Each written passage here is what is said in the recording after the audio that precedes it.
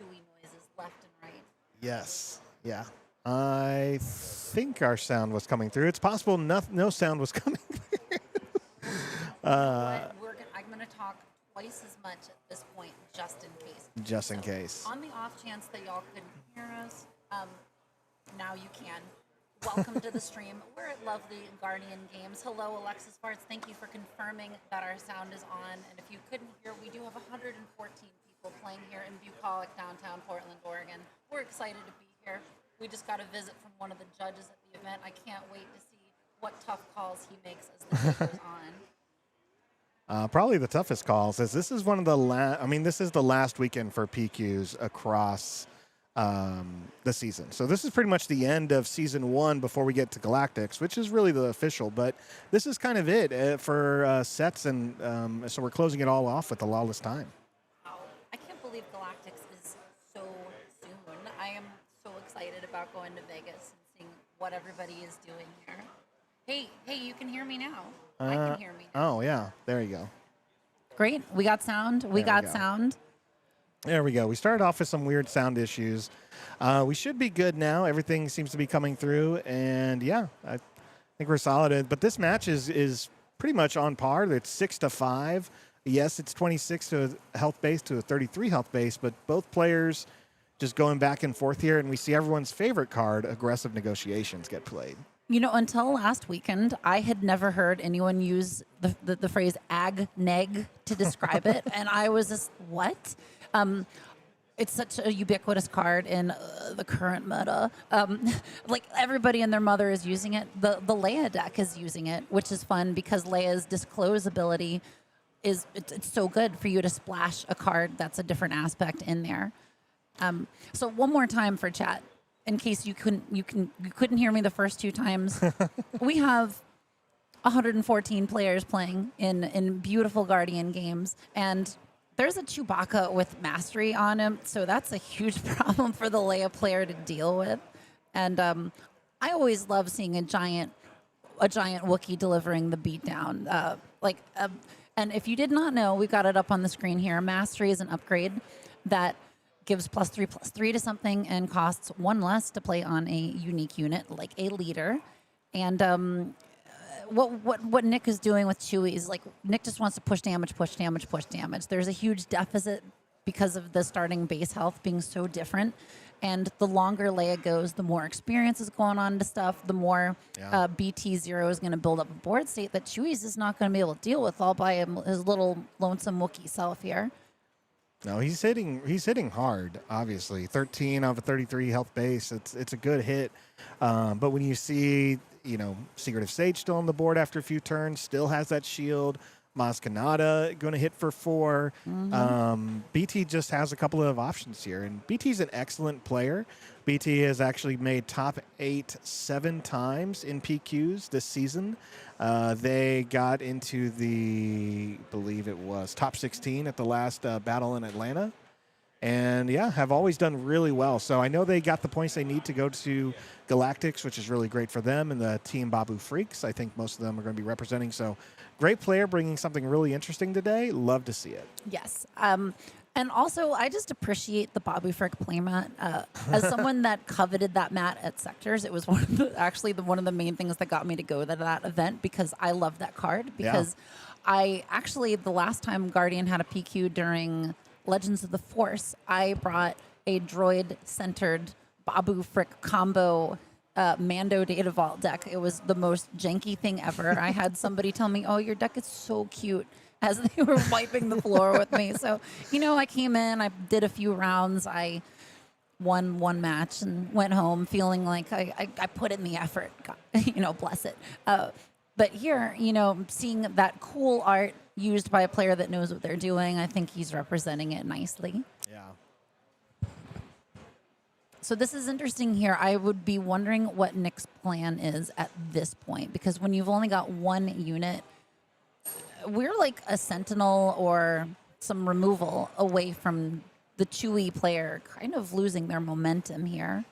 Yeah, we have access to the deck list, but I want to be surprised. There are some great options that BT Zero has for removing Chewbacca after they attack. Some cards that can specifically deal with any type of unit. Things like Retaliate would be one of the big ones. So it's possible you may want to take that 8 damage, but BT Zero is playing a 60-card deck, so we don't know what they may have and how many of those types of removal cards they did bring to the table. Yep. Shadow Sun, greetings from Italy. Thank you so much for checking out the stream. I would imagine that there's quite a time difference, so hopefully you'll still be with us by the time we get late into the evening with the top players playing. Yeah, and that's Dave Clark, our local limited expert who played last week on the stream during the Red Castle Sealed event we did. Oh, nice. There we go. Nimble Prowess. Oh, that's so good. Oh, man. I'm just going to have these reactions. I love Nimble Prowess. I love the Lil Leia representation. I think this is one of those cool mixes of theme and mechanics where being able to exhaust something and get a buff to something is very cool. And also just eliciting, in my opinion, the best part of the Obi-Wan show was this character. Oh, totally. Well, we just saw our second aggressive negotiations played by BT Zero. So here comes... No, he revealed it. Sorry. Yeah, he's revealing it to do the counter. Yeah. Which is like kind of a baller move, is just to continuously disclose that you have this game-ending card in your hand. I mean, your opponent knows if you're running aggressive negotiations in heroic blue, green, you have to pay 5 for it. Mm-hmm. And just to be like, no, I still have it. When's it coming? I love the mind games. Like, how often do I say this? Like, I love the mind games and these kinds of things. And this is great. I think mind games for you are one of the big things, attractive things about any card game. From when we talk about other card games, it sounds like that's what you enjoy. Oh, card games, board games. It's like, it's a huge part of it. You tell my degree is in psychology, D-Rod. I think it's telling about me. We got Chewie hitting base for a ton now, by the way. This Wookiee is doing some serious work, continuing to use his on-attack ability to put some damage on Leia's units, which that Maz would already be dead if it didn't have a stack of experience on it. Yeah, and that's 9 damage, so it's 22 to 10. Yikes. BT Zero still hasn't deployed Leia, but I'm sure they have an answer, and there's a good one. Haymaker. Maz Kanata, who now hits Chewbacca for 6. Which is not quite enough, but Leia can finish the job if she swings and gives herself an experience, I believe. Mm-hmm. Gotta love the Haymaker. Oh, yeah. I say this every time. They're killing it on the organized play alternate arts in this game. Yeah. And Haymaker's such a solid card. I had the pleasure of playing Draft last night, and Haymaker probably won me all of my games in there, just being able to buff something and kill something at the same time. Exactly. Yeah, such a strong card. Ooh, this is a unique card. Oh my gosh, is that moral authority on Chewie just capturing Maz because Chewie's got more power, and it doesn't make Chewie's butt any bigger, but the Sage doesn't have enough out of the gate to take care of Chewie. So unless Leia plays another Maz, or maybe just uses the aggressive negotiations to get rid of Chewie, I don't know. Is that worth it? I don't think that's worth it. You do need to get rid of Chewie, but I don't think using the aggressive negotiations as well. BT Zero proved me wrong here. You see the threat, and that's probably could be the only option they had. So I think Chewie was swinging for lethal with the +2 from the moral authority on there. Yes, that would have been another 11 damage. Oh my gosh. Ugh. So you love to see it, I didn't realize, by the way, how much I said that until it was pointed out. So, I'm going to just own it. You got to. Yeah, exactly. Sophia in chat, good luck to your husband. I hope he does an awesome job today and brings honor to your home. Yeah. I say this as someone that watches a lot of Star Trek, so whenever I get a chance to say about bringing honor to something, I'm just like, oh, yeah. I thought you were going to say Mulan, but either way. No. Oh, no. That's a great card. Yeah, so that gets the heals for Leia. That gets rid of... Oh, no, that was the disclose, right? Because Leia can't play anything else. The Red 5 is still something to deal with, but it's not like the worst at this point because it's going to take a while to get some more damage on there. And unfortunately, there's no more damaged units to ping with it either. So we're not even going to get that removal. And I'd be really worried if I was Nick at this point that BT has been able to stabilize and build up the board state.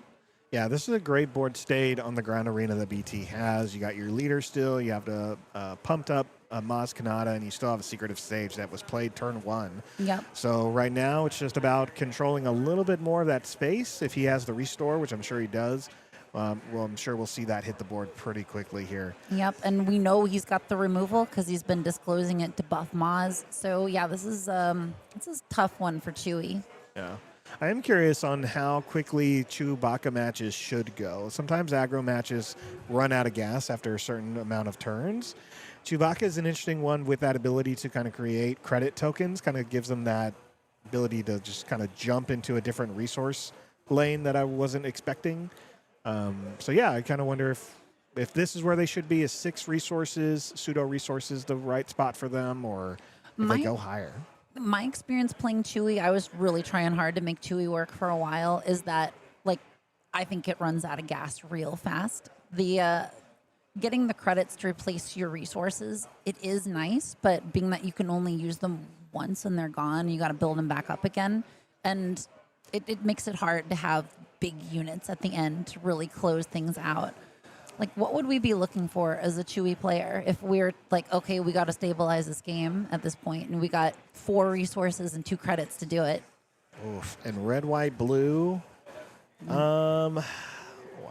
I think any of the Spectres could be solid in this choice, but I think it's not bad as that we're going to see like a lot more space combat here. So we see Hot Shot Maneuver. I love this card. This is one of my pet cards from GTL that for every one of the units on attack abilities, deal 2 damage to a different enemy unit, then attack with it. So good with red 5. You're just raining death down from space. You're like, oh, I could ping for 2, and then I ping for 2 more with the on attack from red 5. And it gets damage to base. It does a lot all in one action, but still, Nick's only got 1 unit, and BT's got removal in case he thinks that unit is going to be a problem for next round. Yeah, and BT right now is showing 11 damage on the board, so we'll see where that ends up. I mean, that's really close. BT could end it now, depending on what's in their hand. Yeah, it's too bad that he is forced to swing with Maz first, because he's likely not going to be able to keep her alive long enough to put another experience on her. But at this point, it's not really necessary as long as he just keeps hitting base and Nick can't throw anything out to deal with it. Yeah, I think if we were back in, before the Lawless set, 4 Secrets of Power came out, previously I think we would have seen cards like K2SO be the closer here, or a Poe from Shadows of the Galaxy be another closer. And yeah, I'm just kind of curious what the closer is here for Chewbacca. I do think it's probably going to be something in space, though. Yeah. I think, honestly, Chewy is supposed to be the closer for the Chewy deck. And when Chewy's dead, you're just kind of like, uh-oh. I think so, too. I think there's obviously a lot of power in that because we saw Moral Authority played, we saw Nimble Prowess played, and we saw Mastery. All great cards that to put on your leader when there's little or less removal for leaders in this set. Let's see, getting rid of a Nimble Prowess in the resources, pinging something. I like Chewy's ability post-deploy after he's already been defeated. I think it's a little risky. Like, you don't want to use it before you bring him out because you're not going to be able to meet the threshold to do the epic action. Mm-hmm. All right, Leia attacks, displays the Eager Scout Escort, and gets a +1/+1 counter, so it's going to... 5 more to base. Yeah. Again, another fun mind game from this deck, knowing that BT's got answers. BT could get rid of this red 5 whenever. Mm-hmm. And now if BT doesn't close it with the Sage, it's still going to leave Nick at 1. No, it finishes off Nick now because they're at 24. Yeah. Yikes. Yeah, and that's and the Chewy already used the ping ability here, so that Secret Sage isn't really going anywhere. What's he got? He's got Karis Nemec in his hand. All right, looks like game 1 goes to BT0 from Team Babu Freaks. Great little match there. Now we're going to get into the aggressive part of it. Let's see if I can pull up their deck list, and we can take a look at their sideboard. So that was very cool. I think that Leia is probably going to put in some upgrade removal if she's got it. What have we got in here? Not a lot of upgrade removal going in for BT0. We're seeing mostly events. We're seeing timely reinforcements. Okay. We're seeing aggressive negotiation. Terramin's pretty cool here against Chewy. That shuts Chewy down a little, although Terramin costs, what, 5 resources? I believe so. Let's go ahead and bring that up here. So Ben does run 2 Terramins in the side. Switching them out will give him the ability of defeating Chewbacca's credit tokens. It's a May defeat. So, of any player. So there's a lot of benefit with that. I do think that's a strong add then going forward. And then as far as that, we're seeing Hyperspace Disaster, Direct Hit. You may run the Direct Hit just to deal with a really aggressive, upgraded ship, just in case. And then maybe the Timely Reinforcements in case Chewbacca does go heavier into space. But I don't think we're going to see that many units in space. No. I like that the Outer Rim Constable is that the main deck? That's the main deck, That's very cool. I think that's worth it. And totally. It's real interesting seeing these aggression aspect cards in the main deck of Leia, just because it's so good for her disclose ability. Yeah. And this is a premier event. That is correct. So here we are. Yeah. Again, at Guardian Games, the last PQ here in Portland, Oregon before Galactics. And it's a packed crowd. Packed crowd as I look out at all the tables filled, 114 players. Yeah, a lot of people enjoying Star Wars today. Also, we got some support for BT in the chat. I'm sure he will love to hear that if he goes back and watches the video afterwards. Now, looking at Nick's sideboard, I can see we have Arvo Skeen, not really needed here. I mean, you can bring it, I guess, for some of the credits BT may have had. But the Corellian Hounds I like a lot because they can be readied when they come into play if you meet the circumstance. Yes, and that has to do with having units in an arena. If an opponent controls no ground units, this unit enters play ready. Yeah. That's going to be a tough one unless Nick is aggressively trying to get rid of the ground units, because it feels like Leia is very ground intensive, at least the first game. Although System Shock is definitely going to be a good one for against Leia, with all of the experience being put onto something, with the Secretive Sage coming into play with shields. I mean, anything that comes into play with a shield, System Shock is great for. So I think they've got some good options against each other. We'll just see if they are able to actually get them as they shuffle up. That's always the most important thing, right? You have your sideboard, but will you draw those cards? Mm-hmm. Will you see those cards when you need them? And that's really, I mean, that's how all card games are. That's the part of it that's luck. It's you could be a great player, you could have the right cards in your sideboard and go into a matchup where you don't see any of them when you needed them. Or you just show up to a game and you're like, both times, oh, I didn't get any turn one plays. Uh-oh. Mm-hmm. Oh, I've been there. I've been at these high-level events, been in that spot, and it's not fun, but again, part of the game, and it just makes the experience more of a story, I guess. Mm-hmm. I actually did manage to make a comeback in a match that I played before at a tournament at Sectors when I didn't have a turn one play in one of my games, but I came back and won the other two and won the match. Oh, wow. And I think it was great to make my opponent think that my deck was really bad. And I was like, ha, joke's on you. I didn't build this deck. So it might be better in this circumstance. I don't want to say that I can't build decks. I feel good about my deck building abilities more in Twin Suns. Premier, I think other people are way better than me at building them, but I certainly But you do build them. a lot of unique stuff, and that's what a lot of people can find on your channel. I think of that crazy Premier C-3PO deck you made, and that was super fun. It was super unique, and you could find some answers for it, but I felt like you beat everyone the first time they played against it because no one knew what to expect. Oh, yeah. And there's something very satisfying about playing the C-3PO unit from Spark and just attacking with him and saying two and being like, he's the god of card draw. He's just amazing. He is like, I hard mulligan for C-3PO from Spark of Rebellion. So we, for Chewie, actually, I think this is the same start we had in game one here. This is, yeah. And you can't ask for a better start as the Chewie player to immediately get that credit to get your leader deploy out. So again, Chewy's going to be pushing damage, and BT's got to deal with it quick or face the wrath of the Wookiee. Well, yeah, and so same unit, Secretive Sage with the shield drive outfitter coming out. Everything looks great so far, same as last match. We'll see what happens. BT has the initiative here, so we're going to see if they think it's worth putting damage on the base or going directly into the outfitter. And I love this. Again, following it up with Maz Kanata, my favorite Maz.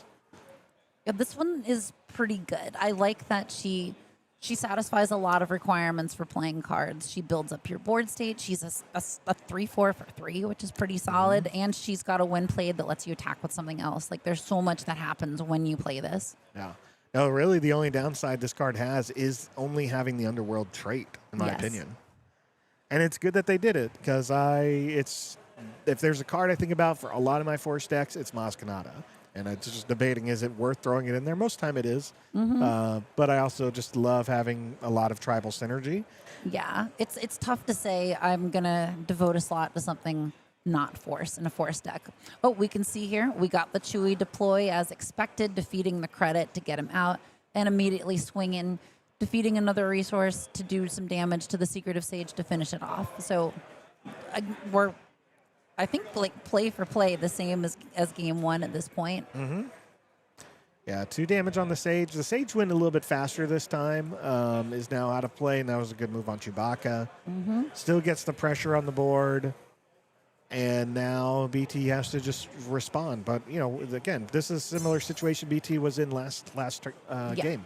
And he was able to stabilize. Interesting that we can see here on Chewy's side. I think this is information you're giving to your opponents if they're really tracking. What resources are you defeating? And obviously, we've seen the Chewy player already defeated an Outer Rim Constable that was resourced. So BT knows that Chewy's got that much less upgrade removal in the deck. That could just mean he's got another one in hand in case he feels like there's too much stuff happening on BT's side. But I think it's interesting what these two decks are choosing to show to each other in terms of the information that's open to everyone. We got Moral Authority back. Oh my gosh. Oh, I love this card. I messed this up the last time. It captures an enemy nonlinear unit with less remaining HP. I was thinking of power, which is legal authority, not moral authority. Different authority. Yep, it's a different kind of authority. I like both cards. I don't like paying 3 for moral authority, but I definitely put it in a few decks. And ooh, this is a great blocker that Ben just put out. Yeah, Typho is so strong. I think it instantly became one of those staple cards after it came out in the Padme Amidala Spotlight deck. Yep. Yeah, definitely. It's a Spotlight deck only. It's one of the reasons why that deck is a little pricier at some places. It's because people are hunting down the playset of Typhos. Yep. I mean, he's got a 5-sized butt. He's a Sentinel. He can heal when he gets attacked. So, like, all great things. Yeah. This is a card I was super excited to put into one of the Twin Sun Precon upgrades because I just feel like it works really well with the Anakin Padme deck. It's on theme. It just gives you a strong block at the right turn, especially like before Anakin comes out. So, yeah, just great card. Oh, Chewie swung into him. Oh, man, that's a lot of damage on Chewie. But what else are you going to do? Yep, you got to get that damage in there. You got to still go to base. Yeah, I mean, all you can do is put that pressure on your opponent, remove the big threat like Typho, and then, follow it up with that damage. You're not getting the initiative, but you've already seen what BT can do when they're pushed further into this match. They have a little bit more control, so I think still rushing with you as a game plan with Chewbacca is the right plan. Yep. It's unfortunate for Nick that I'm guessing he did not have any Commence the Festivities in hand, because guaranteed you're running that in this deck. Yeah. And it gives the ability to have Saboteur and basically a guaranteed +2/+0 on attack, which you get when you have less resources than the opponent. Than an opponent. Important for you Twin Suns players. But still, such a good card in Chewy. If you threw up a giant Sentinel like that, then Nick would have been able to bypass it, do some ping damage on the way in, and not have 4 damage on his leader. Let's see if BT has another Typho they can play. Ooh, aggressive negotiations for big swing. What are we swinging for here, Chewy? feel like someone just didn't take the initiative token, so it looks unless BT0 just passed. Oh. But I don't think he would. Yeah.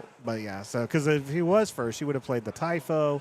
But here we go. We see the damage go on BT0's base, raising him up to 18, and now the second Typho comes out. Yikes. Yeah, 7 to 18 feels super rough. But again, if you're watching the earlier part of this game, BT pulled it off. So. Yep. And Chewy's going to have a real rough time at this point in the game. Putting damage into Typho is interesting, giving BT the opportunity to heal, but also getting some damage on there. Okay. It looks like he's not disclosing anything, so I guess we're not going to get the base heals from Typho. Yeah. This is rough for Chewy because Typho can just trade with Chewy, or Typho can just go into base and say, Chewy, I dare you to deal with this.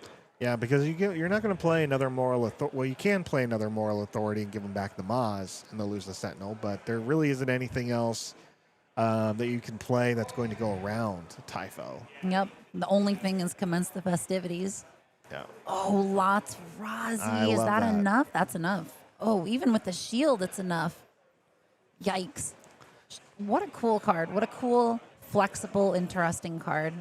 I thought this was like a dumb card at first. And then Until you see it in action. yes, Yeah, and then yeah. you're like, well, I can hit for 2, I can hit for 3. If something likes having upgrades on something, there's so many great ways of using Lots Razi. It's a great thing about like playing it in Eternal with a card like a leader like Gar Saxon, right? Oh my gosh, yes, please. Gar ECL was scary enough when before he rotated out. Just to think of the juice that combo gets in Eternal, I'm just like, oh, I'm quaking a little bit thinking about playing against it. You're right, because if you imagine ECLing that card, so you play it, shoot something, and hit something, and you're getting that +1 because you already have a counter. So I think you're shooting and hitting for 4. Yeah, she's like a mini Twilight of the Apprentice Vader. Oh yeah, yeah. Yikes. We got Kazuda out on Chewy's side. I kind of worry that this is not going to be enough to finish the game off for Nick, because Kazuda, yes, is going to be able to hit for 6 damage. Yeah, I don't think BT0 cares about Kazuda with that Lost and Forgotten reveal. Yep. Oh, Lost and Forgotten is such a great card to stabilize, especially if you are ahead and in terms of, what do they say, tempo? Mm-hmm. Yeah. Then if your opponent only has 1 unit and you've got 4, then I think that's a very scary card for Nick to see. Yep. Swoonef, hype, welcome to chat. Glad you're checking it out. Yeah, I'm disappointed Swoonef's not here. Yeah, he's always got some cool decks that he's running, but I am looking forward to seeing whatever he ends up doing next on his channel as a fellow PDX-based content creator. Yeah. One of his most recent decks was a Bosk from Shadows of the Galaxy play every single bounty in the game deck, and if y'all haven't seen it, go check it out. That video is very cool. That deck is very cool. He's been touting the merits of Bosk for a long time. Bosk is so fun. Had a lot of great PQ moments with Bosk in the first PQ of this game, and yeah, a lot of fun when you can surprise people with blue. All right, it looks like BT0 is taking it. Yeah, I don't think that Nick was going to be able to claw back from this board state, unfortunately. Oh, that was a great match, and Nick definitely put up some good pressure. It's just one of those, kind of like we talked about. At some point, aggressive decks do run out of gas. You can build to try to avoid that, but you're giving up some of that early pressure. And going up against, obviously, Data Vault or Lake Country, that can be hard because if they do have a little bit more of that blue element to stabilize, then that extra life and those defensive cards are really going to help the other player take the game longer. Yep, and unfortunately for Chewy, man, having the one after another Typho in that second game and just not being able to get around it, like those were turns where there would have been so much damage on the base had a giant Sentinel not been a roadblock. Yeah. Well, that was a great game. We have some time, about 22 minutes before round 2. We're going to get some of the stats closer to probably after round 2. We're going to take a look at all the standings and the leaders that were brought. and go from there. That's going to be a super fun time. Before then, do you want to look at some of the spoilers that came out this week for Ashes of the Empire? Oh, you know I love seeing spoilers, D-Rod. All right, let's go ahead and let me get that set up here. It's going to be a fun time. Let me do this. Make sure we're all set. And yeah, but this is again, we've been here at Guardian Games, 114 players, right? Yep. We'll see how that number goes down over the course of the day once the super competitive players that are at this last PQ that are probably trying to grind out some more points before they go to Galactics, how that all gets whittled down game after game. But I'm just going to say kudos to anyone that's here, that's just deciding, I'm going to bring a deck, I'm just going to see where it goes. We talked to some players earlier that one had been playing this game for a month and was like, I'm going to bring this Revan deck. So, I love that. Yeah, I'm just kind of excited to see if there's any other cool, weird stuff that ends up going somewhere in here and we don't just end up with Boba, Lando. Y'all know the drill. A lot of Boba Lando. Well, you and I saw a lot of Boba Lando last week where we did 2 different planetary qualifiers. One in Seattle, which was Premier, and then we saw obviously that got broken up because we did the second one in Portland that was limited. Yep, that limited one was very cool. Although I think that Vel was basically the Boba of that particular event. We did see in Bothell that client deck that went to top 4. I'm still gushing about that client deck. That if I remembered the player, I will shout them out on here. If you're in chat, definitely shout out that you were that client player because your deck was super cool. It's nice to see the client get some love. Oh, we got some previews on the screen now. Check it out. Almost. So different screen for the players. All right, different screen for the players. That's okay. Y'all see what we're seeing soon enough, and we're all going to get to enjoy some of this cool stuff that they're spoiling for Ashes. So I was before the set came out, before they started spoiling anything, I was like, oh, Ashes of the Empire. Does that mean we're going to see like Timothy's on trilogy stuff? Because we don't need to care about canon in this game. They've already made it clear that they can put the gold bar on a card and say, no, this is a Legends card. So they've given themselves free reign to put whatever in, which I'm very excited about as someone that absorbed a lot of Star Wars related content when I was a kid. And some of that has been forcefully removed from canon. Thank you, y'all. So I'm very excited that there's even a possibility that we could get some of this weirdo stuff that I grew up with. I would love to see a Ysalamari upgrade on something. No, I think that one would be great. Well, let's go ahead and move from this now that the match is over, and then let's start talking spoilers. Cool. What do we got first here?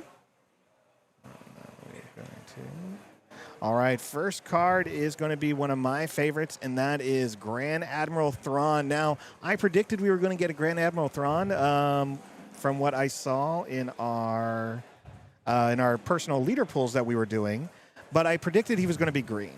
So, but yeah, what are your thoughts here? Have you seen this leader yet? I've read them way too many times. I haven't. I've seen him a couple of times. So I think that this leader is interesting. Coming from the standpoint of someone that plays a lot of Twin Suns, I'm like, this seems like a everybody else gangs up on me leader if you play this in Twin Suns, because anytime you get restore in that format, people are like, oh no, they're restoring, go get them. That's true. That is how you respond when I put restore on the table. It's very true. I think it's a cool ability. It forces you to very much be mindful of everything that's going on around you. 8 deploys are always interesting, so that says if you want to make this work, you are going to probably be playing control if you're playing it in a premier type setting. But oh my gosh, when you get Thrawn deployed, that on attack ability is bananas. Yeah. Like just being able to defeat a non-leader unit on attack as long as you meet the requirement is very cool. So I think there's going to be some big brain players out there that are going to make this work. Yeah. Because I was going to say, and I love the art already of Johnny Morrow doing this one. Yeah, Johnny Morrow does a lot of great work. Didn't he do the art for the Twilight of the Apprentice Vader that we were talking about earlier? Yeah, that one, the Geonosis Patrol Fighter, one of my favorite cards from Twilight of the Republic. Yeah, it's great art. I'm really interested to see what the showcase is like for this card. I'm going to get it. I will always have to get it.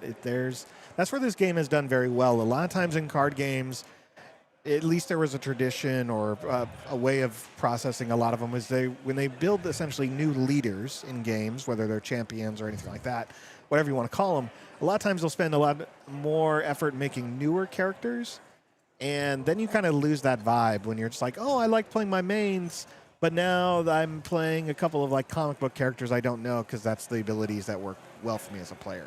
And I really do enjoy that this is our third Thrawn leader, our second blue one. And I think that just makes it more exciting when she's like, yeah, I don't mind getting a Thrawn every other set. And that's what hurts me because I have to get to showcase one of my favorite characters every time. And I think that that's a reason that we always will have a Han, we'll always have a Boba. They're just very popular characters in Star Wars, and they're very much aware of that with this game. But I think it is also cool that you get glup leaders in this, so you can say that, oh, I want to play this weird one. Like, you get me constantly talking about Dr. Aphra. Yeah. So, like, it's cool that they've managed to strike that balance of characters that they feature as your leader. Because, you know, this is, when you play the game, this is the one card you're guaranteed to see other than your base. You're going to be staring at it the whole time, so it better be something cool. And it's definitely the card I want to see get played, right? We talk about this a lot. Like, when we're building a deck, if there's a moment I want to have, it's usually something with the leader, so I want to make sure I can accomplish that with my leader. Yes. Shadow Sung, Thrawn plus Cinta going to be strong if you can get to 8. Absolutely. Because you deploy, you plot her out. That's 2 units right there. Oh, my gosh. Yeah, you have the 2 units, so as long as you had a couple other units, or either way, you'll have 2 that should help you get the trigger and then immediately resolve Thrawn's on attack ability. Even though he has 8 health, which is great. I'd love to see enemy leaders with 8. They're going to survive a lot, but attacking before your opponents can or before they can do any type of unique removal is great. I would like to see him in Twin Suns paired with the new Twin Suns Dooku leader, because that is just a flood of tokens that says, oh, attack, get battle droids, battle droids, battle droids. So you're basically going to guarantee the proc of your on-attack ability with Thrawn if you can make it to 8 without people saying, we can't let this happen. Look at this player with all their stuff. Yeah, and then you're attacking with battle droids with Restore 2. Yep. Sounds awesome. You are going double blue, so yes, you will be a bigger target, but I'm with you. I love it. It's probably going to happen. Yes. Yes, please. All right, let's move on to another leader. Another fun one that got revealed this week is... I think. Oh, no, I see what I'm doing. Oop, that's what I was doing. Got it. Cool. Let's remove that so I don't keep making that mistake. But Ahsoka Tano, so a 6-cost command leader unit. I didn't think we were going to see another Ahsoka. I should have. But as an action, you can choose a unit with less power than a friendly unit you control, and it gets +2/+0 for the phase. And then she has the new support mechanic, which I'm a fan of. When you deploy the leader, you can attack with another unit, and it gains this unit's on-attack abilities, which is to give a unit with less power than this unit +2/+0. So, unique ability. You do always have to have another unit in play, but you're essentially pumping another unit by +2 attack. This obviously pairs great with raid stuff, because raid units have generally pretty little power. And I really like the support keyword. I think this is a cool idea. Obviously for aggro decks that love action compression, getting in, hitting hard, and saying game over. Oh, yeah. But I think it'll just be kind of interesting no matter what, because in this game, anytime you can get multiple things happening for you when you play a single card or deploy a leader is always going to be good. Mm-hmm. No, I think this is a really unique leader. It doesn't immediately grab me as one like I want to play, I think, in Premiere because it's at that 6 cost. But, I mean, that may change my mind. I'm excited for Ahsoka. I love the art style we're seeing here. Can't imagine what kind of showcase we're going to get. Yeah. But, again, there's some potential here. Obviously, like on your deployment turn, you can use the ability twice, 3 times technically, because you can use the action. Then you deploy, give a unit the on-attack ability. And so you can kind of focus or you can essentially give out +6. Distribute that out as you play, as long as you have the units to do it. That's really cool. That's so much. Yeah. I think I kind of want to pair her with a leader that emphasizes sentinels. A lot of sentinels in this game have giant butts and don't hit very hard.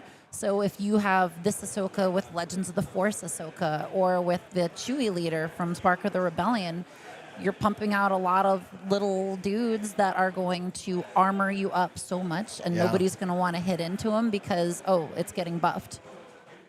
Or honestly, if we're talking Twin Suns here, I kind of want to pair her with the Chirrut leader from Spark of the Rebellion, because he's a little weakling guy at first, but oh my gosh, you juice him up a little bit, you get him to hit hard.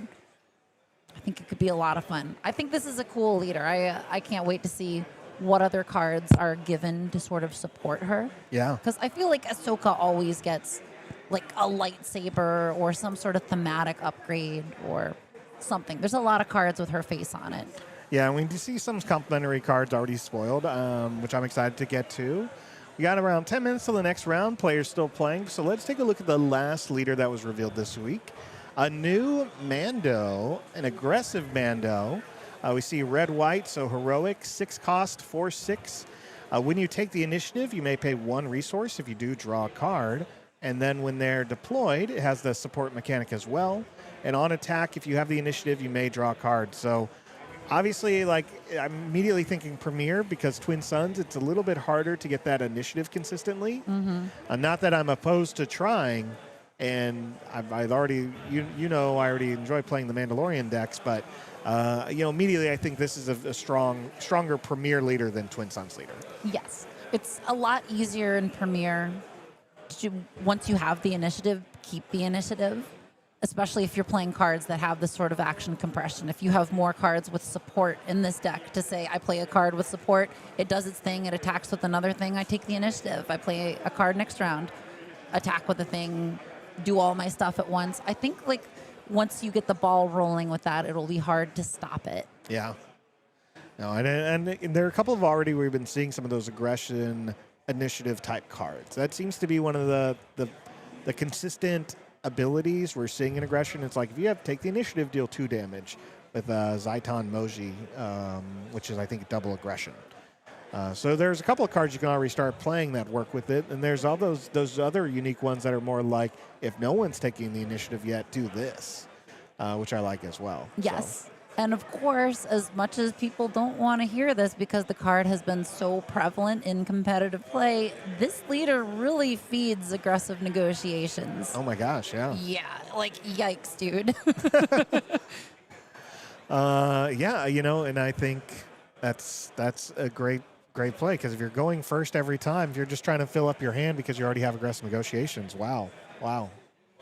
That'd be fun. Yep. I also really like the synergy with this and the legendary Mandalorian unit from Lawless time, because that unit also very much likes you to have card draw, because every time you draw a card, I believe you get a shield on there. Yes.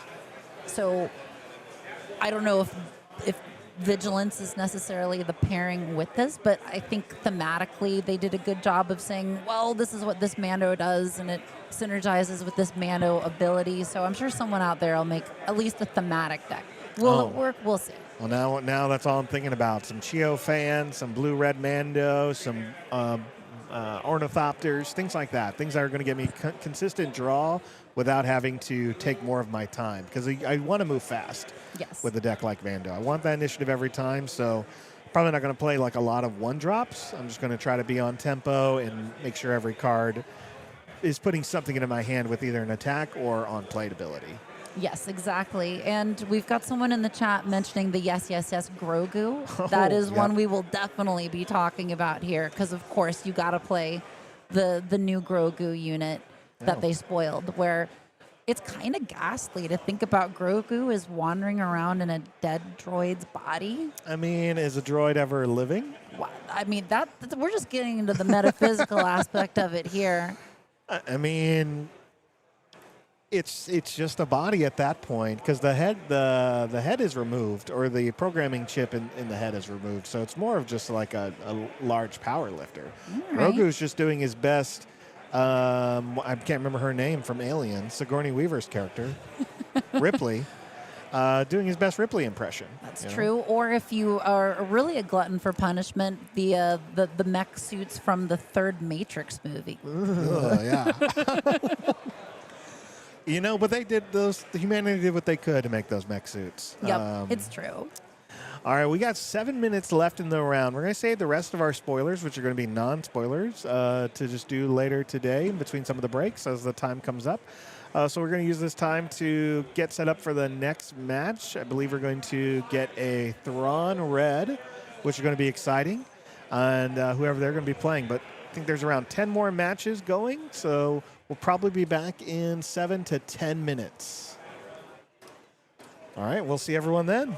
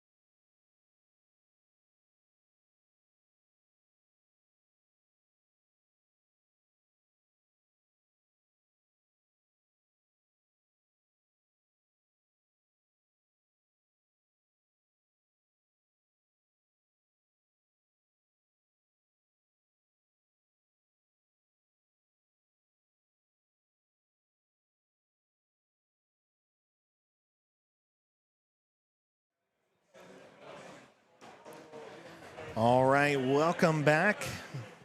We are now going into round 2 here at the Planetary Qualifier, Guardian Games. My name is D-Rod of Unlimited Power, and I'm joined by... Hello, I'm Metal Marshmallow from Janktech. I primarily do content on Twin Suns, but I have been lucky enough to do commentary on these competitive events with D-Rod for, I think this is our 4th one together now.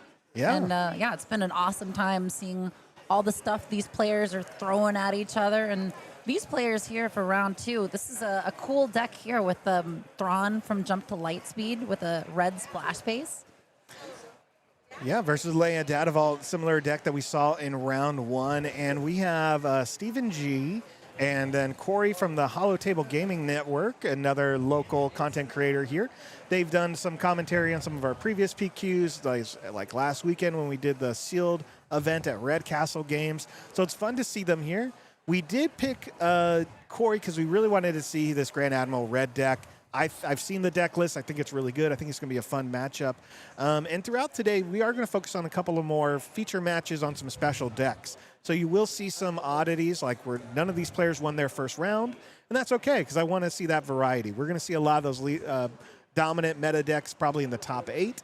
So I think why not just focus on some of the fun stuff that's here today. Yeah, and we should be seeing a breakdown probably after this match, but in the real near future about who brought what to this event. So we'll start to be like, oh, well, this is how many Bobas there are. This is how many Landos there are. And it's just pretty cool to see. I love seeing Thrawn represented here. I've been seeing Corey play this deck a lot. He's been getting reps with it at one of the FLGSs that I frequent here. And just to see the amount that he's been putting into trying to get this to work has been super cool. And also as a fan of the spoiler, the Ozzel unit from Intro Battle Hoth, which is of course in this deck. Like I love to see some Ozzel. I love to see some Ozzel. Yeah, I think this is a strong deck list. Looking at it last week, we've been talking a little bit about that, me and Corey, and just some of the variations of Thrawn that are out there. We're both big fans, so yeah, excited to kind of see it do some work. He's put in a lot of reps, a lot of practice, and I think going up against a Data Vault Leia deck is a good test of skill of where this deck is in the current meta. Yep, because just like in our first matchup where we saw Chewie with the 26 health base, now we're seeing Thrawn with the 27 health base against Data Vault. Thank you so much, Corey, for adjusting the playmat for us. I saw Steven move it a little bit, and I was thinking, oh, maybe we'll have to go debug that. But he's got it. I can see the Leia player also has one of those cool buy the same token organizers for the base health. I think that company does some really interesting stuff. Oh, totally. Yeah, I got one of these early on. I like that it's obviously very visible. My only thing with a lot of these, with the 2 dials, I don't like picking it up with both hands and doing it. I'm always looking for something that I can do with one hand. But I like that it has the epic action symbol represented there, the leader symbol represented, like when you use it. So again, I think it's really good. Yep. So we got first turn Yaddle with the Leia deck, and this is like the best possible first turn play for Thrawn is the Krennic. Oh yeah, Shielded 2/2 discounts your when defeated things. I wonder if this Thrawn deck is going to have when defeated units in it. I have a hunch there's a few. Just a few. It's always funny to me that Krennic has this ability to work with Thrawn because for people who don't know, Thrawn, Krennic, and even Tarkin are all at the same level. They're not characters who enjoy working together. They have opposing ideas, opposing plans, and are fighting for the same amount of funds. This is a real scary turn 2 play here. So we have a discounted Arinda price, and Arinda price in a Thrawn deck is just terrifying. The amount of potential damage to base that can happen because of this card is like the other player is going to have to deal with this. But even defeating it still means that they're going to take a bunch of damage. Price is super strong. I've seen some great stuff from Price in some Twin Suns games, and perfectly paired with Thrawn, a character that's seen throughout the Rebel series and the Thrawn books. No, not surprised that she was going to have an ability that really worked well with him. And I hope we see future Prices and Thrawns continue to work together. I think she's a pretty cool character. I think this card is super neat too, especially as someone that enjoys Twin Suns, because this is something that will do damage to everyone's base. Oh, yeah. And it's very exciting to see it. We got a Leppy Lookout on the Leia side, real solid unit. A shielded 3/1 that you can start stacking experience on feels pretty good. Oh, that's dangerous. So, yeah, you'll just have a 4/2 with shield in no time, and that's pretty gross. And you have to deal with Yaddle with that restore ability as well. So she still needs 3 more points of damage to be removed. This is, I think, when people talk about power creep in card games, this might be one of those units that I would say, okay, this is a little bit more powerful than some of these older units in the game. But in terms of a solid 2-cost card, like, it's hard to do better than Yaddle, especially if you have Jedi in your deck too. I don't know if this Leia list runs them, but well, obviously Corey knows that Yaddle is enough of a threat that he's deciding to remove her. And here we go. First unit being first unit being defeated from that overwhelm. Leppy Lookout. We'll see if is he going to defeat Krennic to do the ability? Probably not, because Krennic gives so much value. But we are going to see them use the Spire. Yes. We got the Legacy run. So I think Corey would have loved to have seen Price stay alive long enough to get Legacy Run out. And defeating Legacy Run to use Price's ability would feel so good in there. This is one of the strongest cards, and every time I play Thrawn, I do the same thing. It's like, I'm going to force Legacy Run in there. It's what you want. Putting it on 5 is great, using the base's ability to play off aspect. And even paying 7, because its ability to deal 6 damage as I choose is great. And realistically, it's always going to be 12 damage. Yep. So it's great. Although the unfortunate thing for Corey here is until he can deal with that shield that's on the Gungan, then the ping isn't going to matter quite as much. Mm-hmm. And yeah, we're seeing in chat about the difficulties in pumping with this Leia deck, having those mono heroic cards. And as we saw from the Leia matchup in the first game, aggressive negotiations out of aspect, just so good. Oh, we got the Chimera. Oh, with the Legacy Run and all the damage. So this is great. This means that Thrawn can double the Legacy Run damage and ping the shield off and then just wipe the board with everything. It's very cool. No, this is a great play. This is exactly what you want as a Thrawn player. You want the Legacy Run on 5 resources. You want Chimera on 6. Or you want to do that a turn earlier with Krennic And that's just the perfect situation where you can have Krennic out, play Legacy Run at discount, play Chimera at discount, and really just defeat your opponent's whole board. So there's nothing else Corey would have wanted here. At best, he would have loved to have still a shielded Krennic, but it doesn't get better than this from what he has. Yeah, being able to play Krennic into Price, into Legacy Run, into Chimera is just awesome. So the world's his oyster. What is he going to do with it at this point? We were starting to see in our first match with this Leia list that this is where Leia will start to stabilize, but unfortunately that Legacy Run means that there's not much of a board state over there to start putting experience on things. Yeah, you'll have to rebuild. You can pump up Leia on your on attack if you want and pay the resource, but yeah, you are rebuilding here. And here we see, Haymaker, smart move, great displayed. But as Thrawn, again, you're okay if the Chimera gets defeated because that's going to give you 4 TIE Fighter tokens. Yep. And the other thing about the Thrawn deck, sure, there's a bit of a health deficit, and it's only going to take 17 more to finish the game. But usually these Thrawn lists have multiple cards to restore. They've got that TIE Fighter, that 2/3 in space, the Onyx Squadron. It's probably got the Ricky. What's Ricky's real name? Imperial Door Technician. Thank you. The Imperial Door Technician also can heal with Thrawn's ability 4 from base. Oh, we get the Ozzel. You heard me professing my Ozzel love earlier. I love especially the flavor of this card. It's got the as clumsy as he is stupid. Hopefully Corey is doing his best James Earl Jones impression. But the whole idea of Ozzel dying and causing multiple discards is just devastating, especially because it makes aggressive negotiations not nearly as good. Right. No, great card there. Okay, and we're still revealing that Haymaker. What a threatening card to see with a Leia Organa deck, because Leia's only getting stronger, and that Haymaker is going to add another experience token when it does get played, and then you're going to be able to hit something. Yep. The unfortunate thing is that against Thrawn's stuff, Corey's kind of okay with his units dying as long as he can stabilize somewhat. Mm-hmm. But that Ozzel swinging for 3, that's not nothing either, as Madame Zola, frequent channel collaborator and Hera enthusiast, would say. See, this is interesting. Going with Krennic for a 2 right there, I think I would have gone with the Ozzel swing and do the 3 into Leia.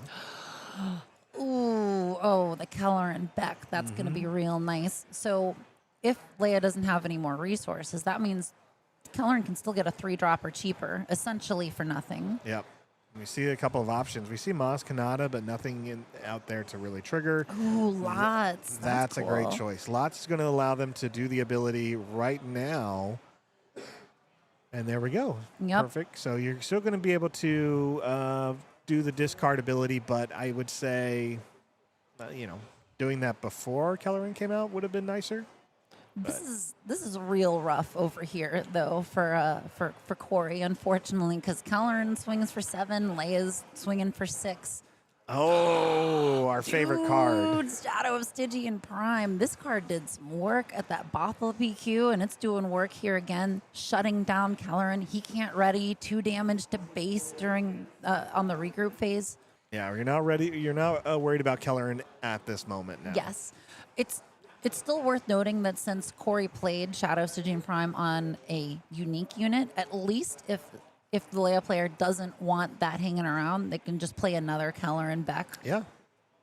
Which might not be the worst, but they're not going to need too much help to close this game out here. Corey is unfortunately almost dead. Lots doesn't quite have enough, but aggressive negotiations, because we've got a hand size of 2, would actually, no, it wouldn't be enough because aggressive negotiations would only add +1.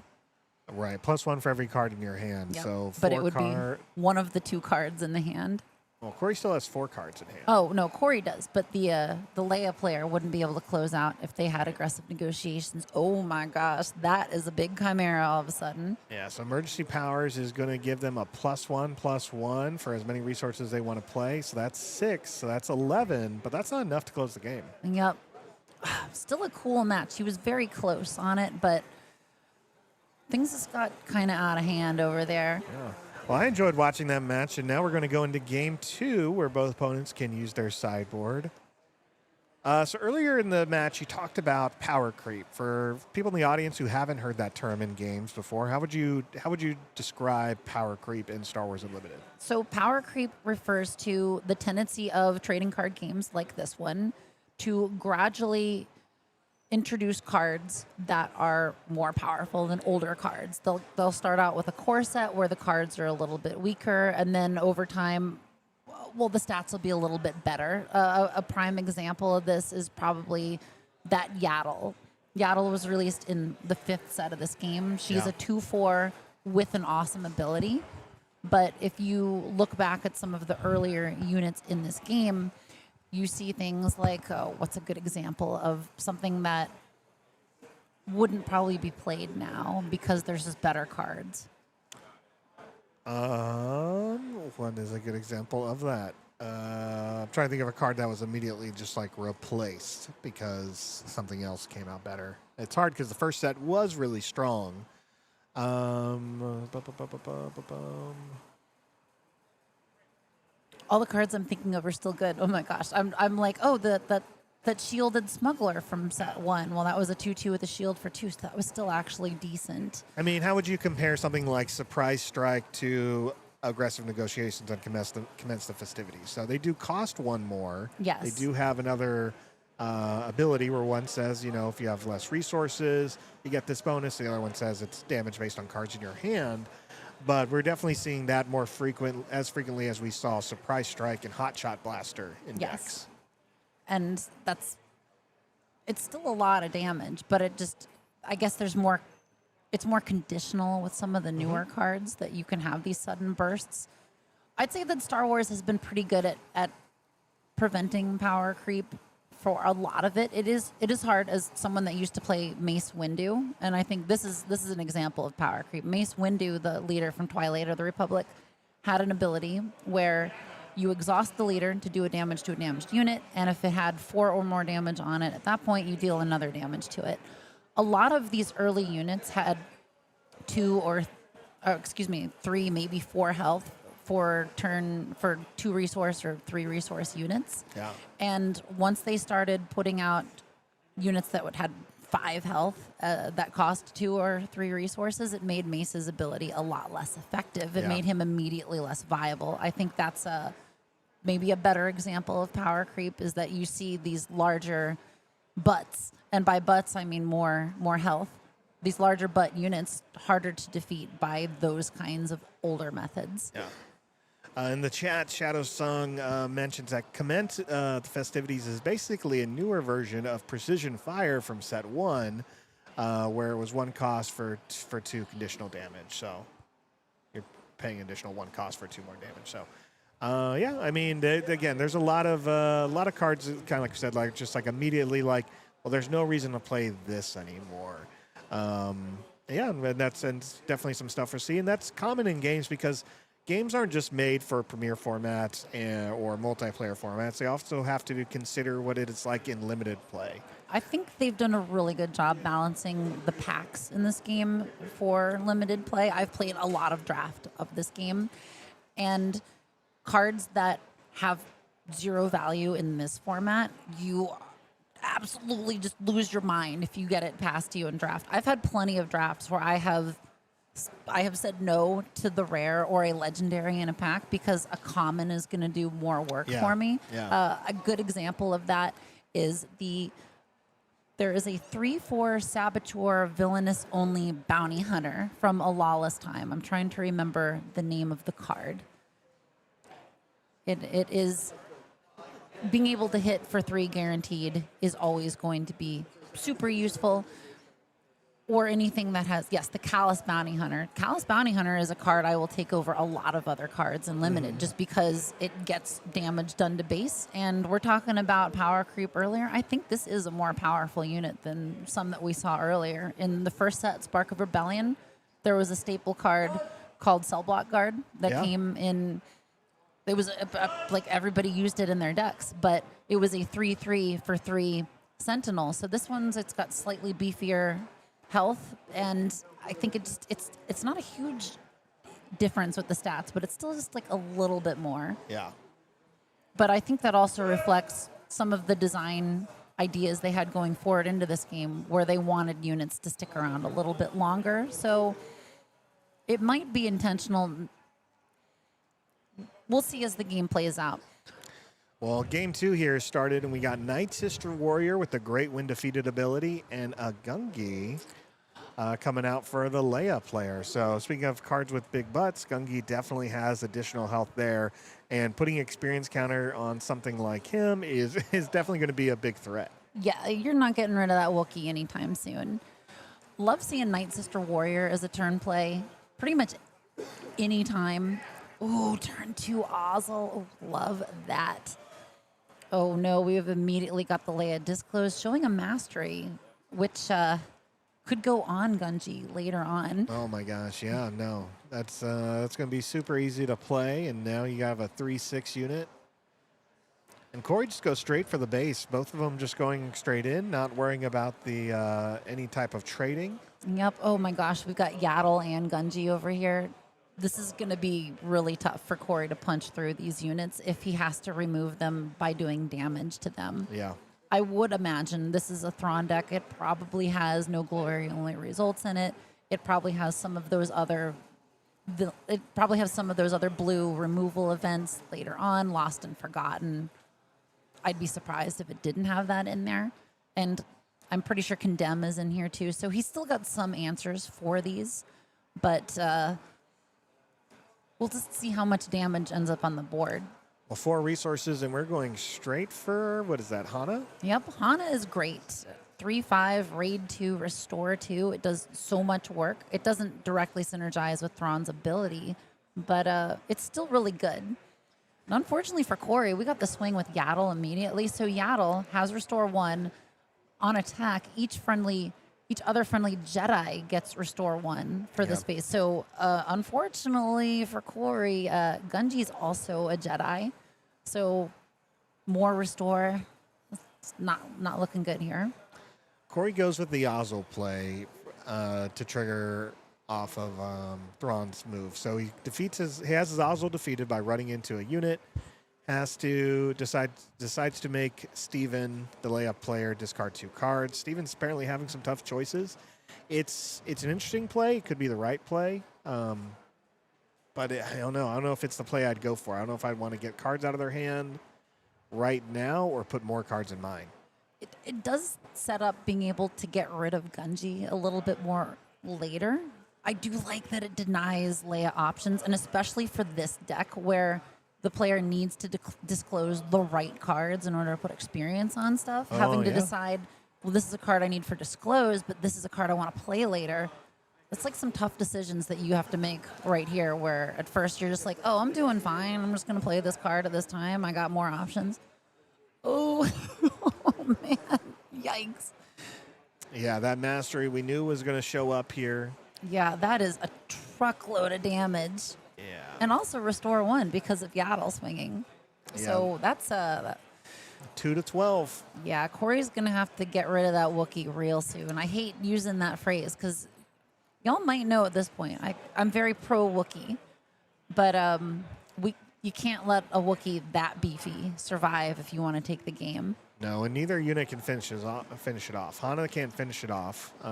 You're just going to have to play one of his cards like Commence the Festivities, Flashed Events, anything like that to just give yourself that pump, or Gungi's going to run over you again. Yeah, you need 7. Ooh, there you go. Okay, there Outer you Rim go. Constable. That's a great answer to that. It still doesn't get rid of Gungi all at once, but it does get rid of the mastery. Mm-hmm. I love Outer Rim Constable. I think in this situation, it does so much.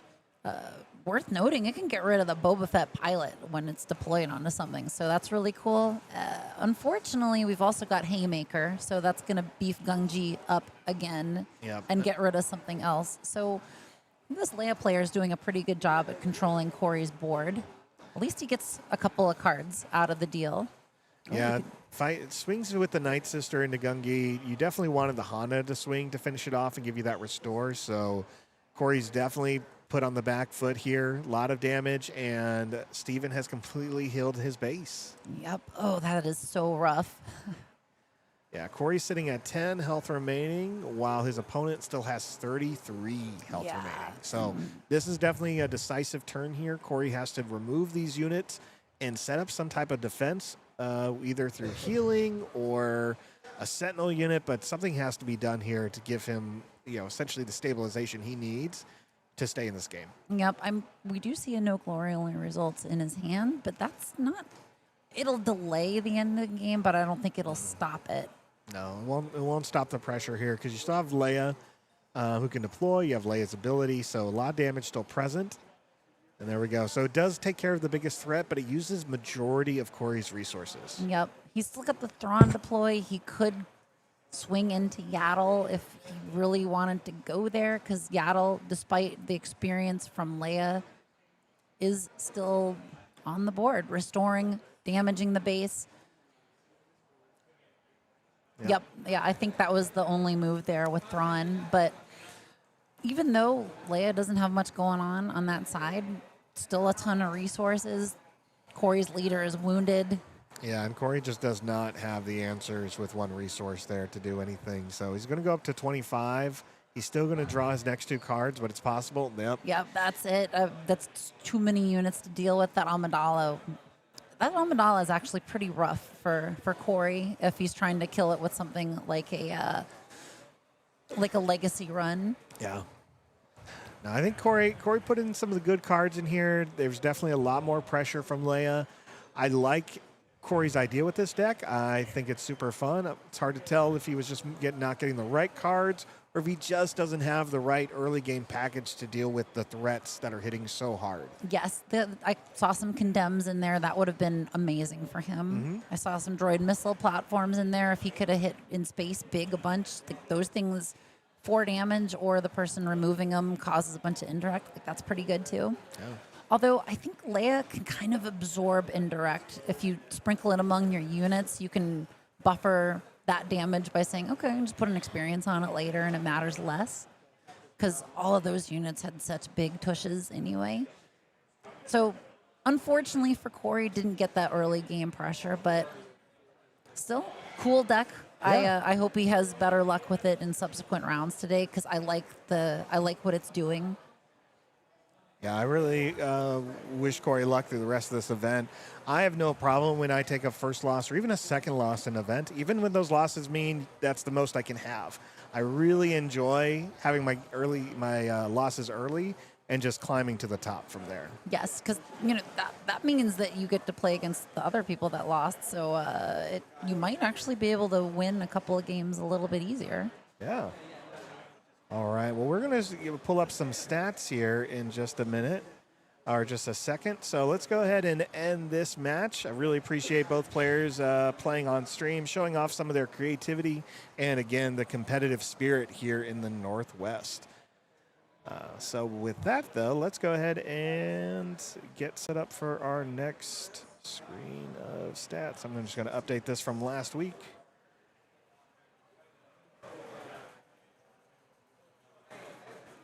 Looking at these old stats and seeing Piet on the top, and it's making me all misty-eyed. There was definitely a lot of Piets last week there, but let's show people what's here today. So we'll also move that off.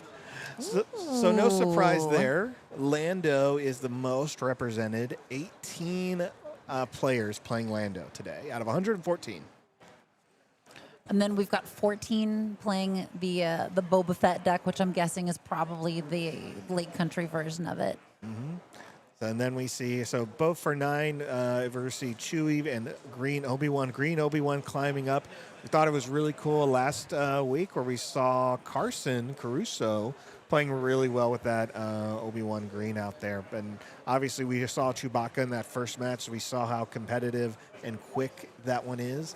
Aura Singh with 7. I actually do want to find one of these Aura Singh players and get them on the stream. I know we have some another represented team and content creator, Holy Gamer, playing Aura Singh Red, so that would be really cool. Mm-hmm. There's a lot of cool stuff down here in the 1s and 2s department, though. Like we've got somebody playing Third Sister, somebody playing Bale. Mm-hmm.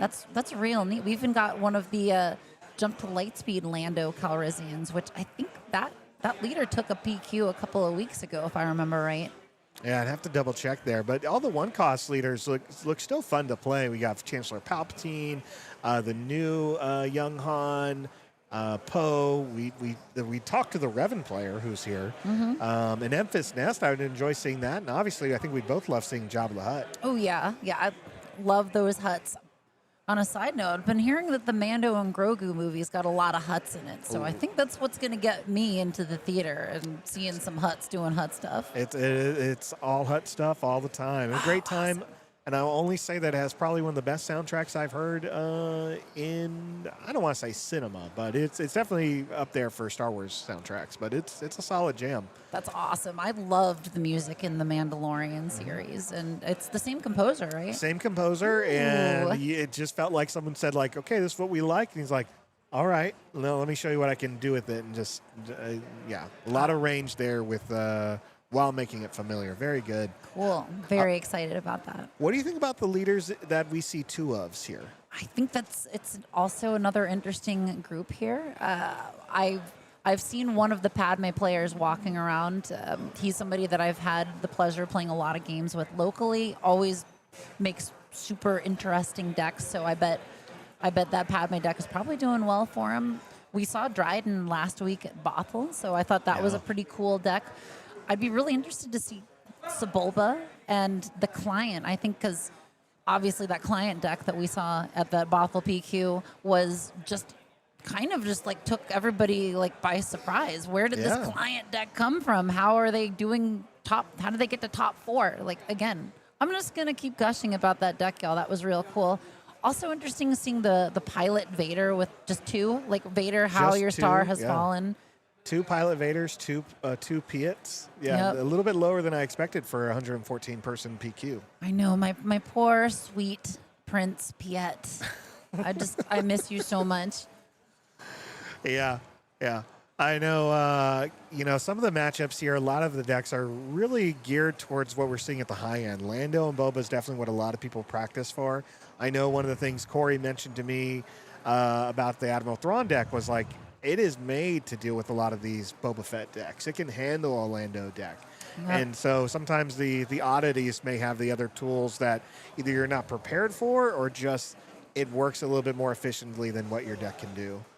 Yep. And like we're seeing a lot of diversity here amongst leaders. Like, yes, it is definitely skewed towards Boba and Lando like everyone was expecting. But once you get down to the leaders that people brought 5 of, brought 3 of, brought 2 of, there's a lot of different ones there, and some are old favorites, but I'm kind of surprised to see Leia as many people running the Secrets of Power Leia as there are. I think that's what makes this scene, and maybe it's because we're at the end of pretty much Season 1 here, Season 1 PQs, is everyone here wants to play something a little bit different. We do have a very competitive area in the Northwest, but we have a very creative area. People do focus on unique builds and take them to town to see if they can work. You'll play a lot of competitive players, and so you'll find your lines. You'll figure out a good sideboard that gives you the flexibility you want. But I think, again, this goes to show how many players in the Northwest, one, enjoy playing Star Wars and enjoy the variety. It's not just half the decks are the same. It really is people trying new stuff, having fun, and putting the meta decks some pressure on them. So. Yep, I'm going to be interested to see what kind of pressure gets put on these decks as people drop from the tournament or as we get to top 8, seeing what's going to happen there. Really interested. We got some love for Hutt stuff and the music and Mando and Grogu in the chat. Well, I'm extra excited. I'm actually wearing a shirt that I made with Zero the Hutt on it. He kind of looks like a poop, but if you look at it, it's Zero the Hutt. Yeah, Gluten Slayer, the one Bale. Hopefully Bale's going to prove himself here. I think Bale's an interesting leader. I can't personally imagine making a good deck with Bale, but I would love to see someone else make it work. The idea of deploying multiple times, getting multiple plots seems good. Oh, Mitch Cameron 9 would love to see a Darth Vader victory. Hopefully we'll get one of that. Definitely there. Yeah, no Sabe. No Yeah. Sabe. Not making the scene, honestly, at the PQs we've been seeing at the Northwest, which I'm a big fan of Sabe. I think she's cool. I felt a little bit bad almost when I was brewing a Sabe deck when I realized that when I play Sabe, that's just saying I want my opponent to have less fun because I'm taking all their good cards away from them. Yeah.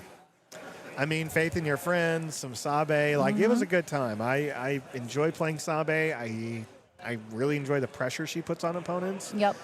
Surprisingly, I feel like Secrets of Power had some of the most fun, cunning leaders on both sides than I've enjoyed in other sets. Oh yeah, and the Jank Lord in me likes Sabe because double yellow Sabe means you can play that Zuckuss from Legends of the Force. Yeah, Force sensitive Zuckuss. Because it's basically Sabe or Thrawn from the first set. That's it. That's what the only leaders that you can even remotely expect that Zuckuss to fire off. Yeah.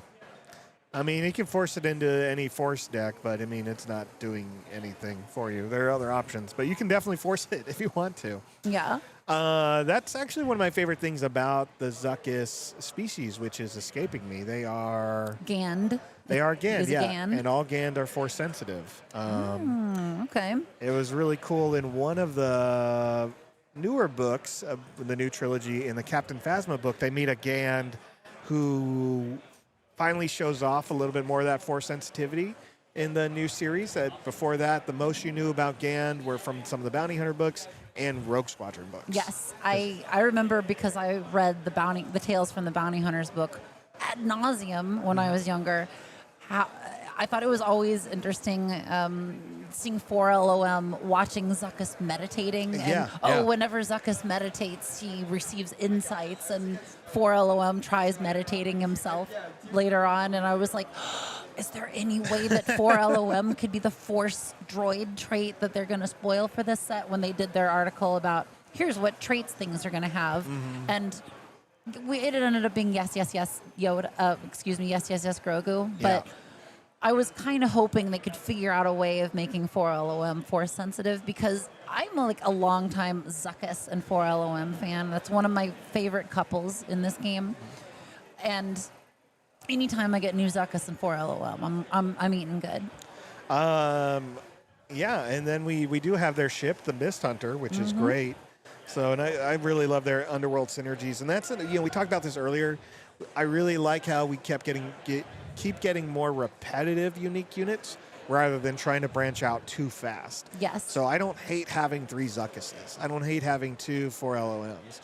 I'd rather get that because it gets me more excited to play and seeing their initial synergies already from the first set of, like, I can give any Zuckuss I play a +1/+1. I can give any of them Saboteur or whatever, or Ambush.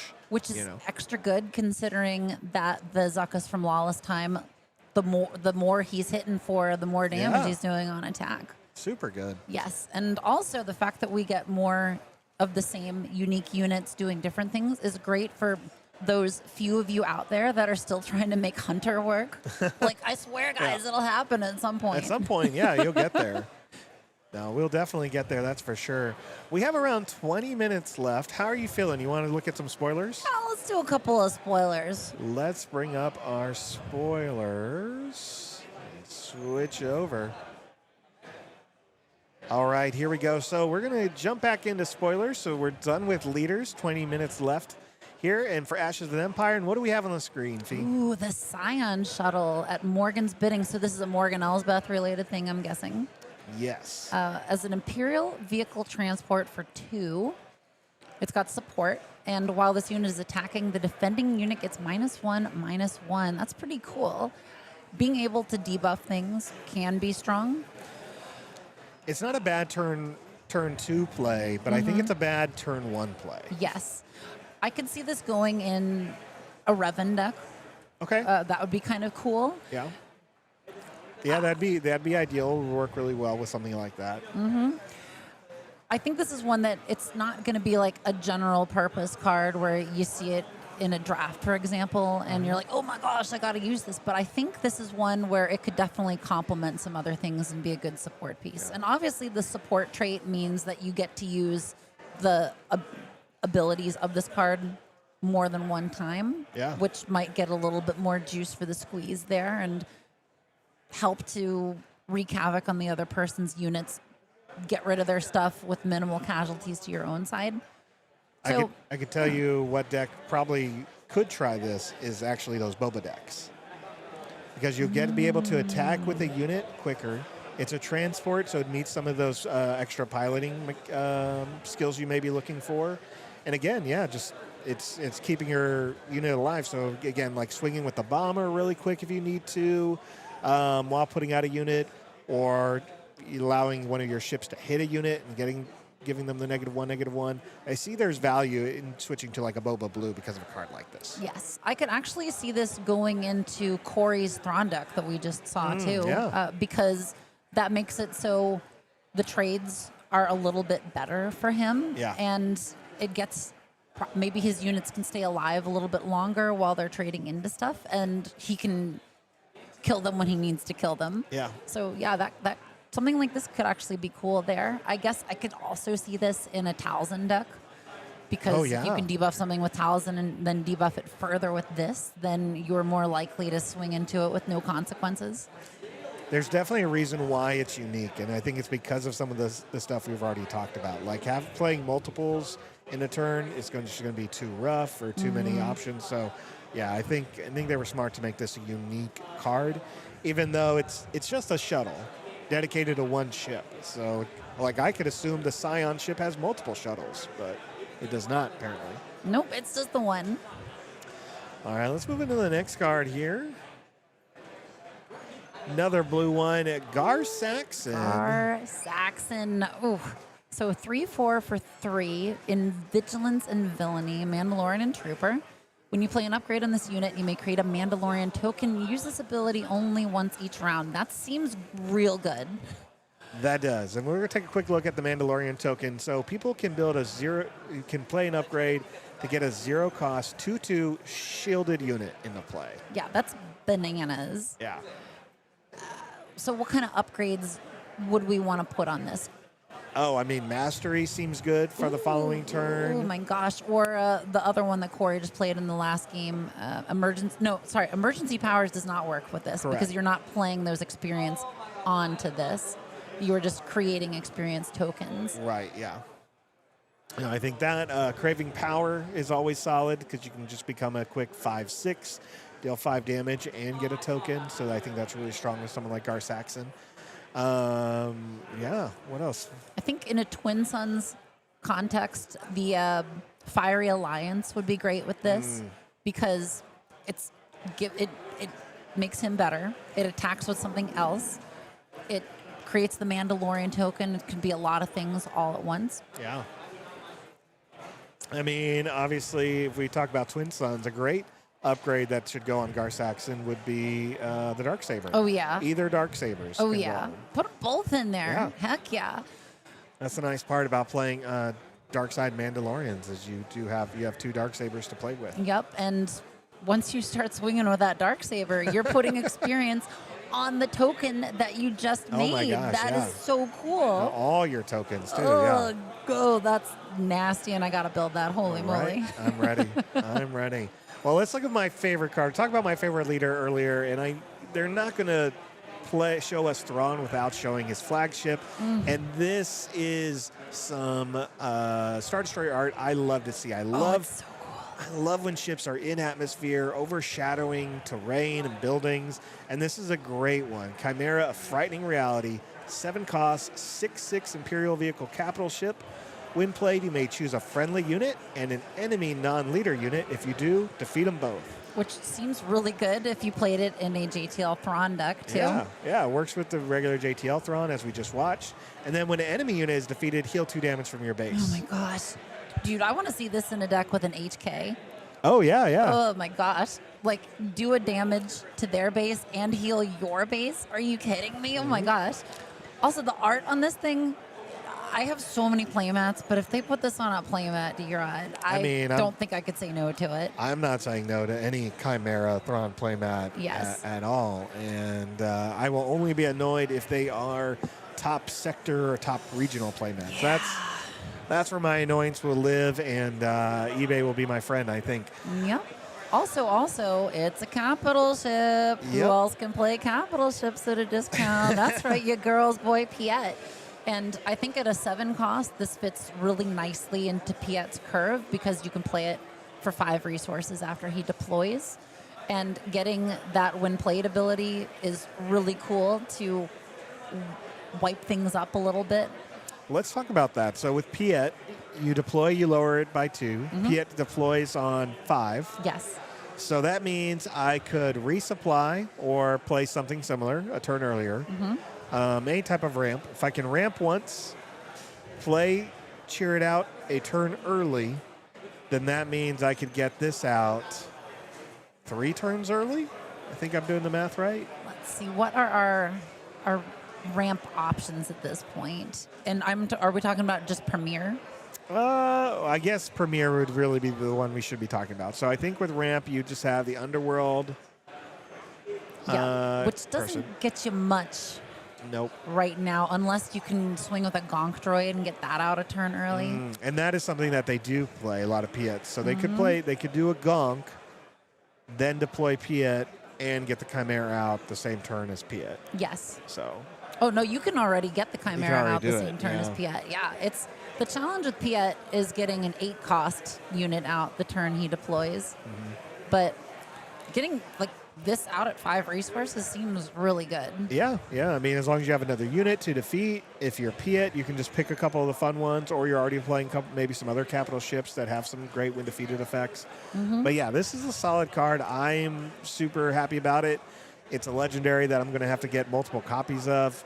And show me the Prestige version, please. Oh my gosh, yes. So- I think this is the card that Galactic's attendees are getting, if I'm correct They're about sleeves of this card, but I don't know if I've seen it as a Galactic attendee card yet. that. Okay, because I saw a design that looks like the same design as the legendary Mando with the little like James Bond thing around it.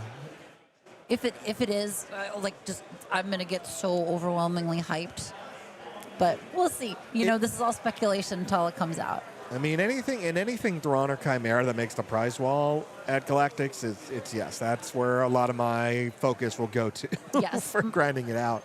The big question here before we get going here, where's the body shop that paints the little snakies on there? Like, Oh, the who does Chimera that? itself? Who I know, yeah. designs that in the Imperial power structure here? What's interesting is you don't see that a lot in other ships. Thrawn has always been the one that's had that, and it is just a Chimera design.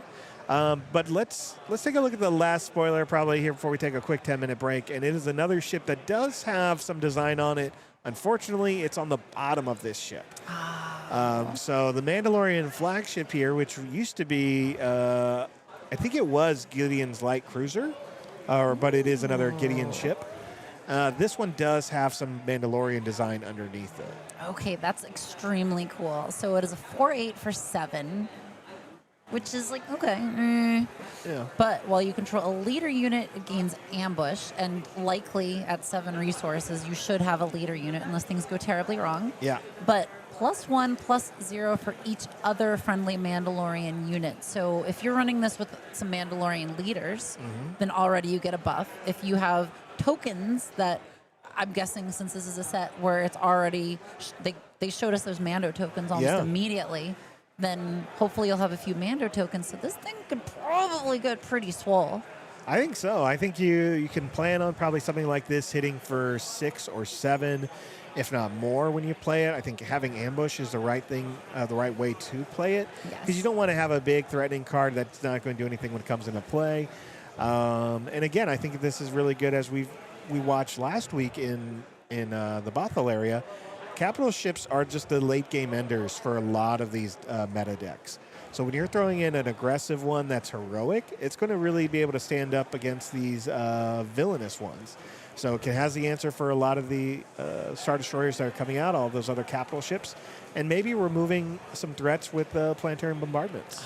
Yes. Yeah, getting rid of other people's planetary bombardments abilities also is really good. If you are ambushing into someone else's capital ship, if you think they're going to planetarily bombardment, seeing in chat, Chimera World Between Worlds promo is the make day 2 at Galactic. So, yeah, I'm not getting that one.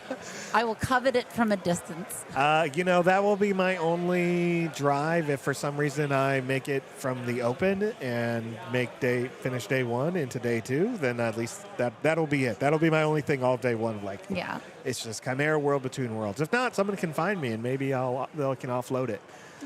All right. I want them to give it to me as my participation trophy for bringing Afra.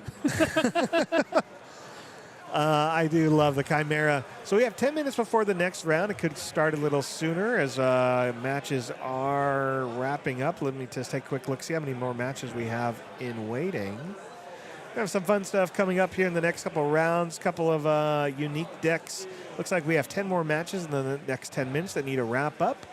No surprise, a lot of Landos, a lot of Leias there, so we'll see how that goes. But, yeah.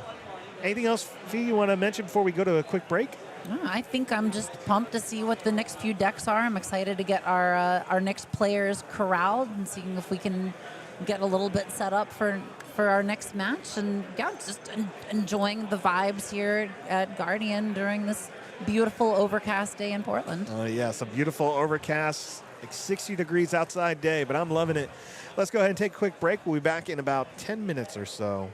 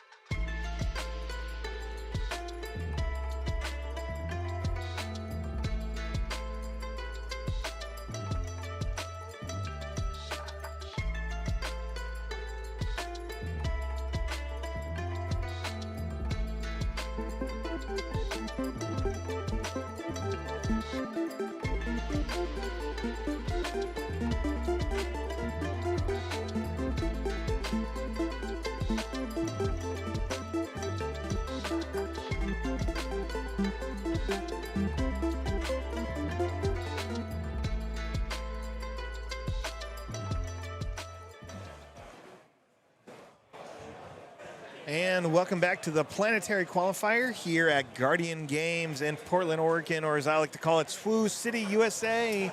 My name is D-Rod from Unlimited Power, and I'm joined by... Hello, I'm Metal Marshmallow from Janktech. I normally do Twin Suns content, but I've been actually super lucky to get to do some of these commentaries on these Portland area, Pacific Northwest area, competitive events. We're in round 3 of today's. This has been a really cool one, and I'm really excited to see this matchup, honestly. I got the pleasure of seeing a Dryden Blue Force deck at Bothell, Washington's PQ last week. I'm guessing it's probably going to be a similar list. You probably have the threat of a Vader being ambushed out after Dryden deploys, but there's so many gnarly units that you could end up discarding that you could use Dryden's ability to discard to ambush out.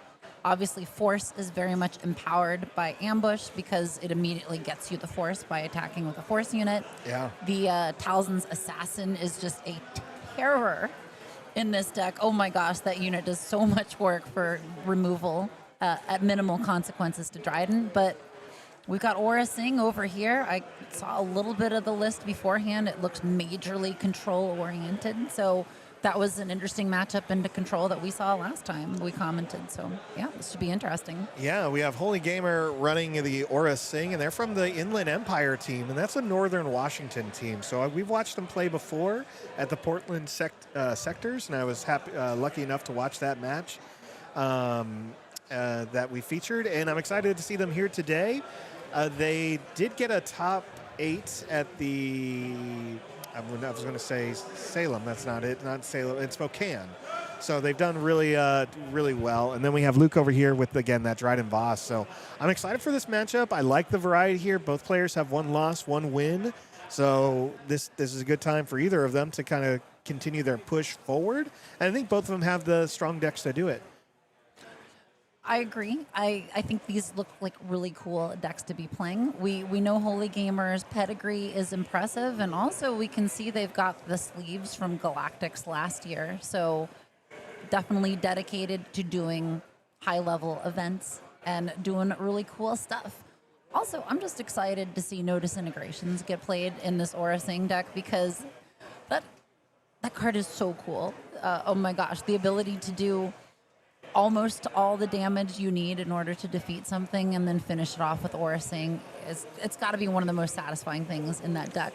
I mean, when you can use your leader ability every phase, it feels good. And with someone like Aura Singh, if you are doing that to defeat units, I'm like, wow. Yep. And speaking of defeating a unit, we had a turn 1 Karis from Dryden, which is ordinarily one of the best things you can get in a blue villain Force deck, and then immediate crushing blow, bam.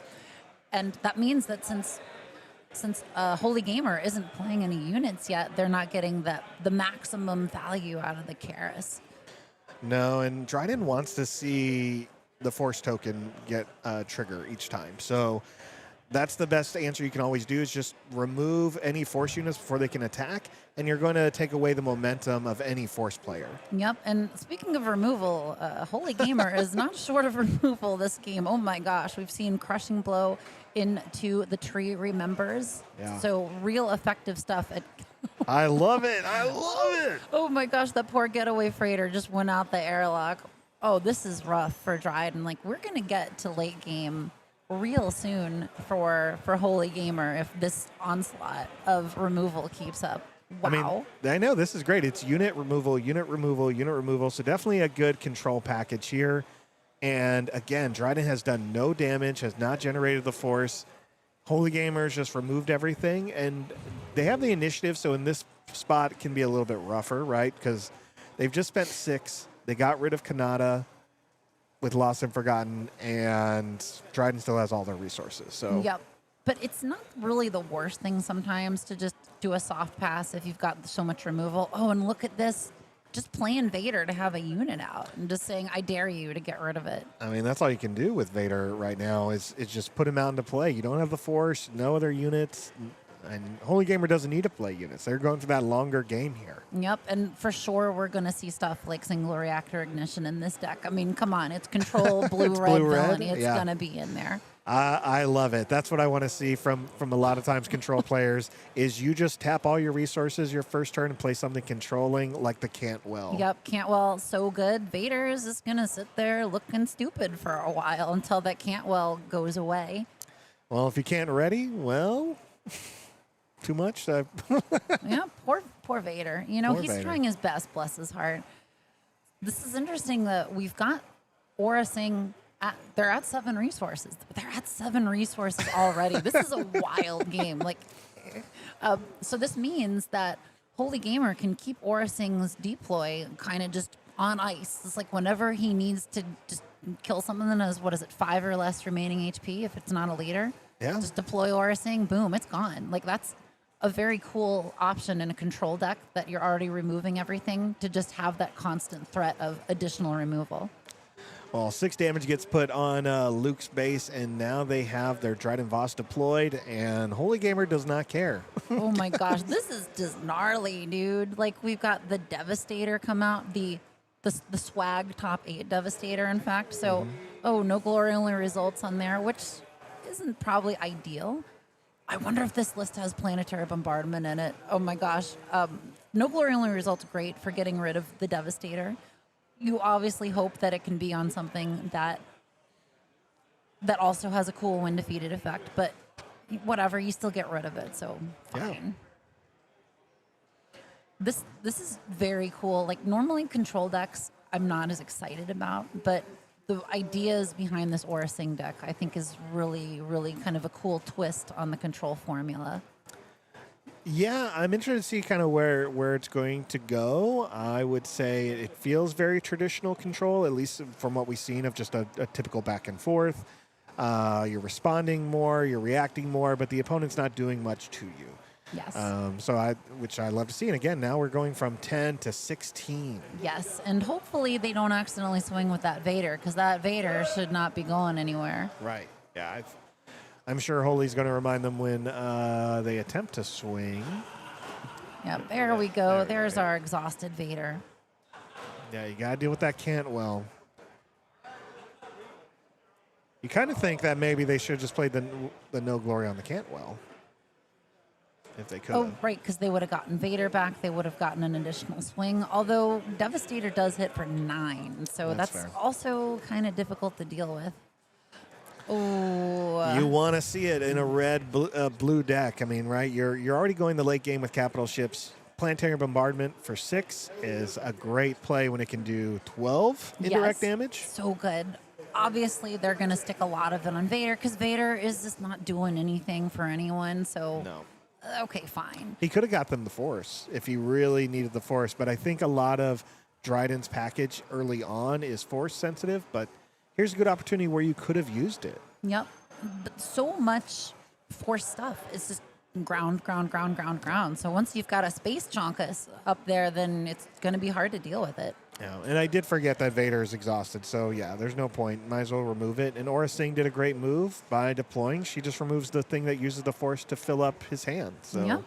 And finally, Luke was able to get the Force, and you use it while ambushing with Talzin's Assassin to take out Aura. But that's not really the worst thing. That means Aura is back on the leader side. Next round, exhaust Aura. That thing's gone. Yeah. That's 4 damage and a Force that Dryden's not getting. Yeah, and there's still 6 more damage in space here. So I like both these decks. I think Luke brought a great deck here. I know Dryden was one I'm really interested in. Same as what we saw the client last week up in this northern Seattle area at Zulu's Games. 2 decks that really stood with me after the weekend. Yes. As, again, someone that's played a good amount of limited in this game, Aura is a... Oh, we got another removal and some heals from Holy Gamer. Aura is just a terror in limited. She really forces your opponents to think about what they're playing. Leppy Lookout does not look nearly as good anymore against an Aura Singh player. All right, decision to be made here. It's definitely a little bit of pressure on Luke. 24, so 4 health remaining.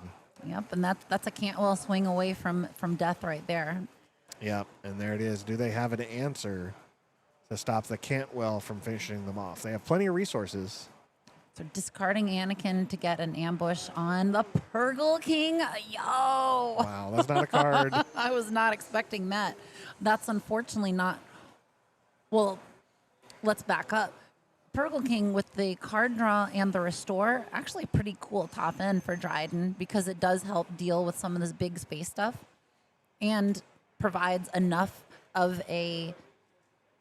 It changes the tempo around a little bit because of the restore 4 that now the Cantwell can't seal the deal anymore.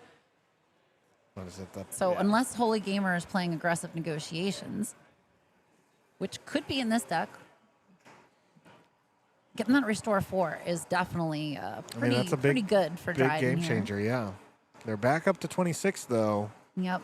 Do they take the initiative to put the pressure on and deal with the Cantwell, or do they just swing in the Cantwell now?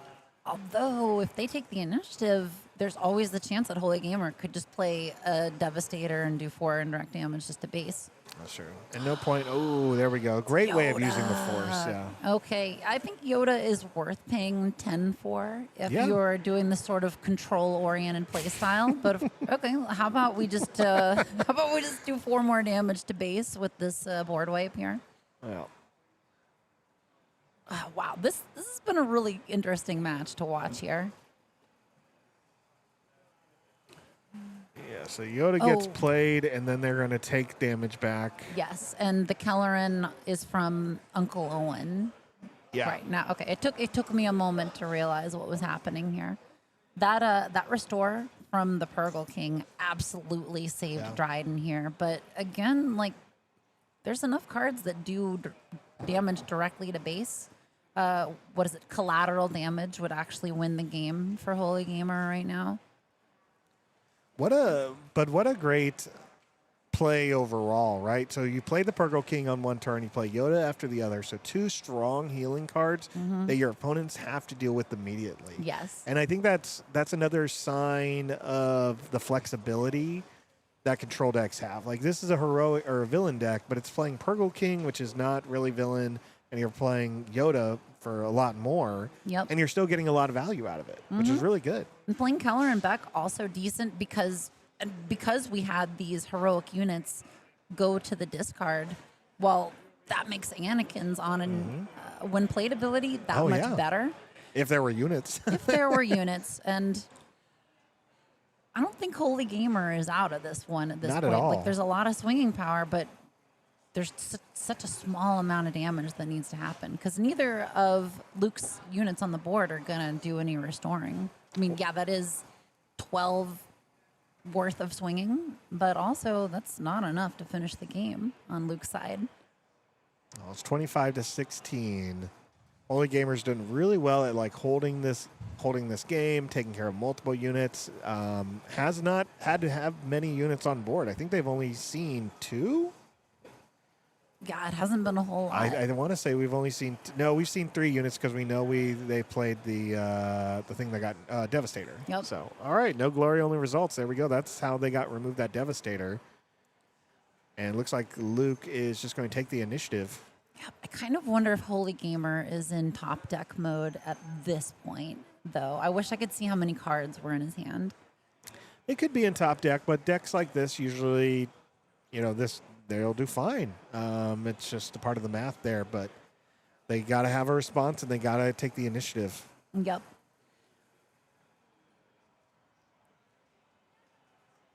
All right. Well, there you Okay, go. we're One of get- your favorite cards. We're getting the Aura Sing Wombo combo here. No Disintegrations is just so cool. I just cannot tell you how much I love this card. I love that it just drains the health of anything. Oh, yeah. Like big units, no problem. Ooh, big units, you say? Now, speaking of big units, we got a gorgeous Hyperspace Lawbringer up there. So when played and on attack, you'd get to choose an aspect to debuff, which is super cool if you're playing, honestly, if you're playing against a Lando Lake Country or a Boba Lake Country, that is just such a great card. Looks like Luke Luke scoops here, knowing that there's no answer to the Lawbringer. No, just didn't draw what they needed to. 7 damage definitely is going to be enough, even after the restore of 2 from Lars. Yep. Or Owen Lars, sorry. Lars is what his friends call him. I call him Uncle Owen. Uncle Owen. Uncle Owen. When are we going to get a Baru card out there that makes us blue milk tokens that can heal units when you defeat them? That's what I want. I would like... This is like what you'd see in other games, but I would like blue milk potions to be treated like a potion. So it's just an upgrade you have that you have to get rid of, like a credit token to heal. Okay, So you yeah. treat it something like that, or like how Magic has its food tokens. Yes. Like something to that nature of like, boom, you heal a unit. Heal a unit completely for 2 resources. Bam, done it. I would love that. I would love so much to be able to drink some blue milk. On a side note, I have made a video review of a board game called Star Wars Outer Rim before. It's a great game. It's so good. It is one of my favorites. But there is a part in this review where I drink blue milk. And I actually did get this neon blue food coloring for the milk. And I drank so much of that in all the takes that I was doing that I felt sick to my stomach afterwards. Don't try this at home, kids, is what I'm saying. If you're trying to drink blue milk to make other people laugh, know that you will not be laughing yourself. I think a lot of people have that probably when they're younger, that they do something where like, I'm going to ingest something in mass quantities because I think people will find it funny. Yep. I know I've done that. I recently smelled some vinegar the other day, and I just flashed back to a moment where I thought, what if we all just try to drink as much pickle juice as possible? That makes it fun. And when you're 16 or 17, maybe that sounds like a good idea, but it was not. And I realized very quickly. In the words of C-3PO, ugh, how horrid. And I like pickle juice too, but the idea of chugging it just sounds gross. It sounded like a fun idea, but it was not. Yeah, but you know, on a hot day, if you're out in the sun, maybe exercising on a long bike ride, you chug some pickle juice. That's kind of like Gatorade. Yeah, that's true. That's true. Mm-hmm. Well, here we go, going into Game 2. Holy Gamer of the Inland Empire, again, a Northern Washington team that we've seen play at Sectors and across PQs. Got Game 1, going up against Dryden Voss in this blue Force deck. So Luke over here playing the Dryden only got the Force, I want to say, twice. Yeah, that was so brutal. Mm-hmm. As a deck that wants to play a Karis turn 1, I'm guessing this probably has Night Sister Warrior as other turn 1 plays.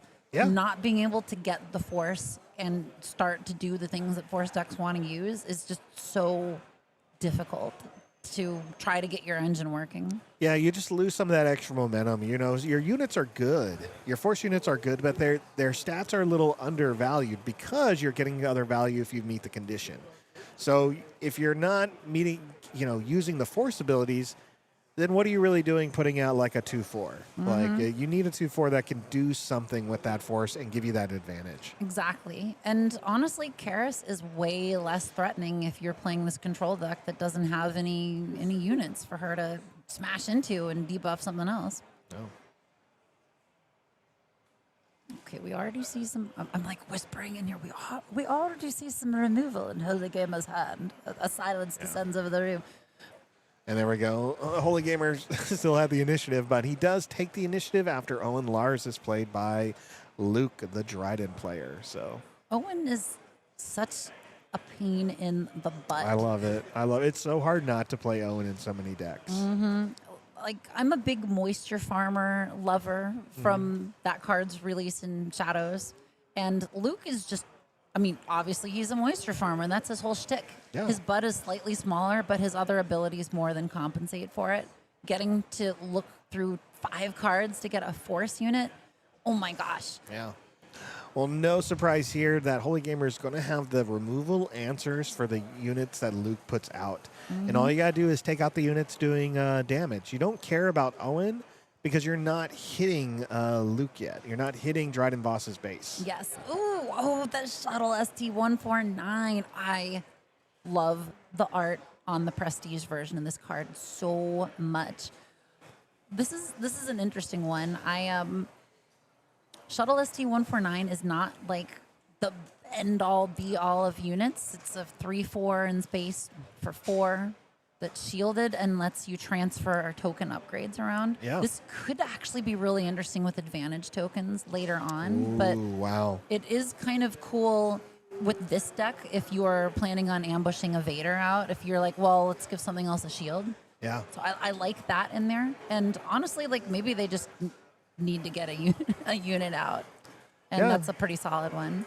Here's a great one, but again, you want the force when you have the Diagon Master. Yeah, without the force, that's just like, you know, a bird in a suit, dude. It's a bird in robes. Oh, excuse me. Who's condemned? Oh, no. Oh, man. So you still get the force by swinging with it because condemn only loses abilities. It doesn't lose traits. Correct. So if nothing else, it's probably still worthwhile to swing with it, if only to enable your other force stuff. It will enable the force, and if it swings into like a unit, though, then it won't have like the wind defeated ability. Right, because when defeated is still part of the attack. Correct. Yeah. Ugh. Here we go. Oh, man. Retaliation. What a cool card. I'm really loving seeing all of these quote unquote newer removal cards that obviously we're living in a post-rotation world. Power of the Dark Side is not around anymore. Rest in peace, Power of the Dark Side. I'm glad you're gone. And it's neat seeing things like Crushing Blow and Retaliation here because I don't think these were cards that were played that much before those earlier ones rotated out. Crushing Blow definitely was not, and I wish it was. Now we see Old Daka got played. Ooh. Now, Old Daka, that's a card I'd love to use No Glory only results on if I was playing a... Okay, look at that. Look at that. Yo, buckets. Yeah, Just that nothing you but wanted net. to see it, yeah. So now they get to use Odaka's ability. They don't have any Night Yeah. Sisters, so But it also means that the Dryden player doesn't get to use that ability. right. Oh man, this has been it feels like a rough match for Luke over here. Just everything, just removal, condemn, removal. Plus, you got to expect, when you go into competitive environments, there's always going to be players who have some control matchups, and this is where it really gets them. If you're only playing one unit at a turn, you're not in a good spot. Yep. You really need multiple units out early to kind of put that pressure on control. And so that's where I always think it's good to, if you have those low-cost cards in your sideboard, put them in. Like, you don't want to go to the late game too far with the opponents like this. This is why I always reference my boy Piet. This is why the Invisible Hand is so strong against control decks because of the amount of units it starts spitting out if nobody deals with it. Yeah. I wish there were more cards like that in this game. The I'm with play you. it, get more stuff cards. I mean, everyone wants that, and that is where the value is, right? Like, your best value in a game like Star Wars Unlimited is a unit that can put another unit into play. Yep. Because you're advancing, you're getting something triggered when you play it. No other triggers there. There's just value. Because you look at cards like, and we just saw single reactor ignition take out the board. No surprise there. Some damage going to Luke's base. Yep. But we did have the Force and Owen. So that's 2 when defeated triggers that are real good for Luke over there. Yeah. So, yep, it looks like they're going to use the Force to search with the Dagoian Masters. Yep, getting a Vader, which is fortunately not something, oh man, Vader and Anakin. Yeah, wow. Double Annie. But nobody tell Luke that those are the same guy. All right. Spoiler alert. Old Daka only has an on-play ability. Thank you, Shadow Song, for pointing that out. Yeah. And there we go. The Purgle King is back. Ooh. Not nearly as frightening seeing the Purgle King not ambushed, but still getting the card draw, threatening the Restore 4. And unfortunately, we're not getting the maximum bit out of Aura's deploy because Purgle King's got a real large butt here. That's fair. Early gamer can definitely take their time, though. They've taken care of a lot of the units. They know what to expect to come out. An Anakin or a Vader at this point. And, still in a good spot life-wise. So. Yep. And if Holy Gamer can't deal with that Purgle King, though, it's going to be really hard to get some damage on the base. That's true. That Restore is rough. So 5 to 15. in Luke's favor right now. Yep. But we're moving into late game, so we could start to see those off aspect heroic cards getting played. Like we were talking about value and getting multiple things out. Like if we see Keller and Beck, that's going to be real good for Luke and make it a problem for the control deck to start taking care of everything at once. Especially because we've already seen one single reactor ignition, so.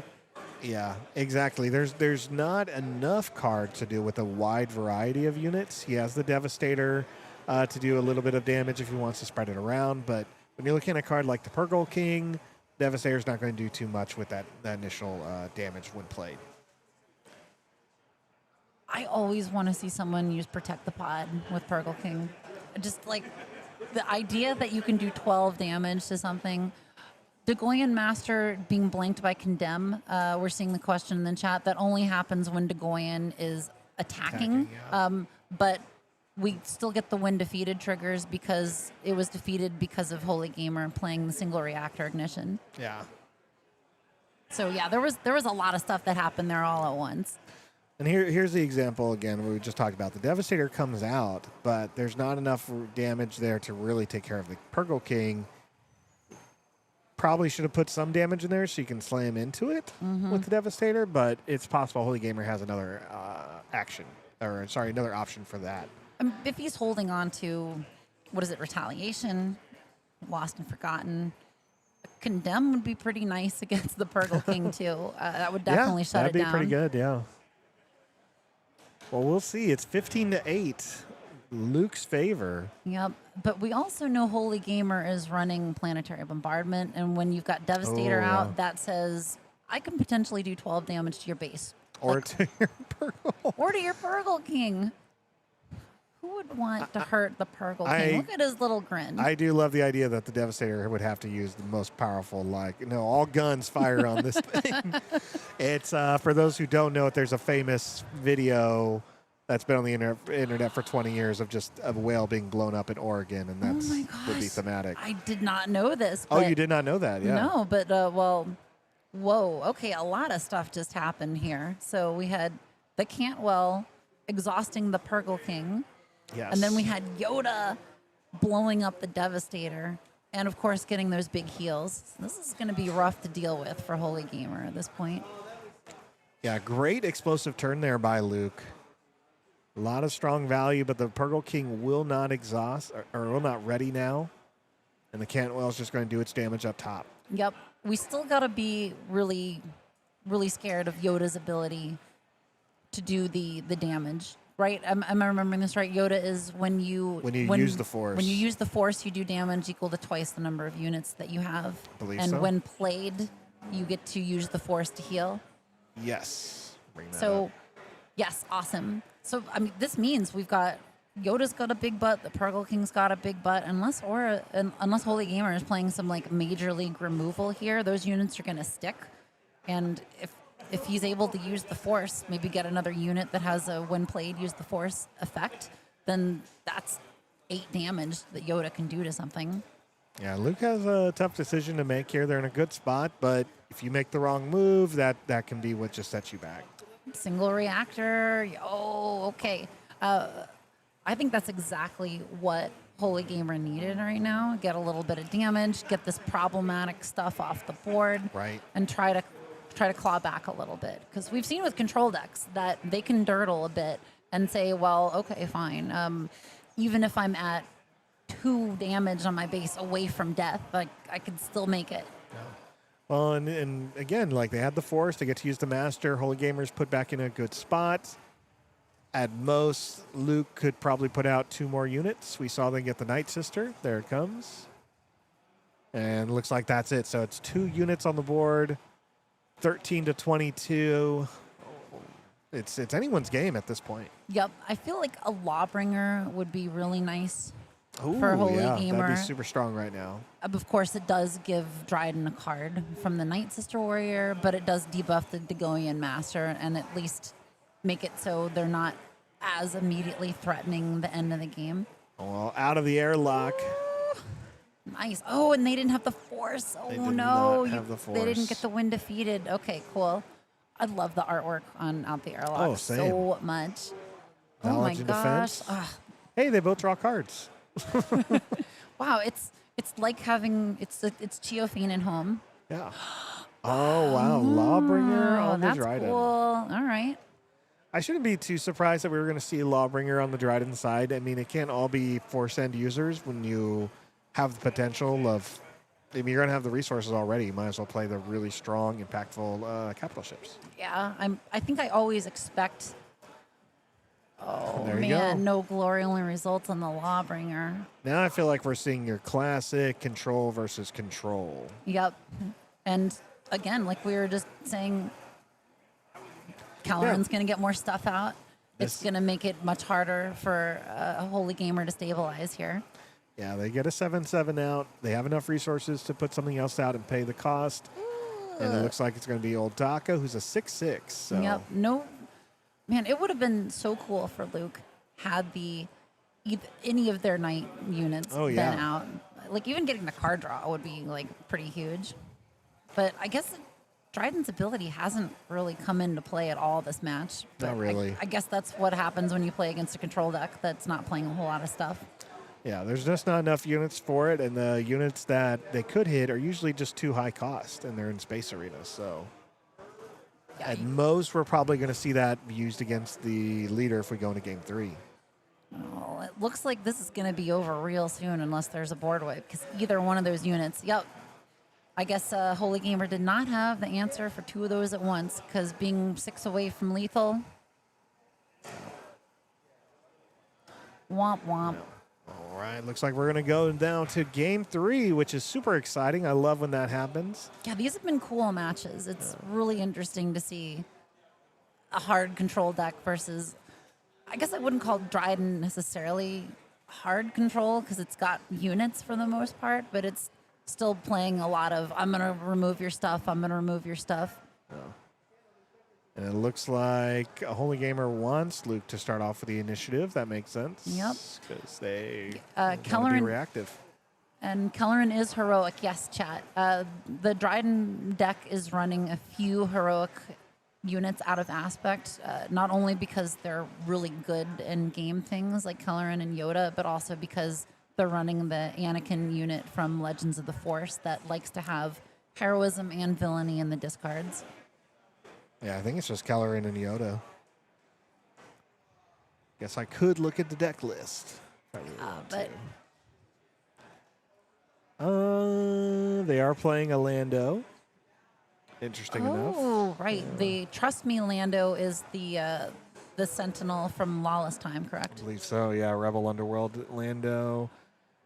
Yeah, they have one main board. They sideboard a second one, but they don't really need it against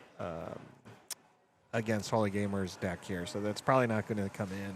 Yeah. Oh, this is an interesting list. There's only one Purgle King in the main deck with a second one in the sideboard. I think that was real clutch for them that last game.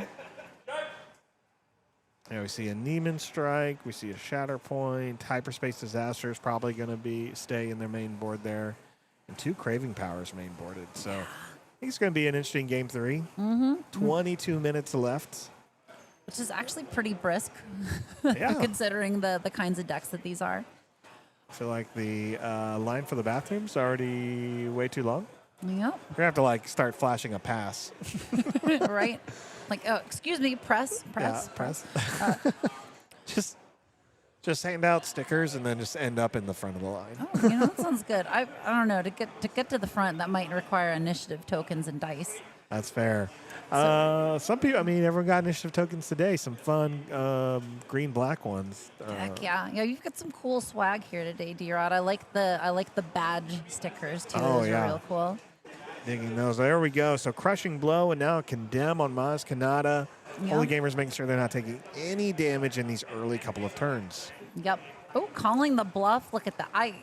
There's no reason to not swing a lot of the time. You always call the bluff. Yep. So Luke's side had the perfect line of their Karis into Maz into Talzin's Assassin. That's pretty much what you want to see in a blue Force villain deck. Yeah. But unfortunately, like they just didn't really get anything to deal with on the other side. Right. If this wasn't a control deck, there would be a lot more damage already put on Holy Gamer Space. Yep. And there we go. We see finally some damage begin to stack up. 4 damage on the base. Force finally being provided for Luke, the Dryden player. Yep. And yeah, still got that Lawbringer in there. I would not get rid of that Lawbringer if I was Holy Gamer. That's such a good late game card. And there's another strong card. I really like the Dagoan Master when it got revealed. I'm glad to see it played more, right? In this set. I think it's great. It feels great in Twin Suns, feels great in Premier. It's just play some Force users and have a great time. Yep. Anything that has tutor effects, which if you are newer to card games, a tutor effect is something that it's the language is a holdover from old Magic the Gathering things when there's cards like Demonic Tutor that say search your deck for a card and get it. So Star Wars doesn't usually have as much of that. So anytime you get to see it with the Dagoan Master or Uncle Owen, it's very powerful. Yeah. Yeah, I know as soon as Magic put in, or as soon as Star Wars Unlimited put in some of the search cards that we saw, like Search Your Feelings or anything like that, like those are cards that immediately grab my eye of like, how can I use this and how does the cost work in the current format of the game? Is this worth my time on turn 3 to search for something? Oh, we got the Anakin debuff to kill the Sentinel. That's real good stuff. Yeah, you do enjoy having the droid laser turret because it has Sentinel with the shield, so you usually can prevent 2 attacks. Here, we're just going to see Knowledge and Defense get played right after, lowering the Master's ability or attack ability and drawing a card. Like it's making it not as bad, but this is going to be a problem. Oh, and yeah. single reactor ignition is 8 resources. Yeah. So Holy Gamer needs to survive like one more round, and this is hard. What do we got? Oh, okay. Well, that's going to help a whole lot. Lost and Forgotten does help a lot. To remove a unit, heal 3. That's pretty solid. You're going to take some of that damage back. Nice. The aura deploy to get rid of the other unit. That's pretty solid. This is what I was saying earlier about how I really like that aura's got that built-in removal on tap. There we go. Again, no damage coming from that Maz thanks to Condemn and having a blue-black card in your hand. Yep, and that's just a preview for next turn. And then also remember, Dryden's deployed. If Dryden survives, that means we've got a Twilight of the Apprentice ambush possibly happening if Luke needs that to happen. I can definitely see it happening. I mean, Luke has so many resources available as the Dryden player that there's got to be something fun in their hand to kind of either close out this game or really put Holy Gamer in check. And it's a Talisman Assassin. Yep. There we go. Okay. Just enough there. Gets the attack and gets the win plate ability, so stays on the board. Yep. This is tough for Holy Gamer at this point because I think short of single reactor ignition and literally every other perfect removal card. There it is. Which is great. It does some damage. It gets rid of a lot of stuff, but also Luke's got the Force. We're getting a replacement unit from Dagoan Master, and he's got the resources to play it. Yeah. And again, we're only at 7 and 18, and that's what it really works in Dryden Voss players' benefits. These board wipes they're hurtful, but when you're playing Owen Lars, the Master, you're going to refill your hand, and hopefully with a powerful leader like unit like Oldako or Vader. Mm-hmm. And yeah, I'm thinking if I was going to bet on one of them, I would put the money on Luke right now. I'm not. I don't bet. I mean, I open carbonate packs. That's as far as I go for betting. That's as gambling as you get. Exactly. All you got to do is open one showcase, and you're like, oh, I could open another one. Yeah. There it is. Another Lost and Forgotten there. Man, that is just becoming the control player's bread and butter. Yes, it's such a good card. The ability to get rid of any non-leader unit and also heal. Mm-hmm. I think that card is going to be played forever in control matchups until it rotates out. Yeah. And, I mean, probably in basically anything that wants to go that late. Do you put a lot of 6-cost events in your Twin Suns decks? I always find as powerful as they are, they're usually not ones I'm looking for. Yes. I generally tend to focus a lot more on units in my Twin Suns decks. And I put out a video a long time ago about, this is a lot of resources here. Oh, it's the Purgle King. And it's gone. Nope. Okay. No glory, only results. I find that high cost events are really hard in Twin Suns because so much of the late game in there is establishing a board presence to prevent base damage that you don't really benefit a lot from these impactful events. I mean, if you've got leaders that incentivize you to play events like the new Ahsoka or the or Rex or Barrisophie. or Bex, Rex or Barris, then those are good. But otherwise, it's like it's not really worth it. Yeah, that's usually where I land as well, where it's just you want more value when you're playing. So getting a body on the board that does something on play, if it creates more bodies, even better. But yeah, I try to stay away from too many late game spot removal events. I'm okay if it's something that's going to take care of a wide board, like the Rhydonium, whatever explosion, Detonation, and then evacuate, things like that can secure my board a little bit better, especially for my leader's deployment. Yes, Hyperspace Disaster here, great in Premiere. Twin Suns maybe not as much. I did play a very fun game of Twin Suns where Nebula Ignition was super clutch at the very end of it. I think that's one that makes more sense in that format. Look at that, Planetary Bombardment, just 8 to base. Just boom, 8 to base. I mean, I like to hold on to Hyperspace Disaster, and I've played against your decks where it's like, this is my only answer. This is the right answer to take care of this crazy Darth Vader pilot Arena Price deck that you've played against me. Oh yeah, that was a good one. So I mean, I'll hold on to something like that still. The Nebula Ignition, where you can only defeat everything that is not upgraded, definitely has some play in certain decks for me. All right, we see the Master played again, but no force now after using the ability. 17 to 15, Vader's back out. No shield to give to enemy units. Yep, but those are only swinging for 10, so that's still not going to close this game out. They've still got 13 and a half minutes left, so I think being that this is round 3, they've got enough time for their deck still to do the things that they want to do. Right. I do kind of want to mess around with Barris a little bit more with some of these types of events that do things and see, is this worth it in Twin Suns? Well, it can just be that big impactful turn, right? There's some cards we talked about like, I don't want to do this on that turn, but for one less, I do like it a turn earlier, cards like that. Exactly. We saw the Lawbringer come out. That wasn't a disclose. Is he just thinking about playing it? Could just be, I guess, just thinking about the right move here. I would be a little bit afraid of Luke immediately playing a Shuttle ST-149, putting a shield on the Lawbringer and getting rid of it with Vader. Oh, yeah. Yeah, this is where it is tougher for Holy Gamer. If they put too many resources into one play, Luke at this point may have the answer to take care of it and then continue swinging.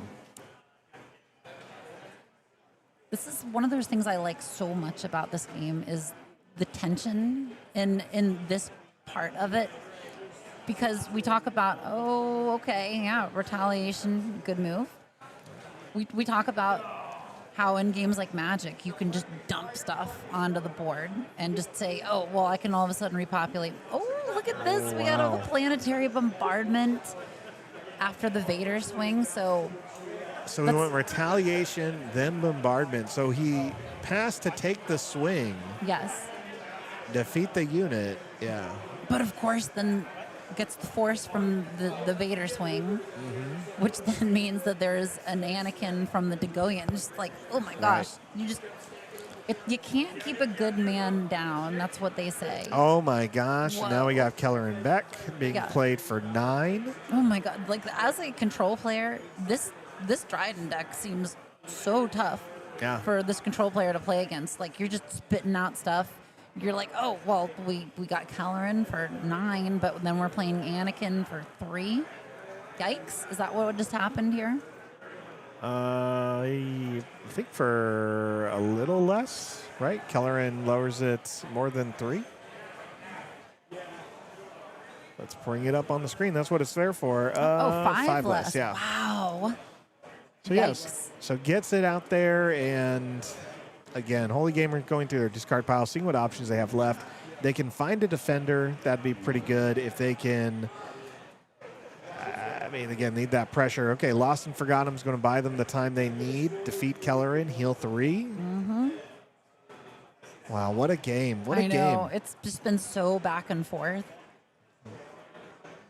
And then there's the retaliate there. So units are leaving the board 20 to 27. Vader's in play, and Holy Gamer takes the initiative again.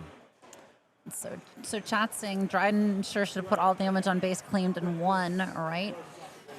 Yeah, that would have been could have been a strong play. Yep. Although I still think that they've got it. The Dryden player, Luke. I think that Luke still got it here because Holy Gamer's been able to take care of all their units, but again, either one of those is lethal. So short of, are you going to do it? That looks like 8 resources being set aside. Yeah. Is that another singular reactor? It would be the last one. It's the right time to have it too. 5 resources available after they play it. Which is a no glory. Nope, I guess that's it. That's no more it. answers there. Okay, that's all going to go to Luke. Great job then. Both players played so well. Fast-paced game, a lot of momentum, a lot of build-up. That first match I really enjoyed. And 2 strong decks. I wouldn't mind putting either of these together and just trying them out. Yeah, they're super cool. Like all the decks on the Dryden side that are just like, oh, I have this unit, but this gets me other units, and between Kelleran and Owen and Dagoyan, and it's like you can't keep up with all the removal here. Like most of the removal in this game is spot removal. There's only a few board wipes. Yeah. And Lawbringer, it just wasn't enough to deal with those things. Even if they got a bunch of stuff on the board, Lawbringer's great at debuffing everything that shares an aspect, but can only do so much with it. And I guess that's what Holy Gamer is realizing there at the end. I've got this Lawbringer in my hand. It's not going to close this game. No, it's the units are too strong at that point. And again, great games by both players, great plays. We are going to take a quick break. The next round's going to happen in 8 to 10 minutes. And we're going to take care of a few things. But appreciate everyone watching. Join us as we go into round 4 in about 10 minutes.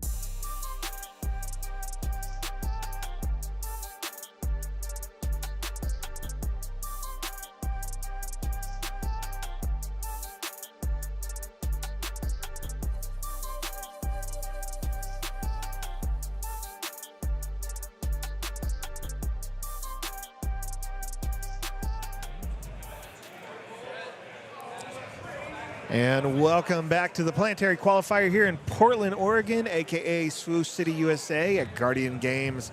My name is D-Rod of Unlimited Power, and I'm joined for this round by... Hello, I'm Metal Marshmallow from Janktech. I primarily do Twin Suns content, but I've been enjoying the heck out of commentating these more competitive events recently.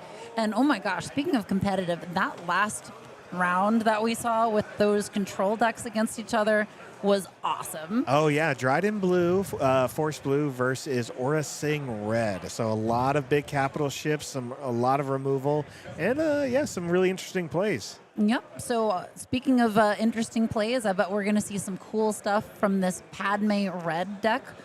Christopher here, one of our local players that I've had the pleasure of playing a lot of games with at the store that I frequent, always has cool deck ideas and just real fun person to play with. And also of note, he's got some spy tokens that are handmade proxies down there. So as someone that's done some handmade proxies myself, don't tell Fantasy Flight, then I really enjoy seeing that kind of thing.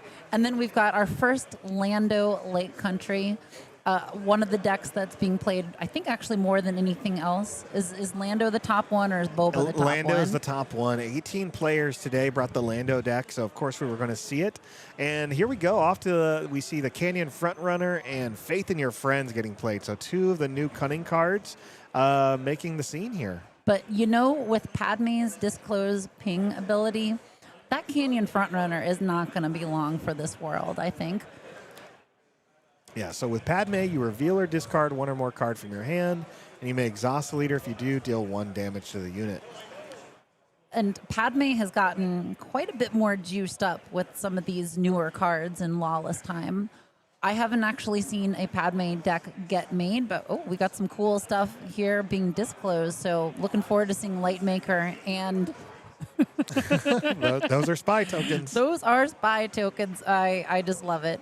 Every one of them a unique illustration. And because we had the disclose effect, then Canyon Frontrunner, you already got a damage on you, buddy. So that's not going to do the typical Lando stick around and do a whole bunch of nonsense and debuff every turn. I'd be surprised if that lasted through the next action phase. Yeah, I really like that Padme's ability here for reveal or discard isn't just discard or disclose, right? It's any reveal effect, and I think that's really great that they didn't limit her in a set with that unique ability to that, again, disclose, which was a keyword ability in that set. Yes, which is kind of unfortunate that Chancellor Palpatine, who was the other spotlight leader, is sort of tied to that set-specific mechanic. So that makes Padme a lot more of an evergreen leader than that other one. Yes, yeah.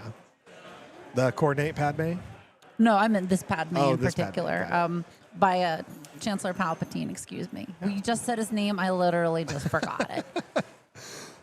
Well, yeah, and we're in round 4 today, and it's been a fun time. Both players here, Steven and Christopher, 2-1.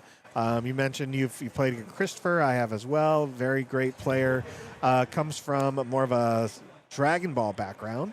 Okay. From last I spoke with them, and they've really enjoyed playing Star Wars. They jumped in about 2 sets ago and have found the format really fun. The cards are great, and I know they really enjoy the community here in Portland, Oregon. Oh yeah, I've gotten to play Twin Suns with him too, and always fun. Like every single deck that he brews is just weird and neat and cool. Like very original player in this game. I love that. I would love to see what kind of brews that they do for Twin Suns. I could see them being very creative with that. Oh yeah. I love that one of these spy tokens is smoking. Oh yeah. I mean, that's what spies do. I mean, you got to play the part. Exactly. You can see that Marin ended up in the discards over here. Marin is another real strong unit for Padme because you're discarding a card to damage something, and then Padme's ability damages something. It's just, yes, that's what you want. Yeah. Well, first damage finally happened here on Lake Country. Only 32 more points of damage to go. We're this close. It's so soon. N1 Starfighter. Ordinarily a pretty good card, but we've got so much ping with Padme here that also probably not long for this world. Right. It's hard to do a lot better than a couple Faiths in your friends early on, too, to really put the pressure on in the ground arena. Yeah, if you can see 2 of those, it's pretty solid. And then now we see Christopher following it these spy tokens up with Red 5. Another great card to deal with some damage units. When you have something like Padme, this is a great complementary unit. Exactly. little bit more damage. And also, Christopher, like, they have the initiative this phase, but I don't think we're going to see them taking the initiative much longer as they continue to put out more of these more units. Yeah, you always like to be able to use Padme to react to stuff and say, oh, this is a hand of heat right here. Oh, my gosh. This wow. is Beguile. Yeah. Beguile is just so good. I obviously, my favorite application is in a Jabba, a Lawless time Jabba with our friend Gurinden. But it's a very good new version of Waylay, post-rotation Waylay. This is one of my favorite things about playing off-meta stuff in a competitive event. Anytime your opponent has to read your leader, that means that wasn't one of the leaders that they were thinking about having to play. So you're already catching them a little bit off guard here. Yeah, so the cards in the bottom, some people are already asking. So those are just the players' self-made spy tokens. You're always going to find some people being creative, and that's fine. You know, it's not. We're still in the early matches of this. Easy to follow there.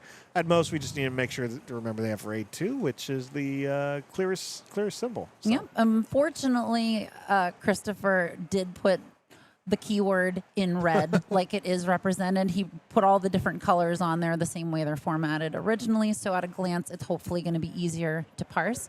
Got Bix Colleen here, who's also real cool. Oh, yeah. So being able to discard a card from your hand and create a credit value. Yep. Right? Isn't that also a card that Lando commonly runs, too, to accelerate that credit generation? Yeah, I believe so. I don't think they run too many. I think most of them are playing like a singleton in their deck and like a 1 in their sideboard. So, yeah, strong card, and we can see why it's good in the Padme ability. So yep. Getting that discard. The jank part of me really, really, really wants this Padme to run That's Not a Rock. Like, I just want that to be discarded so much. But, you know, like, speaking of actual good cards, this Qui-Gon that Lando just played, one of the best rares from Lawless time. Oh, yeah. It gives you the deck filtration, Sentinel. It's got Force Jedi and Republic, which are all pretty useful traits to have. And it's not limited to heroic or villain. Exactly. It's thematically showing off Qui-Gon's moral ambiguity at that point in time. Yeah. No, I agree. I think that's a really strong card, one of the strongest rares / sentinels in the set. And yeah, I can't go wrong with a 4-cost sentinel with a 5 health. Yep. It's also one I would love to put in basically any Twin Suns deck if I didn't have my play set of them tied up in my Afro Eternal deck. I'm sorry, y'all. I'm going to stop mentioning this stupid deck that I am obsessed with. But I am with you, though. This does fit in like almost every yellow Twin Suns very easily. Yeah. So good. Like, you want to see this at the same time as like the R2 that lets you filter your deck too. Mm-hmm. So we're building towards an interesting board state for this game, I think. Like, obviously, these leaders both deploy at 6 resources, so that round is going to be real explosive, I think. So anything that they do this particular phase is going to very much shape the game. This is interesting. This is, if Christopher uses the ability of Bix to discard, then that's dead Qui-Gon from Padme's ability. Yeah, you're right. That's a really cool synergy with those things. There it is. You discard the Beguile, trigger Padme's ability, and now the defender is off the board. Yep, and a credit. Boom. I wasn't even thinking about that. I was wondering why not swing with the spy tokens first, but yes, I forgot about the Padme's ability. So yeah, now you clear the. Oh yeah, we are at 6 resources. We are at 6 resources, so Lando is deployed. Yep, and that means like any of that end game nonsense. But we know Chris is playing those liberties too in his deck.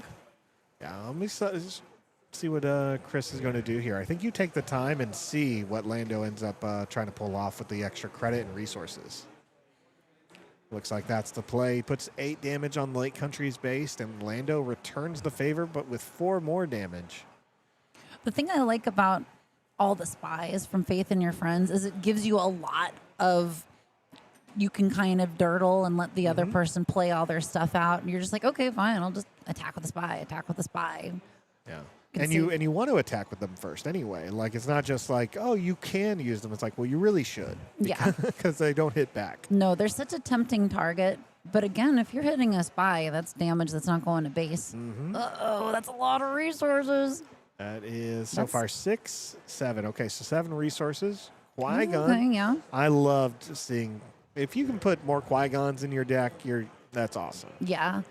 I'm happy to see this Qui-Gon getting played finally, because I feel like at first people didn't care as much about it, but he functions really nicely in this Lando deck when you aren't paying full price for him, essentially.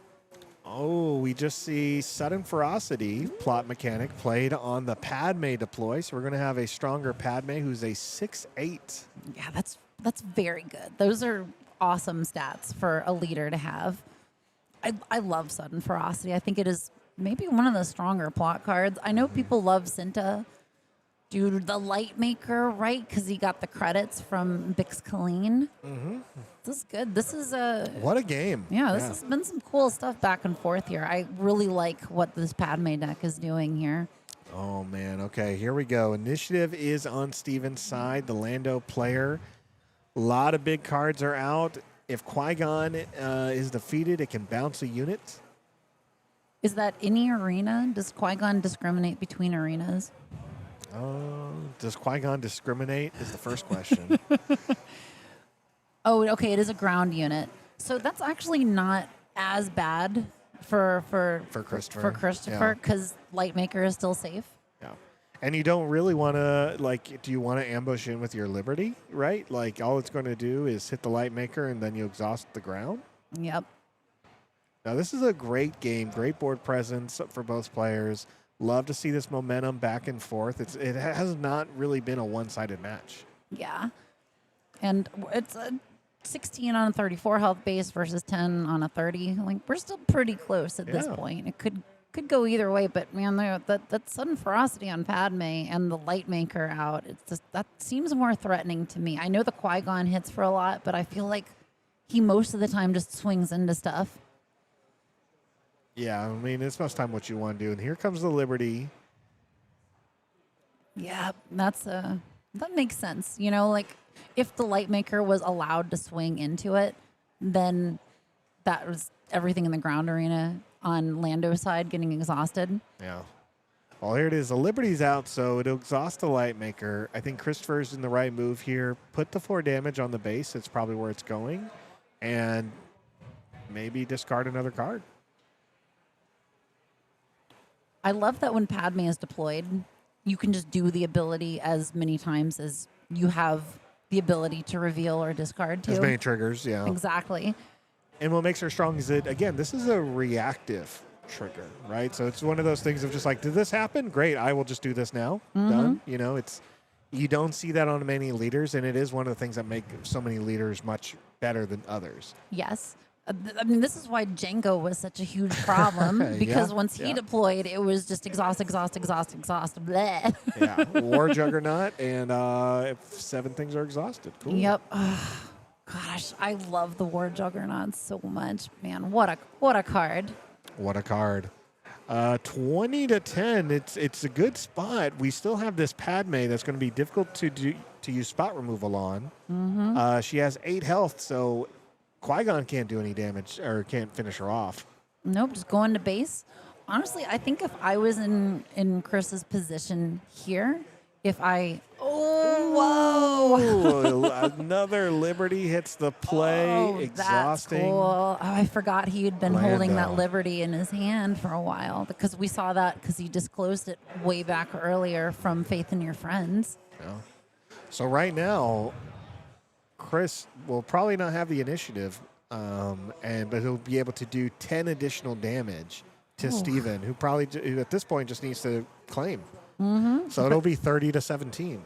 And also, the thing here is, his Lightmaker can swing into Steven's Liberty and take out and use that ability to also lock down his ground arena. Yeah. So Chris is in a real good spot here.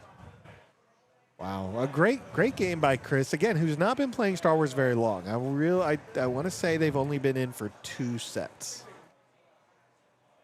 I know. Yeah, I think Legends of the Force is the first time I played against him, because I remember he pulled a showcase for Rey, and made a pretty gnarly Ray deck even after Force Throw was banned. His Ray deck was real good. Yeah. He'd been playing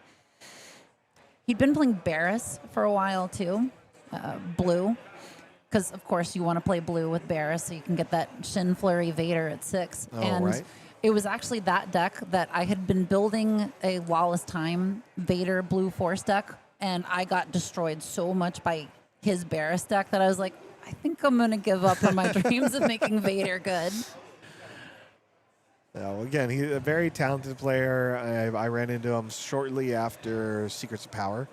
And yeah, just saw a lot of unique decks here at Guardian Games a couple of nights before the PQ. Yep, and it looks like we got the scoop here. And once again, chat, the cards that we're seeing that are not the legit ones are just the spy tokens that Christopher has made.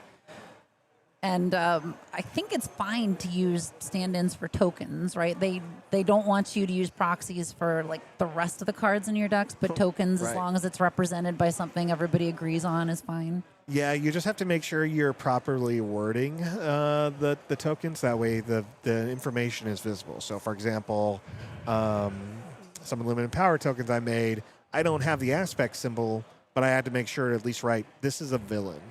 Yeah. So it's just like battle droid, villain, droid, trooper, 1/1. Just you have to have like a certain amount of things that show you all the details of the card. Yeah, because that's part of what makes games like this, I think, easy to play, even if you're grinding out 10 hours at a competitive event, is the way the cards are formatted. You can, at a glance, see a lot of vital information about what to expect from a card. Oh, the health is here. The damage is here. The keywords are in red. This is blue. This thing is red. So it's like if you start deviating too much from that with other things, then it becomes a little bit harder to parse. Yeah. It's absolutely true. The homemade spies increase a deck's power by 10%. Like, I like that other people are saying this kind of thing. And honestly, they should call a judge over to make sure he's doing 10% more damage. They get raid 3? Yeah, raid 3. Or raid 2.1? You swing enough times and that adds up. I think so. No, this has been a great game. I'm excited to see what the sideboard is going to do here. We can take a quick look. Let's take a look at the Lando sideboard. It's going to be pretty common what we see people play. Okay. Some blue ace, guerrilla soldiers, guild ambush teams, Lieutenant Gorn, Yeah. Commandeer, and the Mandalorian cleaning up Navarro. Yeah, that Mandalorian is just a real cool That's unit. a strong one, yeah. Commandeer is a fun one. It's too bad it doesn't work on Liberty because I think it costs 6 or less. Can we see what is in the other sideboard? This is Sure. because this sideboard says to me, I'm expecting to see a lot of Landos here. Like anything with the credit hate. All right, sideboard here for Chris. We see 3 Arvills, 2 aggressive negotiations, 2 jam communications, 2 Mandalorians, and 1 Outer Rim Constable. Okay. It's kind of cool that this is like, in some ways, a similar list to the Lando list, but I really like where it deviates. Oh, we got the Ebon Hawk in the main deck. I love that card so much. I think what I remember about Chris's play group is that a lot of them really do enjoy trying to make Revan, Ebon Hawk, a lot of the Old Republic stuff work with their things. I think that was one of the few characters that really drew them to this game. Okay, love that. Oh, okay. He's running the legendary Luke Skywalker Prophet or Be Destroyed as a full playset in this deck too. Yeah, I think that's a very cool card. Remember last week at the sealed event where someone got that in their draft pool? That is in limited. That is like just GG. Like that's a good strategy for limited. Just pull a Luke and play it. Boom, easy. That's totally the strategy. That's my strategy. I do love pulling some Lukes. All right, looks like game 2. I should make sure to mark that Chris got game 1 there. Game 2 is about to start. We see Chris has got his resources down, and Steven is making some decisions. I'm one of those players, when somebody wants me to cut their deck, I just like giving a little pat on the top. Yeah. I do that as well. I mean, I know that the point is to make sure someone's not stacking their deck. But I just kind of, I just like saying, nah, I trust you. You're fine. And also, if you shuffled poorly, I want you to feel like it's your fault. So before the match starts, you're not doing any head games. That's what it sounds like. Oh, yeah, of course not. No, Yeah. it's all head games, D-Rod. Head games. Okay, so we got Karis Nemec. Awesome first turn play. And the fun thing about Karis Nemec here is if Steven swings into Karis with the Canyon Frontrunner, It's just more spies. and also it's dead from Padme because Oh, it only from the debuffs ping. -2, correct, from the Canyon Frontrunner? I think so. Let's pull it up. Because that means Karis does 1 back, and then the disclose right here. That's Padme ping. That's damage 2. That's a ready spy. Wow. I'm like, that's good eats. Dude, Yeah. Padme rules. This is very cool. Oh man, you have no idea how hard it was for me to not swear there. Oh my gosh. Stolen AT Hauler, very awesome. I love these. I love that it's a card from JTL. Still getting lots of fun play here. Right? Yeah, it's so good. Yep. Oh, the Beguile. Okay, so what did we have in there? I saw an aggressive negotiations. Beguile, bouncing the AT Hauler. So, yeah, great value from the Padme player. You removed a unit. You still had resources to play a card. You got a ready unit on the board and got some damage. Like, going into turn 3, 2-3, like, with a unit in play, that's a good spot to be in.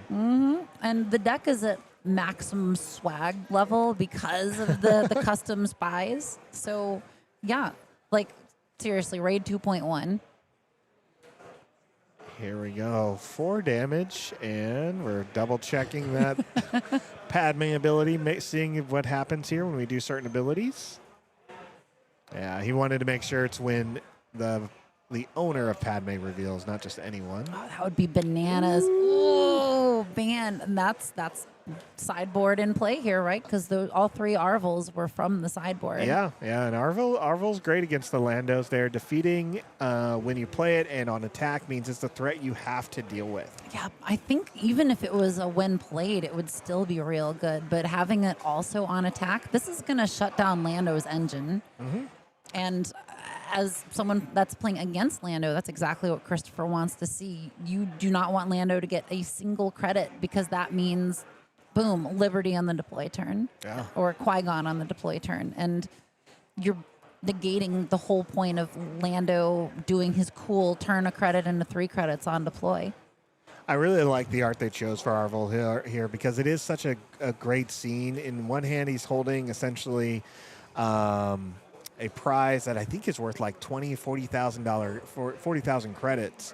And when he notices it, he's pretty much like calling out Cassian's like, why do you need to do a bank job if you already have this much money? Like, and he's keeping the money from everyone at this point. Just really great scene. Gosh, that's cool.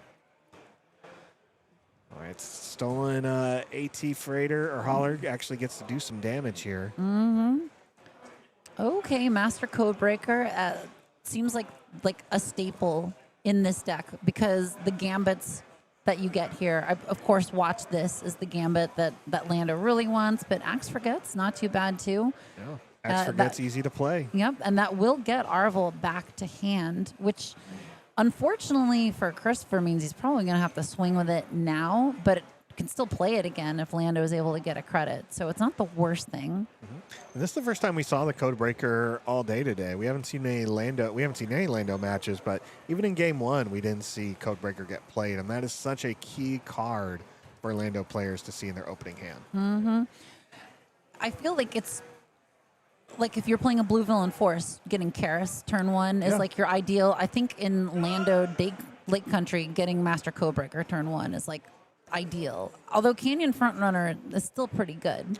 Codebreaker, though, is going to filter out your deck because you're going to pull a card out of it, so you're refilling your hand quickly. You're going to get the value of playing it cheaper, and you're not going to see it on your next draw. You're going to see something else. So that'd be the only difference between that and the Frontrunner.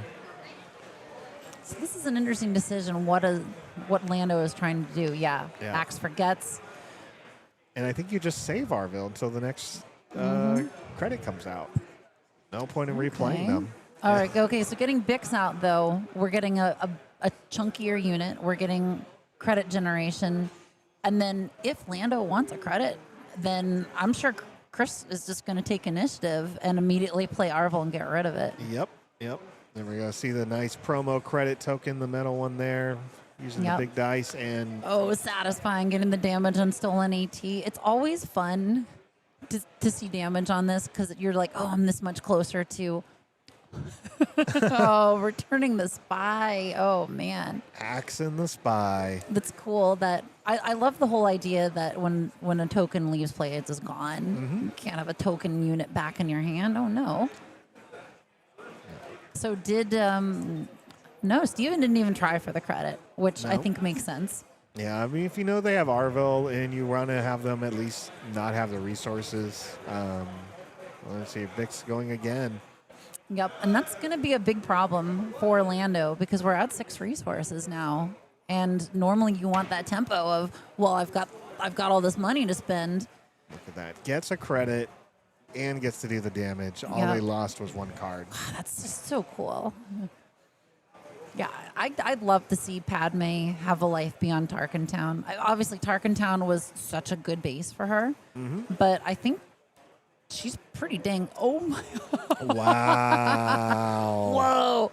Because double ferocity. Plotting out 2 sudden ferocities, giving Padme +6. We're swinging for 9 here, and no threat of Removal, Liberty getting rid of that. Yeah. So would watch this. Nope. Exhaust her? No? You could watch this watch Bix. this would exhaust her, yeah. But, okay, so Faith in Your Friends. This is an interesting play here. It's a gambit, so it's 1 cheaper from the Codebreaker. But it's not going to do a whole lot to stop what's happening here. I'm going to quote the Emperor and say the problem here is the faith in your friends. I don't know if that's the right move when you see a 9 hitting Padme. Yeah, that's just real scary. And doesn't look like any of the stuff in Steven's hand is much of a solution either, because the Mando is nice, but you don't get Mando until 8 resources. Yeah. And if you're not making credits, you're not getting resources. Oh, yikes. 9 damage there. That doesn't feel good. 24 to 11. Christopher's favor. Yep, unless someone's done with that Padme, that's GG next phase, next Padme swing. Yeah, that's rough. And then all Christopher needs to do is take the initiative. Like Steven is at that point where he has 5 resources, can deploy Lando if they need to, but if you don't have something to buff up Lando, then I think you just have to take the initiative because Chris has it. It has you dead to rights. Oh, yeah. Yep. A Qui-Gon would be really nice for him. Right. Wow. Just putting damage into Padme with Lando. Definitely what you got to do. 4 damage on the Padme. Yep. Everyone's searching for the right epic use token. There we go. I'm sure you love to see when people use the right thing here. The Han ambush. Oh, Ambush my gosh. Han. Oh, dude. I always forget that you can play this Han pilot as a unit because I'm so used to seeing him jump onto something and, like, boom, extra damage. Wow. Okay. A 4-5 to 5. Yeah, that really put it back into not necessarily in Steven's favor, but gave him an out when he was in check. Yep. But here's the thing, though. Stolen Land Speeder is great. Yeah. And there's lots of damage being threatened by the spies, but we already got Lando's deploy. We didn't get that big explosion of here's my super cool turn where I'm playing things ahead of curve. So That's true. I think that was like maybe more of a Band-Aid than anything right now. I'd love to see Steven prove me wrong on this. It would be really interesting to see like a comeback here. Well, 7 resources, and they have 10 damage on the board. Mm-hmm. And plus, I think that die over there on top of the credit token is indicating that Chris has 2 credits. Correct, yeah, so 2 credits. Also means like he can play a Liberty if he really wants one. Well, there's the discard giving him 3 credits, more damage on the stolen hauler, which if he could have somehow defeated that 2 turns ago, this game would be over. Yep. Just the most fun way of beating someone is with their own unit. Yes, please. Yeah, I do love the stolen hauler. And then we see Faith in Your Friends played again. Which is cool. But I guess it helps also search for answers. Like, Yes. how do we finish up this game? Well, we got a bunch of card draw and filtration. So maybe this will do something, but yikes. And the code breaker, you play it at discounted cost, so it's not too bad. But it is what it is. It's a gambit. You're taking the risk of, let me play this card. I could get some units off of it, but am I going to get an answer? Yeah, and with another Faith in Your Friends and Axe Forgets, which can't bounce Bix, right? Because it's cost 3 or less is what it can bounce, and she's Correct. a 4. And those spies aren't going to do a whole lot right now. All right, there it is. We see Oh, and a Qui-Gon Sentinel Jinn. over there. See, that's what Steven needed like a round ago as a Qui-Gon. Yeah. As the people say, you Qui-Gon or you be gone. I keep hearing this over and over here.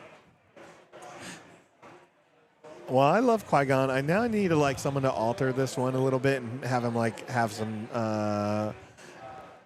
dice cubes. Oh, or, yeah. Oh, you know what? If someone could just take and put a box around the health and the power to make it look like a cube, and that would be it, just 2 dude, cubes. yes. And he's just like, bam. Qui-Gon 2 cubes. I love Qui-Gon 2 cubes. He's like, Qui-Gon's mobster variant. That would be it. Yeah, that's his name on planets like Tatooine. Hey, looking for 2 cubes. Yeah, who's that guy? It's 2 cubes. He always rolls 2 cubes. Okay, we got another Faith in Your Friends being played. Last one, I think. Yeah. It turns out, yes, overconfidence was not Steven's weakness. All right. Again, I get like we play Star Wars because we enjoy quoting Star Wars. Oh my gosh, yeah. I love that this game I feel like they want me to quote lines from the movies while I'm playing cards in it.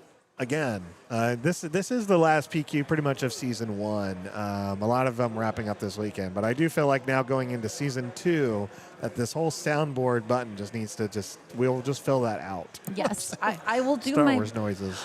Oh, we got Arvel here. We got all kinds of heavy hitters on this side. Getting rid of a credit just to ping base. Mm-hmm. That's real cool, actually. Yeah. Yeah, get rid of your own credits to put more damage on there. Yeah, I don't think he needs them. No, just more that extra threat there. 29-12. Steven has to find a way of dealing with 2 of these units that hit for 4. So Likely he's going to swing with Qui-Gon first, because Qui-Gon is probably not long for this world with all these spies. oh well, Christopher. Well, yeah, he should swing on Qui-Gon, but Christopher just needs to swing with Arvel. Ooh, there we go. Oh, jeez. Okay, that's an answer. that is an answer. Watch this. Watch this. Return the Qui-Gon back to Christopher's hand and exhaust every other unit in the ground arena. Yep. It's still possible that he could inch this one out.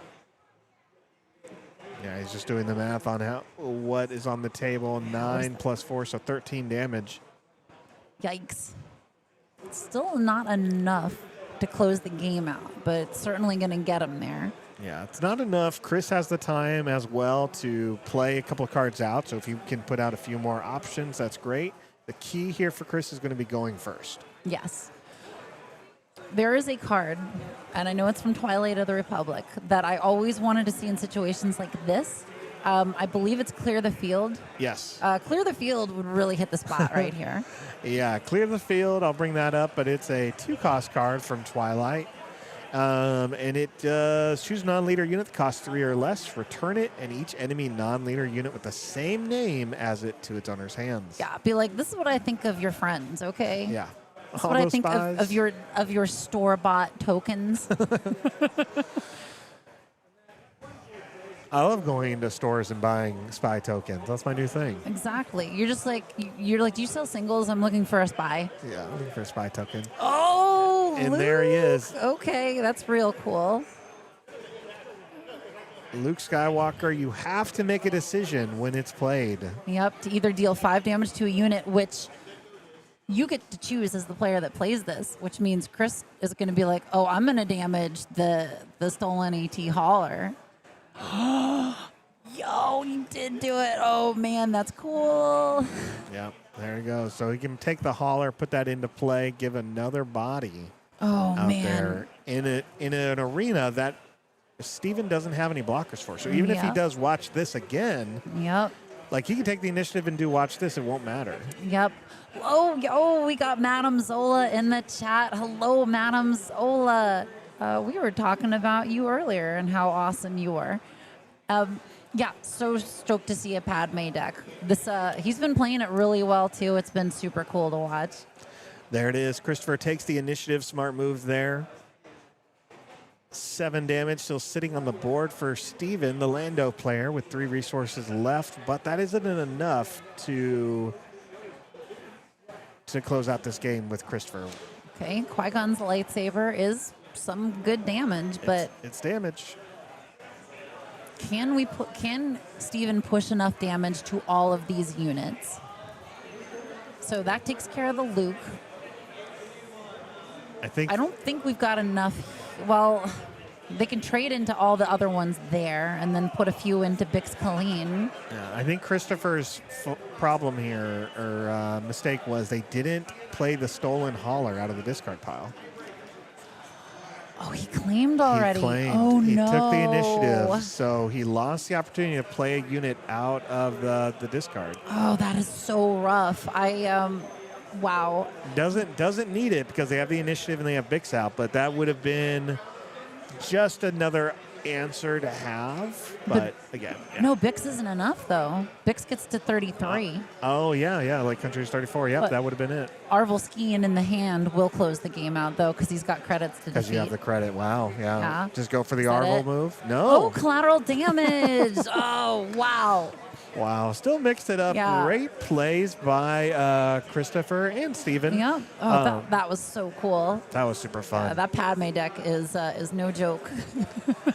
All right, well, we just finished round 4. There's not going to be any breaks today, so there's still some time left in the round. We are going to take a quick break, and we should be back probably in 20 minutes as we go into round 5 out of 7 rounds before we hit the top 8 today at the Portland Planetary Qualifier.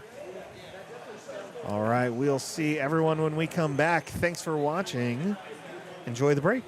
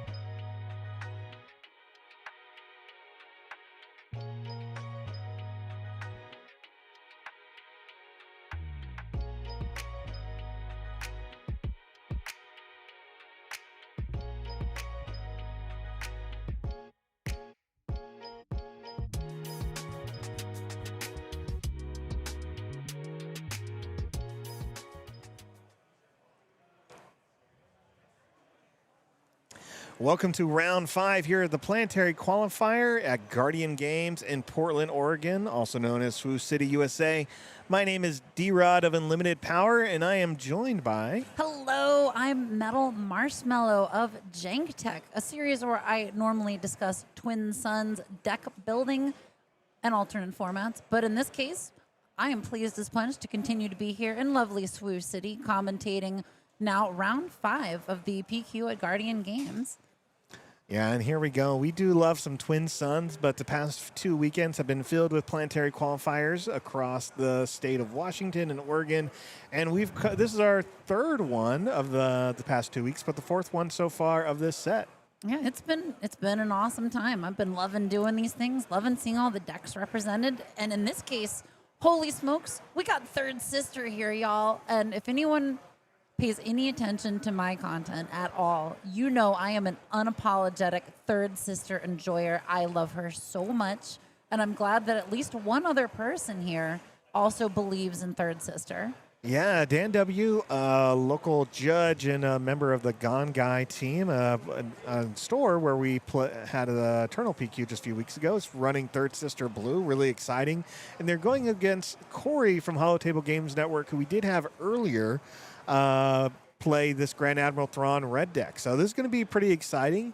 I know you were kind of saying, as we saw the match get lined up, that Third Sister doesn't have a strong matchup against Thrawn.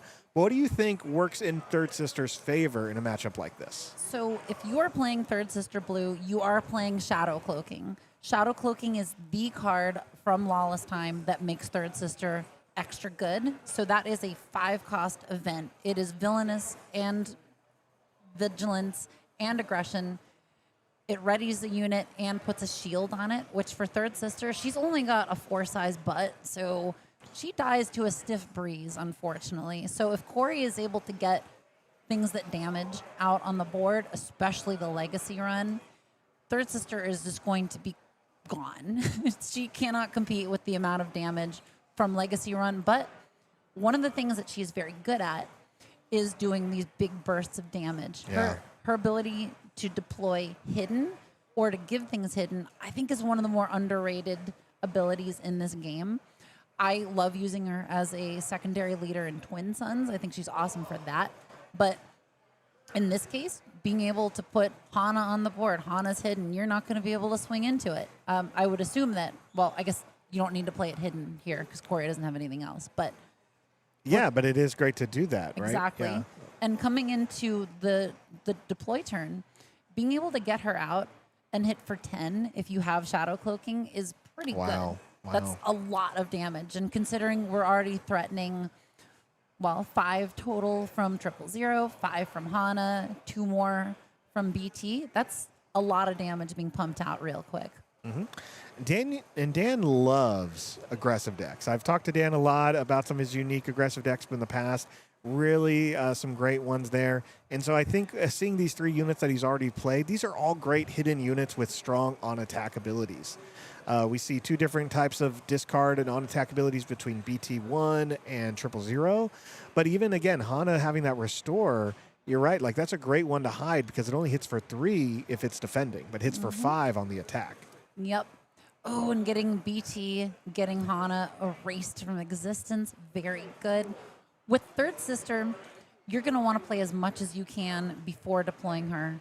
Ooh, no glory, only results to deal with 000. Nice. That would have been 4 more on base. Yo, we get Third Sister. Here she comes. I like that she comes out hidden. Yeah. She also gives the next unit you play after swinging with her hidden. And, oh my gosh, I wow. love this. So I have brewed Third Sister in yellow before. With the advent of Lawless time, and Battle Fury is just a card that is amazing with her. Like, giving her +3/+3, yeah, sure, you got to discard a card, but it makes her that much more survivable and able to do stuff. And look at this. We got a hidden Cyril Karn, and already Corey's, like, super close to death here. Third Sister is going to get us most of the way there, so he's realizing, nope, I can't quite close it out. Aggressive negotiations would have done it anyway. Yeah, that's a lot of units on the board. Corey has to essentially put out as many units as Dan is just to be able to do some trading. And hopefully see a couple of more units that are going to help out with removing units. So we're talking about like some of the other Night Sisters, blah, blah, blah. I can't remember any of their names. Not Talzin's Assassin. But Karis probably. But Karis, yeah. Karis is Karis great has for the that. win defeated, so that's Yes. a good one. I'm seeing in the chat, Third Sister isn't great. Oh my gosh. We can agree to disagree. But she's better now that Open Fire is gone. Absolutely. Because Open Fire, 4 damage, immediately gone. Third Sister, I developed an affinity for drafting with her in Legends of the Force so much. She was like one of the best draft and sealed leaders in that set. I will die on that hill. But where we are here with Third Sister, I think that you get a lot of good options for just making her big and beefy. I think what you have to worry about with her is a Sentinel gumming up the works because you need to be able to deploy, Voltron, destroy. Deploy, Voltron, destroy. There you go. That's a shirt right there. It really is a shirt right there. This could be over pretty quick here going into game 2. Town for Life in the comments mentions, and you're super right. This could be, we may immediately just jump into spoilers here in 5 minutes. That could work.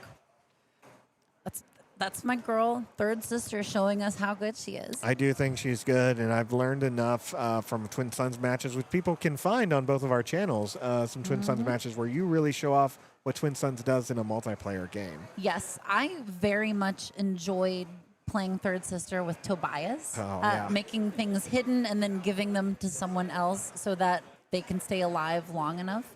The Tobias shenanigans in Third Sister is insane, and it's pretty wild that the 2 Tobias players I know are right next to me, because I think it's just the amount of shenanigans I've seen you 2 do with Tobias is ridiculous, but the potential for more is just, it's so great. Like, I just never know what to expect at that table when Tobias is handing out stuff. Exactly. There's some really fun stuff. I do have a video on that deck if any of y'all check it out on my channel.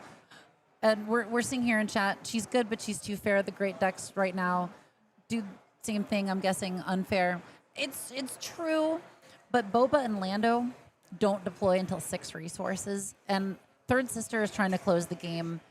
I think if you can't get all the damage by the end of her deploy turn, then the next attack on 6 resources has to be the one. Yeah. So you just have to outpace. I built her in yellow because I like using her with Galen Urso. That lets her go through with Saboteur. It gives you arrest, which means someone plays a Qui-Gon Sentinel. Nope, we're arresting him. We're still swinging to base. And if you really want to, you can still get Saboteur with Commence the Festivities. I think there's some good options for her. But yeah, you don't get like those broken things like Boba Fett and Topple the Summit. Yeah. No, those are too late. And so the question here is, do you think Third Sister has a time limit? Is it going to run out of gas if it goes to like 6 resources or 7? 100%. Okay. I think her ability is useful in limited ways early on. This is not eternal. This is just a player choosing to be creative with their base. They do have Rick's Road as their listed base on the deck, so I guess if Corey really wanted to call a judge over... it's one of the weird things. I was talking to judges about this the other day. It's like you can register any 30-card base and play a different one, as long as it's the 30-card one, same color. It's really weird. It's like the one thing that's like some judges have talked to me about. I'm like, oh, yeah, we'll just do it because it's weird and the system allows you to do it. I'm like, okay. Like, it only messes me up as a caster when I see what they register and that it's different. But it is a legal thing, and they don't get penalized at all for having a different 30-card base than as long as it's the same color. Yeah. All right. So we finished sideboarding here. So I think sideboarding took as long as game 1. Yep. Oh, wow. Yeah. 100%. I would imagine that any Arvel Skeens are not being considered. I don't think this is a deck that cares about credit generation. No, I loved seeing Battle Fury. I love seeing the discard package here. Here we go. Von Reg. So completely splitting it up, going into the space.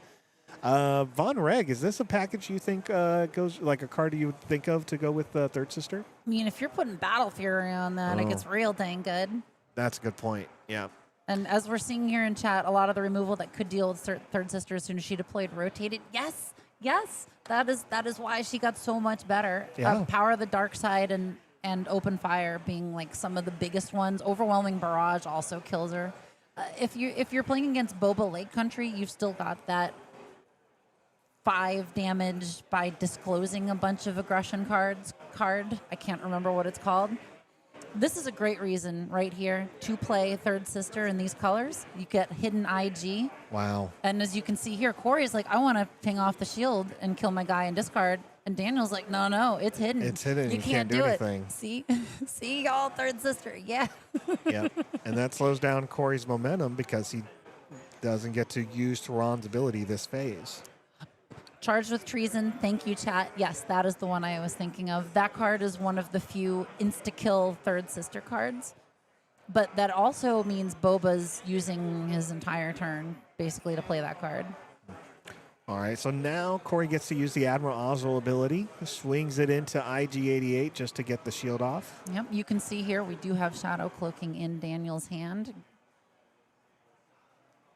Interesting. All right, 6 damage there, man. I love that IG-88. Yeah, IG hits so hard. Definitely worthwhile swinging into it with Hana. Oh, we got Third Sister deploy. I would be worried about Corey having 5 resources on the table. Just to hit him with Retaliate. Retaliate would be not very good for Third Sister. Yeah. But then again, Corey is like, well, there's a lot of pressure being put on me here, and Third Sister could still hit for 5, and then Von Reg's TIE Fighter could hit for All right, at sounds least like 3. Yeah, it sounds like he had Yep. to retaliate because he wanted to just pass and let Third Sister hit them, and really that's all you can do. If the opponent has to retaliate, just let that happen. Yikes. This We got is dangerous. Mastery on Von Reg's TIE Interceptor. That is real scary because doesn't that get raid? Yeah. Raid, how much an overwhelm? Raid 1. Raid oh my 1, gosh. overwhelm, on top of the +3. So now it hits for 7. Okay, that is, that's a compelling reason to run this in blue, is to have Mastery in addition to Battle Fury. This is definitely what Dan loves to see with his aggro decks. He likes this type of tempo, this pressure. Yep. Ooh, just lost it. But I mean, it's 19-0, and Yes. that is what Dan is hoping for at this point. A lot of damage on his opponent's base, and now he just has to figure out what he can get out there to stick and finish him off. Yep. And also, the cool thing about Third Sister at this point is, as we can see with Daniel, giving your guys hidden, making them that much harder to kill. If Corey's already depleting all his resources to use removal, then that means he can't swing into these immediately when played. All right, I think we're going straight into the next turn. 1, 2, 3, 4, 5, 6, 7. Yeah, it looks like that's what it was. Because Corey resourced first and readied, and then Daniel. I always forget the order of doing your regrouping because I don't play too much more competitive Star Wars, but there is an order of, I'm guessing, if you don't have the initiative, you do it first, and then if you have the initiative, you do it second. When you start the game, that's where it really matters, is whoever has the initiative has to decide if they're mulliganing first. But as far as resourcing order, both players just do kind of share at the same time. But at the beginning, the first player has to decide if they're mulliganing before the second player decides if they're going to mulligan. Okay. So this is also going to be an issue for Corey at this point because Third Sister playing more aggressively. And you can't take out the units quick enough. Yep. Wow. Okay, Legacy Run is good. If Corey follows this up with a Chimera next round, that's going to help things a whole lot. It'll take care of the Shuttle ST-149. Yeah. But is it going to be enough? This is very cool. Daniel waiting to play 000 hidden, trying to bait something out with BT1 first. It's also very cool. Yeah, it's interesting play. Corey's going to take the initiative, so that gives him a little bit of room to use the Legacy. Or, again, play Chimera. He's probably hoping to draw it, if I were to guess. I don't think he has it in his hand. Yep, he does not. So he goes for the kit to remove the shield first, and that's 12 points of damage, which is more than enough to clear the board. Board wipe. Yikes. All right, we get Von Reg's TIE Interceptor back. One of the coolest prestiges. Ooh, it doesn't matter how cool it is. And they all exhaust to the Yikes. shadow of Stygian Prime. oh, so good. And he's paying 6 for that because he already used his epic action getting out the Legacy Run. Totally worth it. Yeah. Oh, Daniel just reading the whole thing and being like, oh no, this is terrible.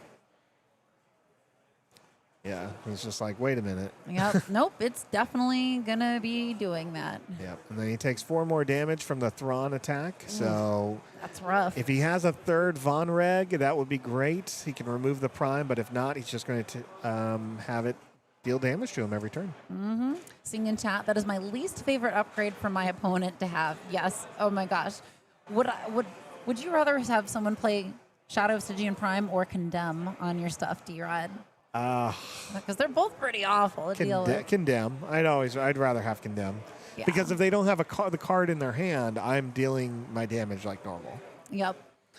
This might actually be enough to turn the tide here for Corey. Locking the TIE Interceptor down with the Stygian Prime, and then doing spot removal on Daniel's other plays.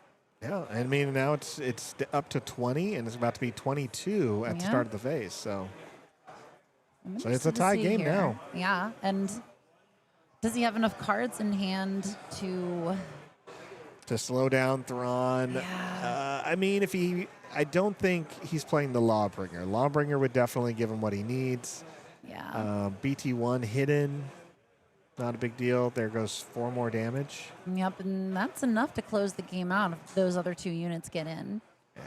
You can see an Unleashed Fury. You can see, again, some really good stuff. Shadow cloaking. Oh, that's interesting. That's what you were talking about earlier. Hide it and then cloak it. Yep. Oh, but we got an Ozzel aggressive negotiations. Oh my gosh. I feel like there's a way of making a portmanteau of Ozzel and aggressive. Or is it aggressive Ozzel-ciations? We'll get there. In any case, Ozzel just swung for enough to close the game. He so definitely that's what did. we got. Ooh, okay, good work there, Corey. Yeah, I love to see Thrawn get a win. Definitely a leader I'm always considering when thinking about competitive decks. So, and these are 2 strong players. I really enjoy watching Corey on his channel, Hollow Table Game Network, where they go through deck list and play a few matches of Premier and Twin Sun. So definitely a very experienced player. And Dan is a very strong competitive player. A lot of times he runs judging for events, so he doesn't get to play as often. But you can see the way he plays, the way he thinks. Because this is the only Third Sister deck here today. So. Which immediately I see that, and I'm just like, oh, I gotta know what's going on with this. That is why it's here. And they're both 2-2, so they're both doing pretty well. They have a good chance of making top 8, depending on how their tiebreakers are. So whoever loses here is definitely not going to make it. They'll still get some prizes, I'm sure. But it does, this is where it matters for a lot of these players in this position. Yep. So. I'm just going to be upfront with saying I'm rooting for Third Sister. I'm sorry, Corey. I think your deck is very cool. I'm just like, oh my gosh, like anyone that's bringing Third Sister, I'm just like, nah, man. Like, she's just, I've got a horse in the race, She's the only showcase I've actually purchased off DCG Player. I mean, granted, it's like a $30 showcase, if that, but still. I'm not too big into like racing horses, but I think I would definitely bet on a horse named Third Sister. It does. I think that's a great horse name, Yeah. a whole racing horse name, not like, casual horse Third name. Sister by a nose. I mean, Yeah. Grand Admiral Thrawn also sounds like it could be a horse's name. Like, oh, Are you doing the gamble? Oh no, just going to base. Just 2 damage to the base, and then do the disclose to get the shield off. I think I would have gambled with swinging into Krennic with BT, hoping I could ping off the shield and then get the 2, because getting Price out is real bad for Third Sister here. Yeah, we see Price is out. Dane has to read it a little bit, but when she's defeated, she can defeat another friendly unit to deal 4 damage to each enemy base. Yikes! And if you've got enough units to double that, ugh. Arvel Skeen, interesting. I don't know. I guess it's just because he's a 4/3. I kind of want someone to mod it or alter it to be look like the Thing from Marvel, and you can just call it Arvel Thing because he's the voice actor for that. Oh, that's awesome. Oh, taking out BT and Corey just being like, oh no, I dare you. I dare you to swing into this. I'm actually surprised he didn't want to take out the Krennic right now. Yes, I also am kind of surprised because then he got a discount on that. We got an IG though. IG 88 again hitting the board there in that prestige format. I know Good we've strong talked IG. about this before, but these prestiges, I absolutely love them. The IG one in particular, because I'm just such a big fan of droids. But I like IG also as someone that tried to make the IG leader from Spark of Rebellion work, and it never happened. The 4 health is just really difficult. Yep, I think that's kind of why Third Sister feels like a redemption arc for the 5-4 leader. Oh, we got no glory. Oh, that hurts for IG. I like No Glory because it's such a feel bad card that it is just like, yep, no glory for this person. Like, Yeah, it's like very thematic and fun. yeah. And I think they priced it fine at 5 resources. Like, it doesn't Yeah. feel like cheap in the way that Power of the Dark Side can sometimes feel cheap. Yeah. No, I think it's a well-costed card. I think for control players are spending most of their resources using it. It's ideal. I think it's a strong card. Well, we're in an interesting situation here where we are getting into Third Sister can deploy. And Daniel's got all his resources. And we see Shadow Cloaking in his hand. So this is potentially like a big moment for Third Sister if he ends up swinging, cloaking, shielding, swinging. Which he should be able to do because Corey has no more resources left. Yep. He can't swing into the Third Sister anyways. So there's no blockers, and there's nothing that's going to remove Third Sister from the board. Yep. Oh, it looks like he's going for it. There it is. It's a little bit of a trading there. Daniel takes 4, deals 5 to Corey. Corey hits back for 2 more. Yep. Oh, man. Getting then- the Shadow Cloaking, I'm just like, oh, that's tasty stuff. Yeah. So Third Sister is an aggressive negotiations away from winning if he's got enough cards in his hand. Yeah, and it's shielded. So again, Corey needs to find. Retaliate's not going to save him. It doesn't want that damage. Here we go. Nope. Legacy Run it's good, But but doesn't answer the threat. no. And there it is. There it is. Man. 3 cards. Great games. Wow, that was. I'm glad they gave us a little bit more game after that first round. You know, it was cool seeing these decks against each other, but I'm telling you all, I will keep on saying it. I think Third Sister is great. I think she's just going to continue to be great because some of that removal that instantly dealt with her is gone. And anytime someone brings a Third Sister deck to a competitive event like this, I just think that's awesome. Like, yeah, well done. Yeah. No, both players played really well, and I think you're right. Like, it's great to see unique decks like this. Only one Third Sister deck here today. Daniel now goes into 3-2, so a little bit of a up fight for them, but they do have a chance. I love to see that. Yes. We have some time. Do you want to go into some spoilers? Oh, let's do it. Let's get those spoilers rolling. All right, let's go ahead and move on to spoilers. Where did we leave off? I think Let's see. we kind of jumped to that flagship after looking at another flagship. So here we go. Right here. Oh, right. Yeah. Yeah. I think this is where we are here.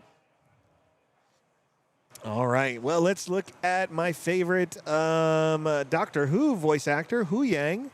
David Tennant plays this Jedi droid, 2 cost, 2/4 with on attack. You may give an upgraded unit -4, -0 on the attack phase. That's interesting. Okay. I feel like, didn't we see some other cards that were like a debuff on attack card? I would think the Scion Shuttle was one. Of course, that's villainy. Yeah, we are seeing a lot of attack debuffs. The Scion a little bit better because it does that defense debuff too, so that kind of gives players options of like, I can defeat something that I normally couldn't defeat. Hu Yang a little bit more just giving you that protection, right? I do like this as someone that's seen Battle Fury played on a lot of stuff. Like, this means you could swing into something that has Battle Fury on it and maybe get rid of it, or in these other kinds of Voltron decks. It's a way of answering those sorts of things. Yeah. The other fun thing about it is if there's more bad upgrades to put on things, if there's more things like Stygian Prime, not that you necessarily want to kill that, but honestly, like, I want to play Hu Yang with bounties. That's what I want to do. And of course, that's an Eternal and Twin Suns thing. One of the other considerations is, you won't like it as much, but going against someone like Third Sister, Hu Yang allows you to get past that hidden ability by saying, okay, I can't hit you. I don't have the card to like remove you, but what I can do is attack and lower your attacking power for the Third Sister if it's upgraded, right? Oh, so in that right, situation with the yeah. Shadow Cloak, could have been like, you know what? Yes, you're upgraded with that shield, but I'm going to give you -4, so you're only going to hit for 1 now. Yeah, that's really cool. And it does get around the possibility of Third Sister's dominance in the meta. But just being able to debuff something is, oh my gosh, so strong. I didn't realize at first reading it, the phase, not the attack, the phase. Yeah. Yeah, that's very cool. Yeah, super cool to do it for the phase. Gives you incentive to attack first. You know, you've seen this. I think we're putting out the video Monday of a Twin Suns match, but I would put this in my Bounty Hunter deck and just give the bounties away and then do effects like this. Yes. Oh, you were so good at doing this. Like I've rewatched the Mandalorian deck. What was that, Mandalorian and Ahsoka? Mandalorian Ahsoka, yeah. Where you were just putting bounties on things and exhausting them and basically just saying to everyone else, why don't you deal with this table? Right. I'm making it easy for you. Exactly. Give people incentive, yeah. And this actually would fit very nicely in that deck. Yeah, I mean, again, it is limited to upgraded units, but I mean, the upgraded ones are usually the ones you want to try to find a way to deal with anyway. Mm-hmm. And one last thing about this before we go to the next one, as an on-attack ability, thinking of this existing within a set that has support to emphasize on-attack abilities, then thinking that if you play another support unit with a cool on-attack ability, giving Hu Yang like a double dip, that's extra good. All right, let's move on to the next card here. We have Mando, speaking of bounty hunters, 4 cost, the Mandalorian Devoted Rescuer, 5/4, shielded. And if damage would be dealt to another friendly unit, you may defeat a shield token on this unit. If you do, prevent all that damage. Interesting. Right? Yeah, it's just throwing shields out. Mm-hmm. No, I like this idea. You think of some decks that are like Rose Tico, original Luke Skywalker. Is there an Obi that gives shields or just heals? That was great. We just had the Third Sister player walk by the streaming table, y'all, and I just wanted to give him so many congratulations about how cool the game was, but I do want to stay somewhat on topic. But yes, this Mandalorian is actually very cool. I actually kind of would want to play it in the Third Sister deck that we just saw off Aspect, because you play this at 6 resources after you've deployed Third Sister. Oh, and wow, keep her alive a little bit longer. Yep. Yeah, because it'll buy you that turn. You're only worried about it being, spot removal. Mm-hmm. And kind of we talked about a lot of times in Twin Suns, that may not be, a lot of single spot removal may not be there. So. Yes. So, yeah, this is interesting to think, would I pay 6 for this in a blue villain deck? Maybe. Mm-hmm. Just if it keeps my leader alive and enables me to continue to swing at things. This is a cool one. Yeah. I'm not sure if I would say it being a legendary is necessarily that is it that game changing? Right. But I'll be interested to see how this one ends up shaping up. I guess paying 4 for it is pretty cool. Yeah, 4 for it. It's a nice art. I think it has the capability of being overpowered, which I think having the legendary slot there seems okay with the amount of shields options we've seen from previous cards that have rotated out. So if there's more stuff you can put on the Mandalorian and really defend him, that's super solid. Yes. And it's a Reno art card. I really like Reno art card. He did the Grand Admiral Thrawn leader we just saw. So. And then Reno does the set specific artwork too. Like whenever you see promo images on the booster box itself, that's all Reno too. Oh, right? wow. I don't know. I never checked that, but that could be. Pretty sure that's the case because I know they've used the same artist for all of them, which looks nice and unified when you see everything up in a store next to each other and it's got like the same art style and everything. Yeah, no, Reno's a great artist. I was happy to have them. They did the Chimera. They did Thrawn. Got them to sign that at Galactics. I'm hoping they'll be at this next one. Nice. So I can just bring a few more things and add his signature to my collection. So yeah, this would look great with a little autograph on there. Yeah.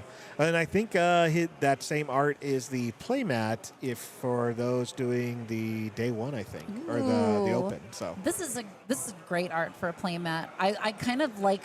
Again, we talk about how I like psychologically manipulating people. This right here, just like the playmat is already saying, come at me, bro. Oh, yeah. Full Beskar poll there. Yeah, this is great. All right, well, let's look at your and I's least favorite ship designs out there. Reprint of the home one, here we see a shiny metal turd with shields up. So 8 cost, heart of the fleet, 710 rebel vehicle capital ship. Sentinel and Windblade heal all damage from each friendly unit. This is an uncommon D-Rod. What the heck? I think this is a pretty cool card, honestly. Like for an 8 cost that gets you those stats and Sentinel and that Windblade. Mm-hmm. Yeah. I don't know. Like I feel like they could have made this one a legendary and people would be probably like fine with it. Yeah, what does it mean when this is an uncommon, right? Yeah, it means that they expect to see this played regularly in limited. Limited. This is the game changer, right? This Yes. is one of those uncommons that if you have this and you got a really strong defense, at least against space. Yeah, So. like this seems absolutely bananas. Also, the hyperspace in this is going to look very cool. I hope so. I feel like we're going to get a little bit. I mean, there's a lot of space around, so I feel like we'll get a little bit of that light expansion there. But Yeah. we'll see. I do think healing all your friendly units is pretty strong. If you're playing a little bit more of a control package in Premier Twin Suns, this is super beneficial for you there. And we saw such strength from cards like the Green Devastator from Spark that had that Sentinel ability. Sentinel ships are that's what you want to see because ships are so big. So it's an answer for the answers. Yep. And this thing has 10 health. Like that's going to take a lot of things swinging into it to get through. At least 2 big swings from a lot of the ships out there right now. So this is definitely a game ender in limited. I'm going to be interested to see the leaders that exist in this set. Obviously, like the Mando card we were just looking at, anything that can give shields, and they very commonly have a leader that can give a shield to something. Yeah. This one, if there's any sort of cost reduction, like something like the Han from Shadows of the Galaxy leader, playing this for 7 and then immediately healing would be incredible. Oh my gosh, yeah. No, that's exactly it. This is going into my Satine Han 2 deck. Yep. Yeah, this definitely fits in that. Play it out early, heal my units. Don't even have to use Satine's ability to heal my unit. Super strong. Again, defense.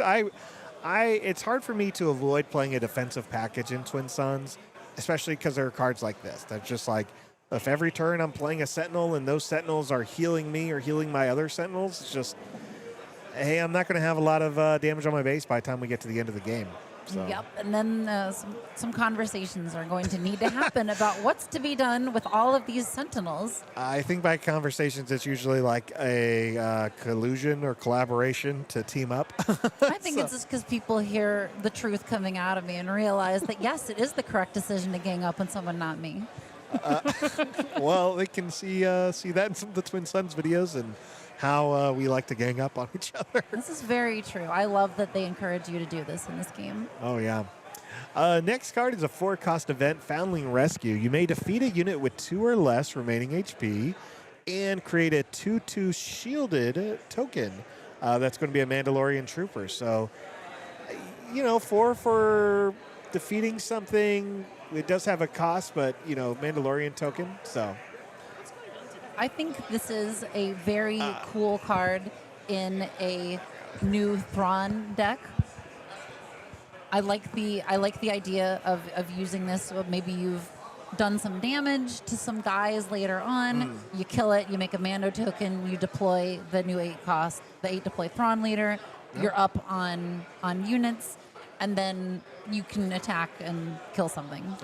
And you don't, you can defeat any unit too, so you can just defeat your own if you really need to. Oh, yeah. But yeah, I think this is going to be a great hyperspace. Oh yeah, with the explosion, the jetpack stuff happening, the out of focus things on the bottom part.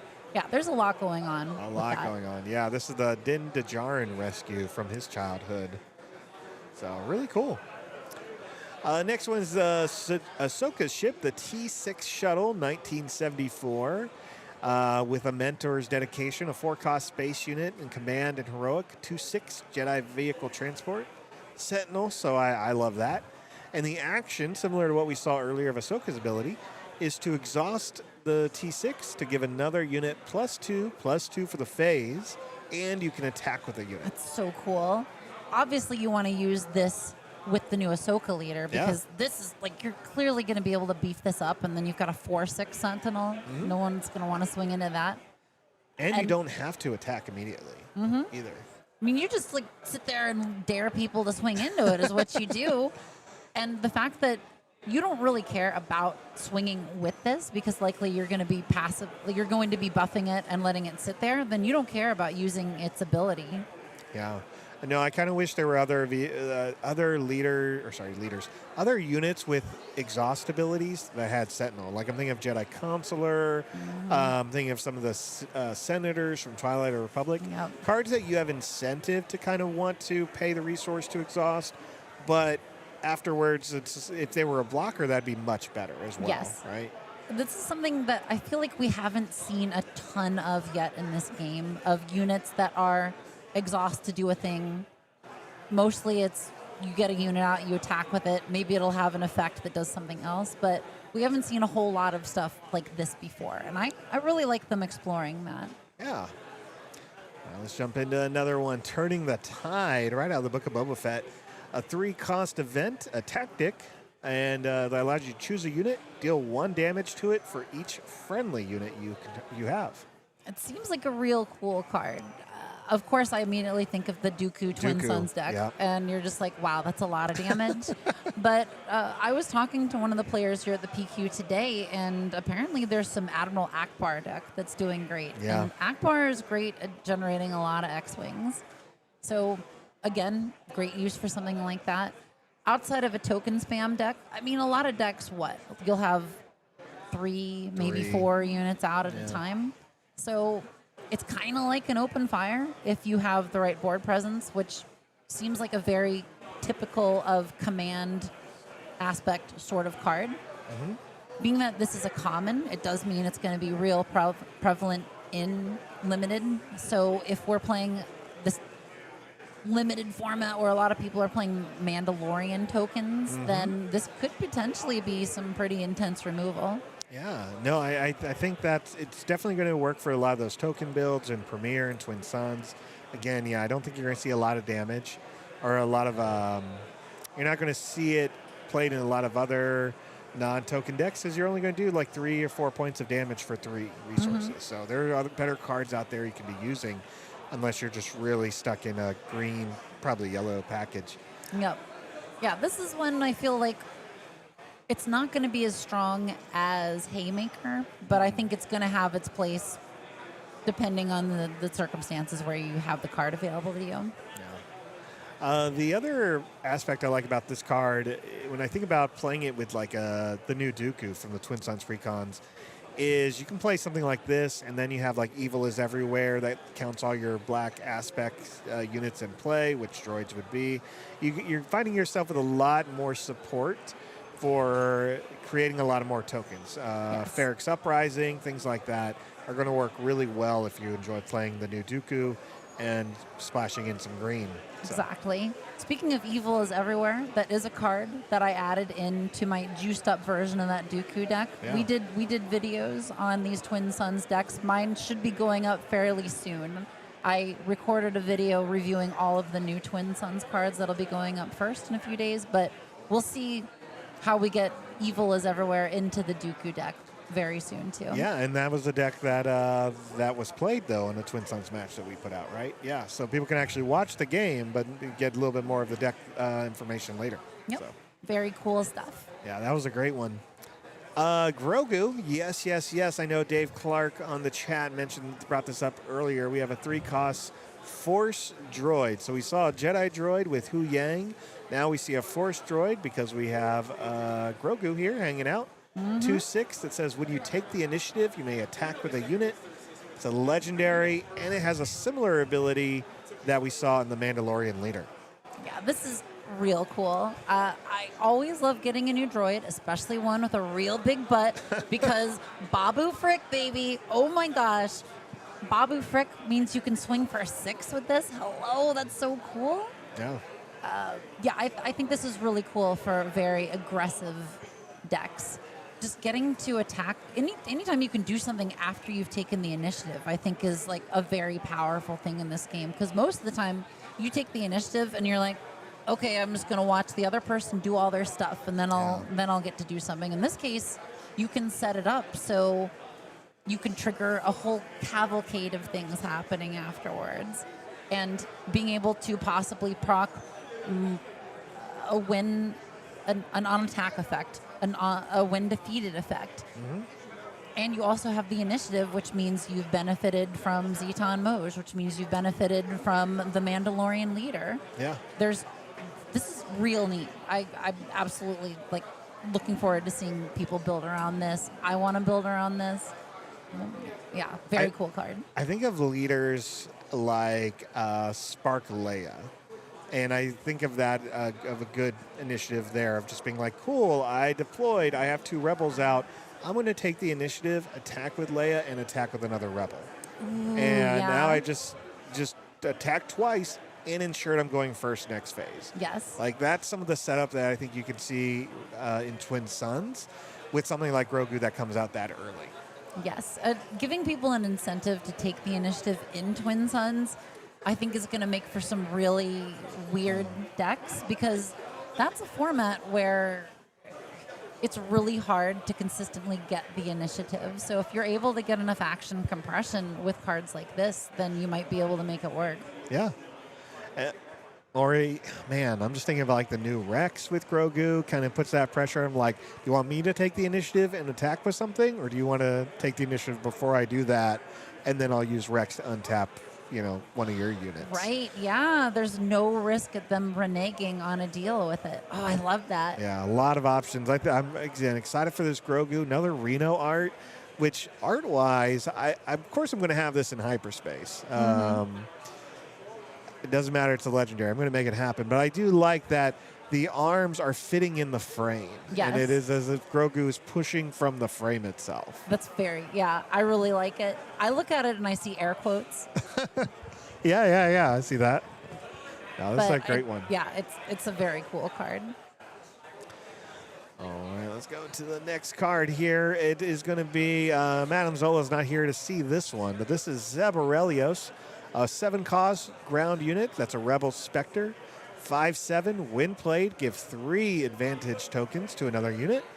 And when a friendly upgrade is defeated, deal 1 damage to a base. Yes, and so it bears repeating, an advantage token is a token upgrade that gives +1/+0, and when attached units attack or defense ends, defeat this upgrade. So it's possible that someone swings into your advantage-having unit and pops your advantage before you can go to base with it. Mm-hmm. But what's cool with Zeb is that when those advantage tokens get defeated as a result of being used somehow, then that's like 3 damage to base if they're the ones that came from Zeb. But if you have them from anything else, that's even more. Yeah.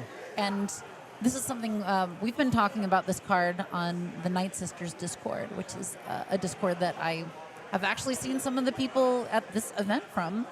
Shout out to the Night Sisters. Shout out. That upgrades are considered defeated when they are on a unit that has been defeated. Mm-hmm. So this also gives you a little bit more juice that if you've put a bunch of experience on something that died, if you had a shield on something that somebody used spot removal that wasn't no glory only results on, well, then that also works for Zeb's ability, and that's real cool. No, it's so much potential here, right? So Zeb can either attack with 3 advantage tokens. He has to give it to another unit. So, yeah. Okay, so either attacks with 5, or again, when they're defeated, more damage. So he's potentially there's 8 damage coming off of Zeb really easily. Great card, 7 costs. So players like Madame Zola who love their rebels are going to have to decide how many of their, why am I forgetting his name? Callus. How many Calluses she's going to play, and how many Zeb Aureliuses she's going to play. Yep, it's too bad that they both occupy that 7-drop spot. Yeah, it's a little rough, but I mean, both out there are good. My only problem with this card is, and maybe I just need to rewatch Clone Wars, but he says fist works every time, but he's using his traditional melee ranged gun. But he's holding it with his fists, D-Rod. You're right.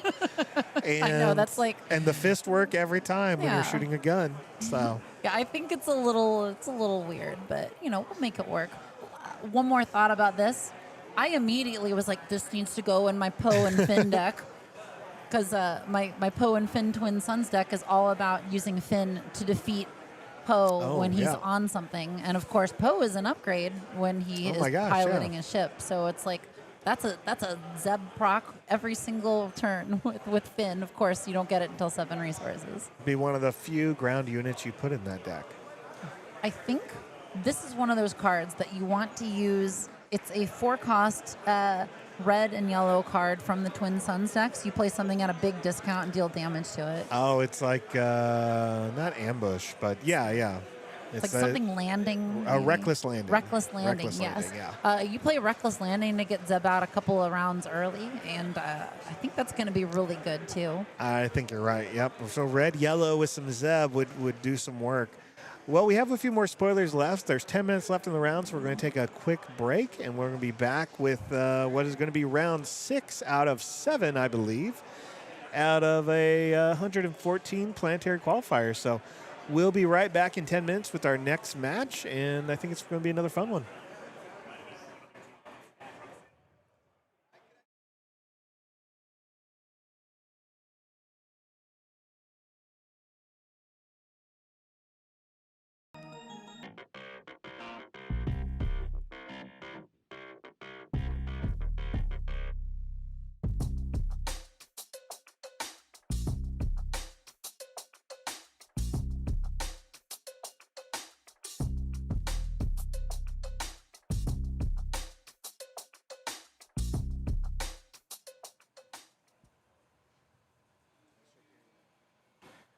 And welcome back to the Planetary Qualifier at Guardian Games in Portland, Oregon, brought to you by Unlimited Power. I'm Ginger Joey. And I am Loser Corey. Loser Corey? You're not a loser, sir. Just because you are out of this PQ does not make you a loser. It makes you a tryhard. That's true. Yeah, there we go. No, welcome back. This is our Hollow Table Games Network takeover round where we've come over to do commentary for the round. I've been lucky enough to be featured twice and lose twice on stream for everyone to see. Oh, that's why you're a loser. I've been on stream twice now today, both losing. It's one of those things. I mean, it was the same for you. I had a deck designed as a meta play. It's designed to beat Boba, Lando, and Deidre. And, of course, I only see one Boba the entire day long, and I don't see any Landos or Deidres. So that is the luck of the game sometimes, and you accept that. And, yeah, like that. Last round, if you watched it, I do recommend that. Dan's Third Sister deck is something that Joey particularly loves as well. Joey's a big Third Sister fan. It was a great deck. Dan, I even said it before we started playing. I was the one matchup that was even the scariest for him because I know that deck very well because I played Joey a lot. Mine, yeah. So I know it well. I know what he's doing. But similar lines. I still sat down and went because I know the deck. Yeah, this is a really bad matchup for me. This is brutal. I know this. But it was fun. This round, we've got another local story with Take the Initiative team. He's got an Aura Data Vault for us. We got Quinn with a Boba Fett Lake Country. Story you don't hear a lot or see a lot, but Story is a lot of our behind the scenes up here in the Pacific Northwest. And honestly, nationwide. He does a lot of, goes out to a lot of events and sets up the streaming, runs all the streaming. He's not a big commentary person. I don't think we've ever heard him really do any, but he really enjoys like a lot of the process of setting things up and running the events themselves. So great guy all around. So looking forward to seeing this. He's always been a deep control player. He was on Kylo before. He was on Kira Data Vault before. Like blue-green Data Vault ability is his go-to. So I was not surprised. I even told him when I saw him this morning, I'm like, what are you playing, Aura Data Vault? He said, yeah. So the Aura Data Vault into the Boba Fett Lake Country match. How do you see this running through? It's going to come down to the very early game. It's really, Boba has to get out and get aggressive quickly. He needs to try to go wide as much as possible and just push as much damage as fast as possible because, as we all know, that control deck can take over. You can't do much. Aura also, and flip side, Aura has to have an answer for Boba after he flips.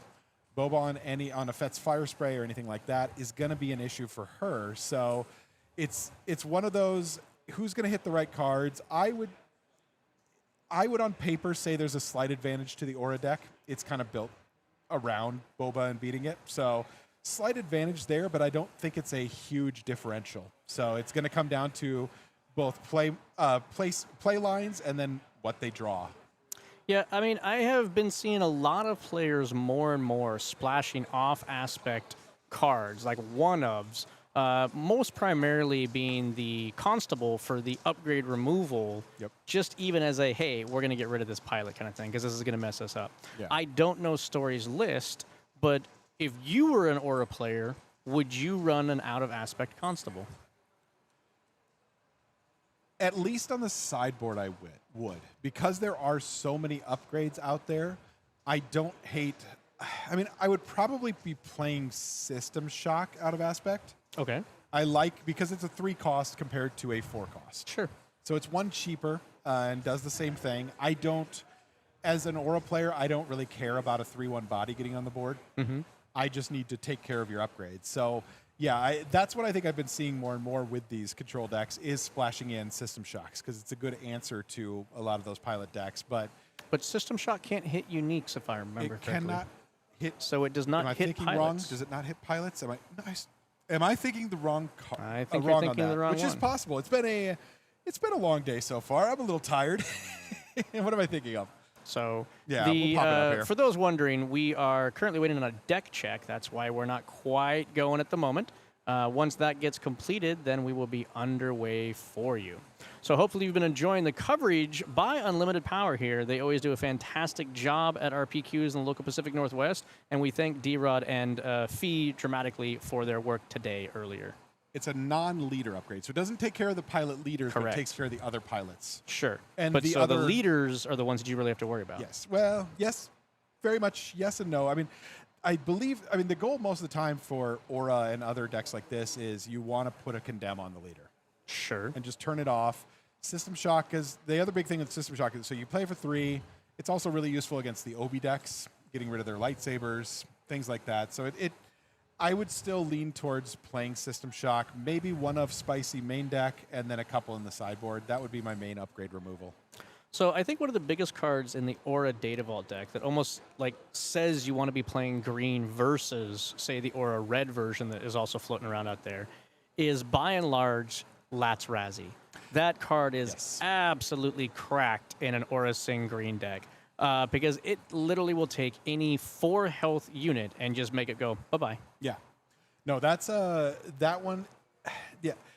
That does definitely push you to that. I mean, Haymaker also is fantastic in a control deck. You get a body out, you Haymaker, and kill something easily later in the game. I do still like Aura Red a lot, and I think there's potential long-term for Aura Red to become something because, I mean, with her ability, all of the direct damage of Red becomes +1. Correct. I think Aura Red right now, most of those lists focus on the high-end capital ships, and they don't really run. They're more of an event-based, and this is my personal thing. I've never really liked the term soft control and hard control. Sure. To me, in Star Wars Unlimited, you have event-based control decks and unit-based control decks. Yeah. Unit-based being, say, like your Darth Vader, who is, hey, I can remove something as I'm dropping a body at the exact same time. Yep. Whereas event-based is your no glory, only results. I'm just playing an event, and your guy goes away. Yep. So I think Aura Red is more of an event-based control deck, using those capital ships as a top end to finish you off. And I think if they got away from just so much and went more towards a unit-based a little bit more, I think they would be a better consistency in that. Whereas the Aura Sing is a unit-based control deck, so it can take advantage of the cards like Haymaker, like Craving Power, to really tip yourself over at the same time. And they tend to be able to finish games faster because control decks as a whole tend to run towards the end of time, and a lot of people like begrudgingly don't like playing them. Well, it's because I think that they just don't have good proactive finishing. A unit-based control deck can get there and finish the game quicker. 100%, and that's I will say Story is very much a unit-based control deck player. Like I said, it started with Aura. He was playing Kylo. He loves doing that.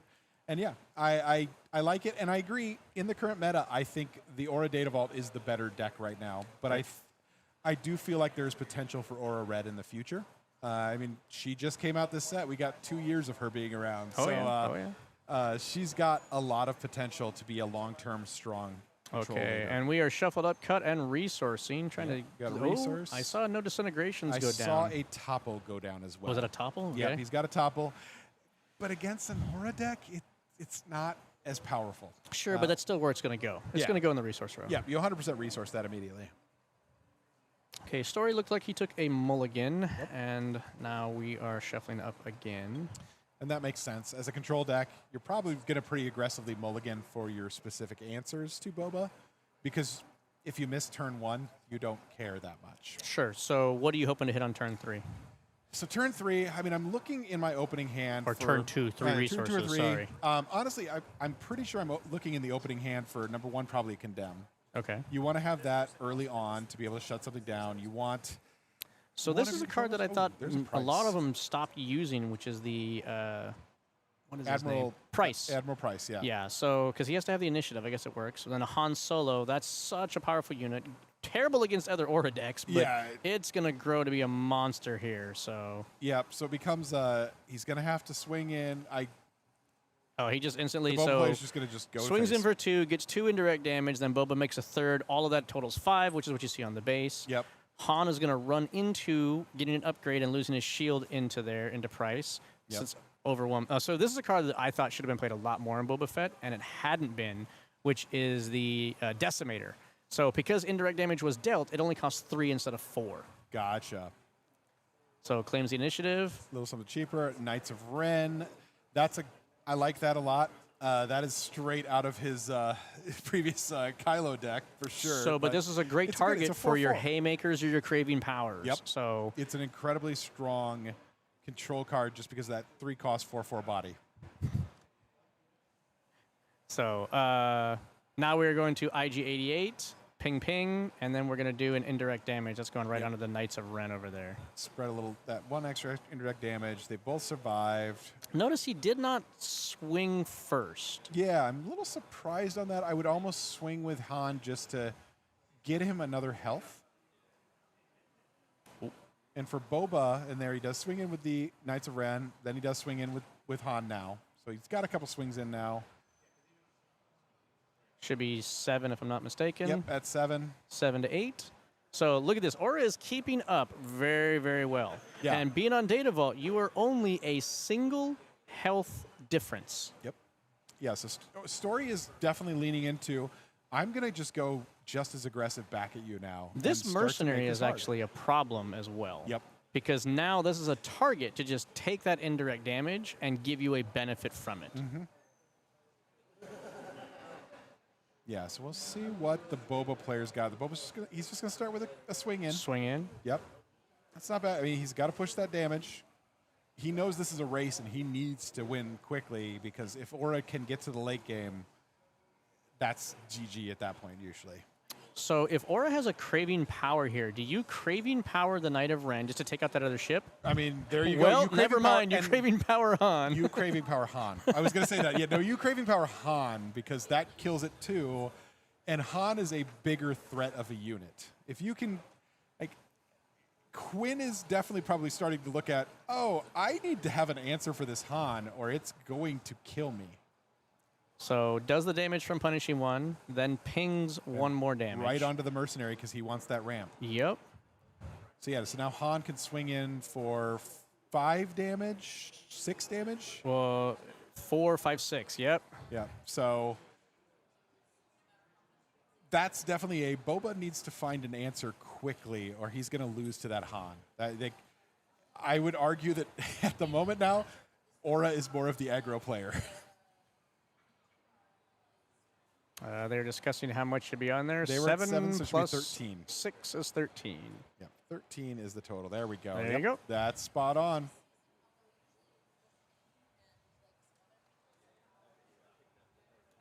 All right, let's see what we got next here. So this Aura can still push 7 more damage here. Yep. Boba Fett is completely tapped out. Claims initiative. Here comes 7 more.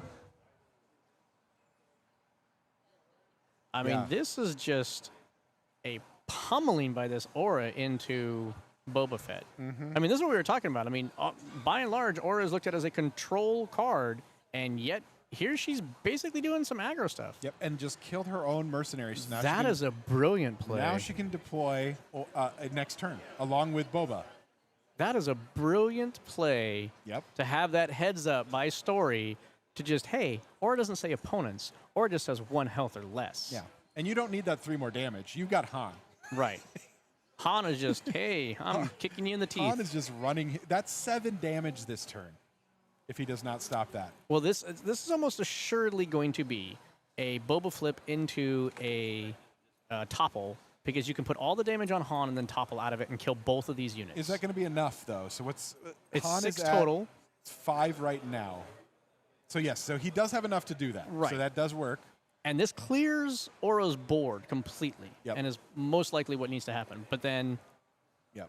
So there he goes into the topple, does the 4 into Han, kills the Han. So he's stopped that problem. well, but the problem now question is now he's tapped out. Yep. Now does Story have the condemn to just say, great, Boba can sit out here now? There Yep. it is. Yep. Has Just the called it. condemn. Yep. We're going to go 3 damage into base. And now the question is Story going to flip Aura or not? I would to kill that IG. You want to just stop all damage at this point. Like, I would lean towards that unless I had an answer to the IG. I tend to agree.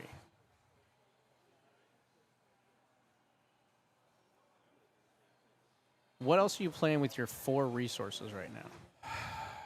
I mean, if I have another Han, I'm going to start hitting that again. You could also flip Aura. Trying to think. I don't want a Haymaker because obviously there's going to be nothing else alive. Well, that Haymaker cares. is single arena, so you Yep. can't cross arena. And that. same arena. So now he's going to hand check him. Oh, Yep. nope, we got the thing. There's the no so glory. Now, the whole thing is this, it does still do 1 damage. Yep. It gets 1 damage in, so it gets a little bit, but Aura's going to swing for 3. He's still got 4 up. Boba has to claim now, and he's going to drop, yeah. Another Knight of Ren would actually be pretty good. I Another believe 4/4? Bosk is 4. Oh, we're just going Oh, to throw we're just gonna 4 throw- into it. Oh, I think he's setting up for a Craving Power again. Yeah, that might be it. Yeah, because you know Boba's got upgrade removal. You can't let him clear that condemn and yeah, be able to start swinging at you. So he's planning on, I need to get this killed anyway, so. Okay, ready up. We're on 8 resources. 7 and 8. Sorry, 8 because I was looking 8 at for Aura Aura, because Aura has 7 for ramped a Boba, little yep. bit. Yes. Yep. Turn 7. That's turn 6. Or turn 6, the 7 resource. Oh, so that's not confusing. what you want to see. Price, I mean, Here comes 3. yeah. Oh, just clearing it out the just mob. dies. Yeah, you don't. I mean, you mitigated some damage. Okay, still just taking on Aura. Yep. Yeah, Aura did her job. She killed something, and now if she doesn't live, it's okay. Yeah, she's done her job. So you're going to take Do you another know 1 Glory that? damage. I think you know Glory that. He's all tapped out. You definitely know Glory. Well, unless the no Glory is his only condemn trigger. Yeah. Oh, no, are you Lawbringer, which Lawbringer. is also. Gonna call Villainy probably? No. A red, just because Yeah, you turn that off way you negate anything. punishing one completely. Yep. If he Yeah. has the Lawbringer, I think I know Glory there. I don't like if he kept the no Glory. I think you know Glory there, unless he's trying to save it well- for a Devastator. I think Story is saying, hey, I have enough damage to kill you now in the near future. You only have 15 damage on my base. I'm at an advantage now, so I'm going to go aggressive and use my no glory when I need to use it. But let's just try Sure. to start pushing that damage. And that, yeah, I like that thought process. Yeah, he's turned the corner. He's got 23. 1 swing in the Lawbringer, you're at 30. And he still has 4 health to absorb from this Fett's Fire Spray on his aura. Because I don't think he cares about his aura being in play anymore. She's just a sponge now. So, yeah, oh, at aggressive aggressive. negotiations, it kills it. So, hang on, Story. Before you do that, the indirect damage happens first. No, Yeah, Story. you could put the indirect on the Lawbringer, but correct. that is a mistake. Yeah, if you attack into the target, the indirect damage can go onto the target you're being attacked into. Yep. And so he could have saved 2 damage on the Aura Sing right there by just letting the Lawbringer take it. Which then, that 2 damage could have gone right now. So, that was a mistake, but it happens. Especially where at this point in the day, you're going to make some play mistakes. And now here comes There's the that no no glory, glory. yep. So I think he was trying to save it, but at this point, fine, clear the stuff off. Yep. There's the claim by Boba. And we're going to drop. There's a Han. That's Sure. what I was looking for. Was let's get a Han and start putting that pressure on again. Boba has consistently had initiative this entire game. Yep. Should be 26 base damage. Also 26 to 17. See, I'm slacking. There you go. Yeah. I'm slacking. Joey isn't doing his job, guys. Listen here, I'm getting used to the Steam Deck over here, okay, or Stream Deck. Stream Deck. Steam Deck is a very different thing. You're right. I'm so confused by the R or lack of R. I mean, I have my Steam Deck out in the car. All right, so what are we going to go for here? We're just going to, Yeah, I mean, that's... pop the shield and kill Aura. I don't hate this play. I mean, he does need because- to stop the damage, so that's something at least. I see a Cinta in his hand. That's not helping with much. No. But it is slowing down the damage and giving him an opportunity. Cinta does provide a body and action compression so Yep. that he can keep the initiative going for it. I think, though, as blue-green villainy, we're getting to that heavier indents of resources, and I think it's going to be big ship after big ship coming down. That's the big thing. Or a Shadow Crawler. So That's scary. I'm not used to seeing that's the third Fet's Fire Spray coming out. Yep. I think we're just going to throw that on the crawler. Yep. 2 Get damage to Han bigger. base. That puts him at 28, and that So the makes crawler is the lethal right here. Yep. So he has to claim. Yep. Story's not going to play anything else.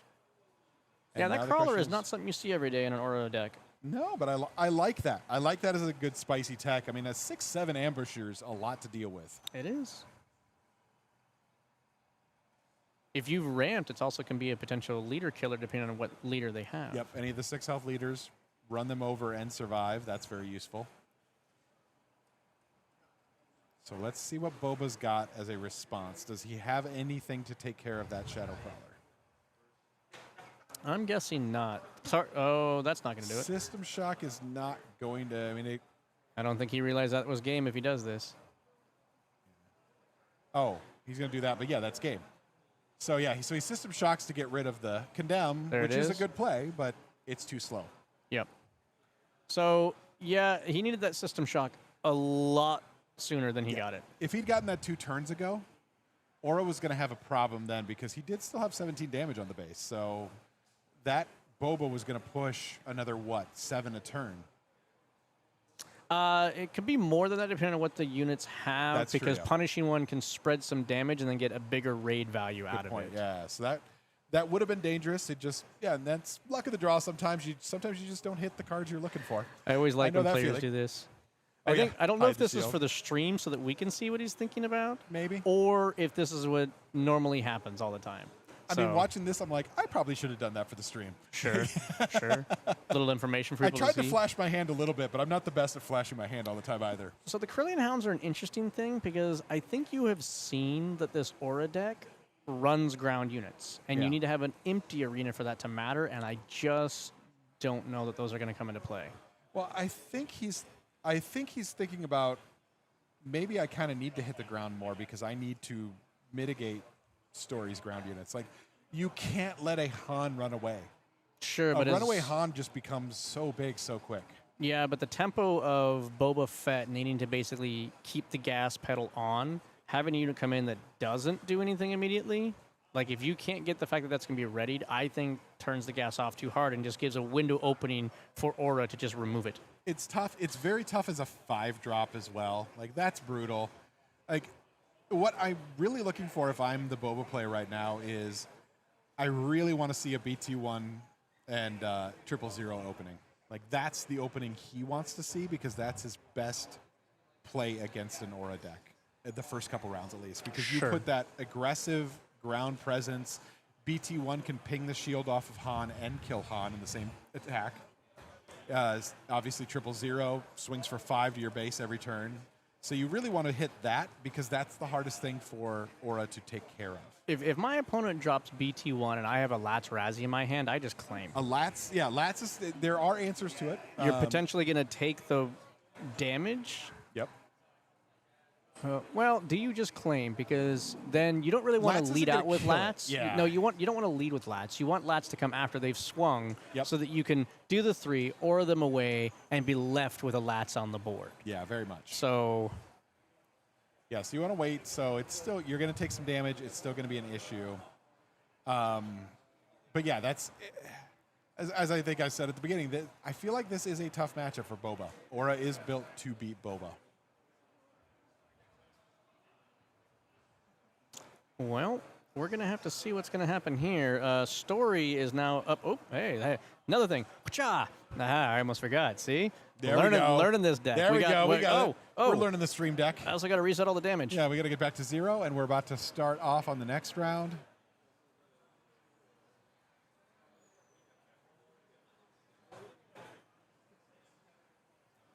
Going down, going down.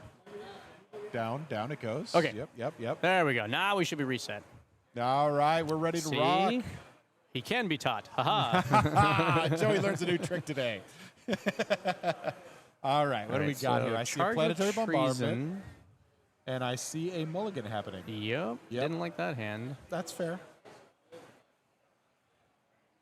Don't know what kind of drops he had or did not have. I mean, I can tell you, obviously, planetary, you don't want that in your opening hand. I want to draw that much later.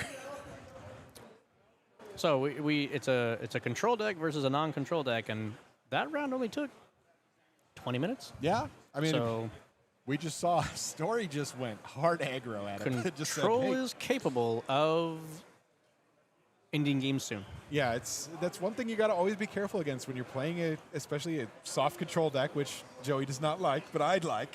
Soft control decks, the term that is, but you've got to be careful that a soft control deck doesn't run away from you. If you try to arena dodge a soft control deck and it can put out bigger units faster, well, that's not going to work. Mm-hmm. Here's your BT. There's the BT. That's a good opening play. And then you run into the He's gonna wanna keep Decimator that outer right rim. after that. Yep, the outer rim stays in his hand. There's a planetary. I would probably trying to see resource what's the behind it. planetary, honestly. It's- I know you like No. it. Oh, Okay, I don't you think wanted that that was outer great. rim. Yeah, I don't think that was great. You need that to kill off condemns. We'll see what happens. Yep. And we got BT a into gonk. a gonk. Yep. Okay. Flames. I mean, that's good. The BT could take out a gonk in a single swing. It can. Do you really want to be throwing at the gonk? Or do you want to be Yes. going to the base? You don't want Aura ramping. Yep. And Yep. because it is Lake Country, we know it's an automatic hit with BT. Yep. Yeah, the deck is pretty much all red. I mean, it's not an automatic hit. There's Fet's Fire Spray. There's a couple things that are not red, but in general, most everything's red. And so, yeah, there we go. We got So because that damage, you indirect drop damage that. happened, let's see, initiative transfers over. Yeah, that indirect damage happens, so this Decimator comes out cheaper. Yep.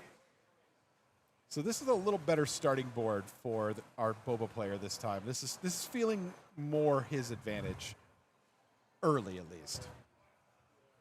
Yeah, well, I mean, again, you got to see how this is going to pan out. Yep. Story swings just 2 in the base, so he thinks he doesn't think he needs to spend any time going after the units right now, which is fair. Well, he knows that his unit is going to die, Yeah, it'll right? just die So anyway.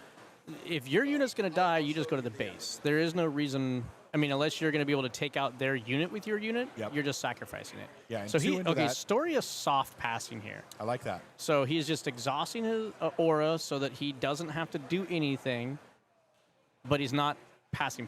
Okay, so so went he's up to gonna put down- space. A 4/6 is also very aggressive on the ground. 4/6 is a very beefy unit.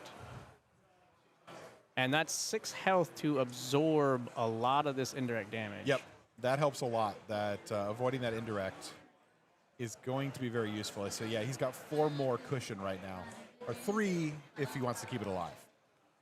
So we do know that he got rid of an outer rim constable. So he has no upgrade removal in his hand right now, I don't believe. Yep, and we're on the 5 resource turn, so now Boba has to think about his setup. Like, obviously, Boba probably wants to be on the fire spray if he can.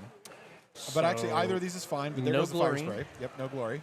So I think you swing with BT first before BT potentially dies to Yes. these units on the ground. Swing with BT. BT's going to die to the 4/6 next turn, but our next action. Or Oh, just gonna. Okay. that's an option. I mean, it gives you board state, but yeah, BT dies now. So, yeah.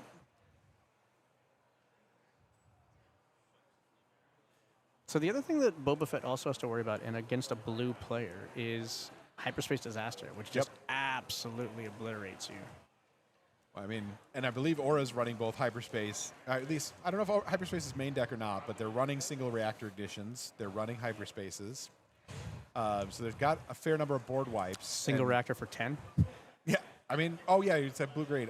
It is probably is not running single reactor. You're right. I was thinking, I always want to think single reactor is the same as super laser. It's not. It is not the same. Second, It's no blue-red. glory. Yep. Now, that does give Boba free reigns to flip and attack. Yeah, do you just flip and run here? Because you know you can't be condemned. Yeah, if you can flip into a Cinta right now, that's what you want to hit. Yeah. I don't think Cinta is down there, which I is don't know if it is why he either. was hesitating. Yeah. Yeah, so you're going to Claims. claim. So you're at least going to get 7 damage out of Boba, and then whatever he drops, whatever the Boba player drops, that is.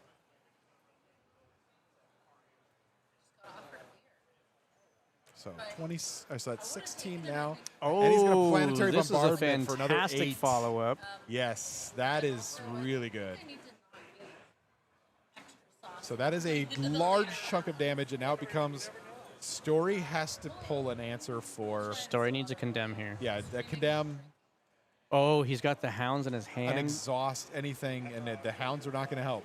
No, the hounds don't help because of the aura can flip and just kill him Yeah, here. Aura could flip and kill those immediately, so that's not a big deal. But yeah, Aura has to have an answer for that ship with Boba. Aggressive negotiations, and she just dies. Yep. Yeah, so 24. What does Story have right now? Let's see. It is there we go. That is an answer. The perfect answer. That card is like one of only about 5 cards that kills leaders. Yep. Yep, that is exactly what you want right there. Oh, and the third, Fett's Fire Spray, yet again. Yep, and then there's Aura to kill that. Yep. And now it is, can Quinn put out enough Finish. pressure? Can he finish Where's this the off? finish? He's at 24. So right that's- now, you're looking to find your Devastators. You're looking to find more planetary bombardments. Yep, those are the keys right now. Devastator's planetary bombardment. Story has to kill 000 immediately. Even collateral damage can chip in. Yeah, like you cannot leave a unit alive at this point, which is a hard place for Story. There's a craving Okay. power. That's a good. That's a perfect one because it That's perfect. also like helps buff her for Yep. future units. There's your There's the Devastator. And 5 damage right to the base at that point in yep. time. And now once again, Story has to claim. 29. Story has to claim now. Yep. And he needs to find an answer. And if a second Devastator hits, that is bad news bears. All right. Second Devastator is Why 4 are we more at damage. 31. My math is not counting out. I mean, it was 5 damage from Devastator because of Boba. It's 29. Yeah. Oh, of course he's got another craving power. That is not 29 out there. That is 31 showing right now. What did I miss then? No, I don't think you did. I think they missed, but I'm not 100% certain, so I'm not going to go to judge call them unless it comes to a point where that makes a huge difference. But I don't know if anybody in chat was watching and can roll even back. You can check for us. At 29, another Devastator just ends the game anyway. Yeah. So Either way, it's Devastator wins.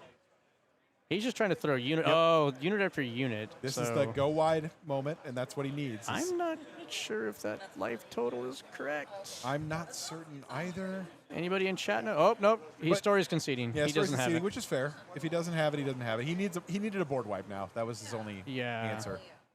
I'm not sure what happened there. Yeah. Either way, he knew he was lost. Well, that was an interesting turn of events. Yeah. Because you saw Aura absolutely mop Boba, and then you see Boba absolutely mop Aura. I love So- seeing that. That's always a fun time, just watching this get thrown out. I love it when we get 3 games. I'm always a fan of going to 3. If it's that tight, that one win, and we got to just have that tie-break game, this is what I'm here for. This is what's fun. This is the it's all on the line game. Also, we haven't mentioned, and I do want to bring this up, some fantastic playmats here.